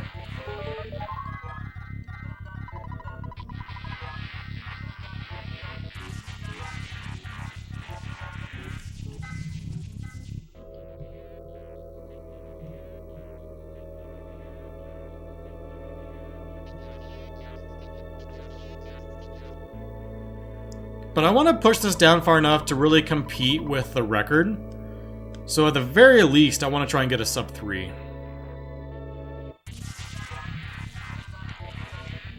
And maybe I keep pushing it after that. I haven't really, like, tried to be competitive in a category in a really long time.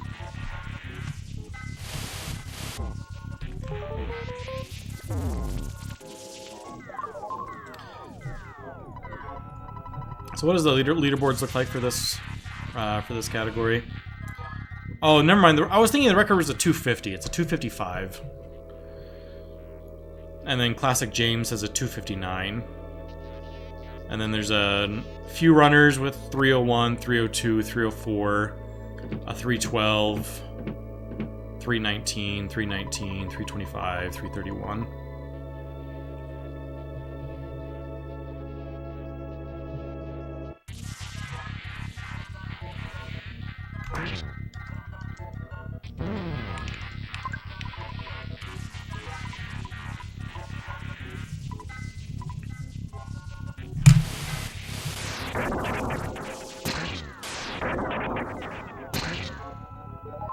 Yeah, we're definitely going to push this down. I think with being really good at this category, I think this would be a fun category to show off for in like marathons. Because it is relatively glitchless in that you still see pretty much everything.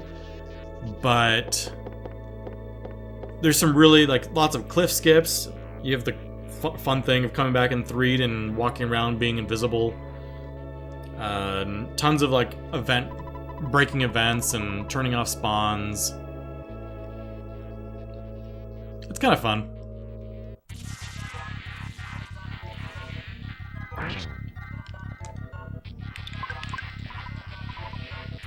And the thing is, you actually get to get through cliffs in tons of different ways.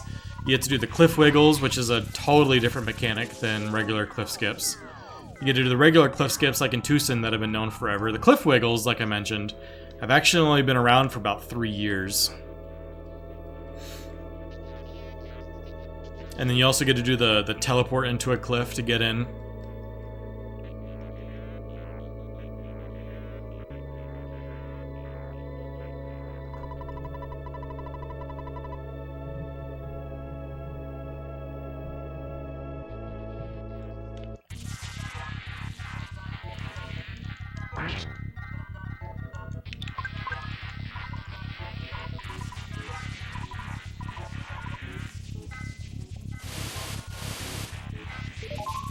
So yeah, I think the big time saves for me are just continuing to get better at the various cliff skips. Understanding inventory management a lot better. I just spent a lot of time dumping extra items that I didn't need into people's inventory, that I just turned around and then sold, or that I never used. And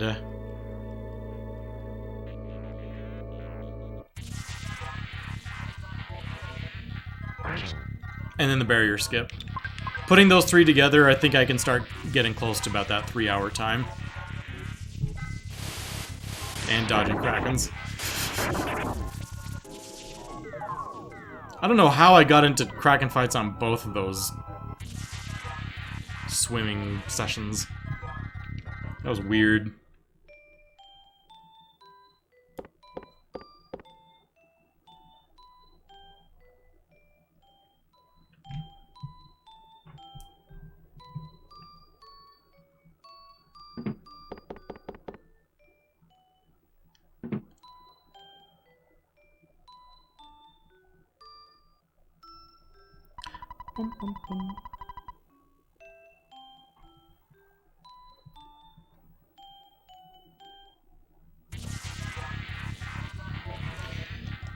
Okay, 2 more prayers. So this is gonna be a 355 something. Actually, I may get a squeeze it in under 355. Depending on what Gygus does. Empty turn. This may be a 355. Or a 354, rather.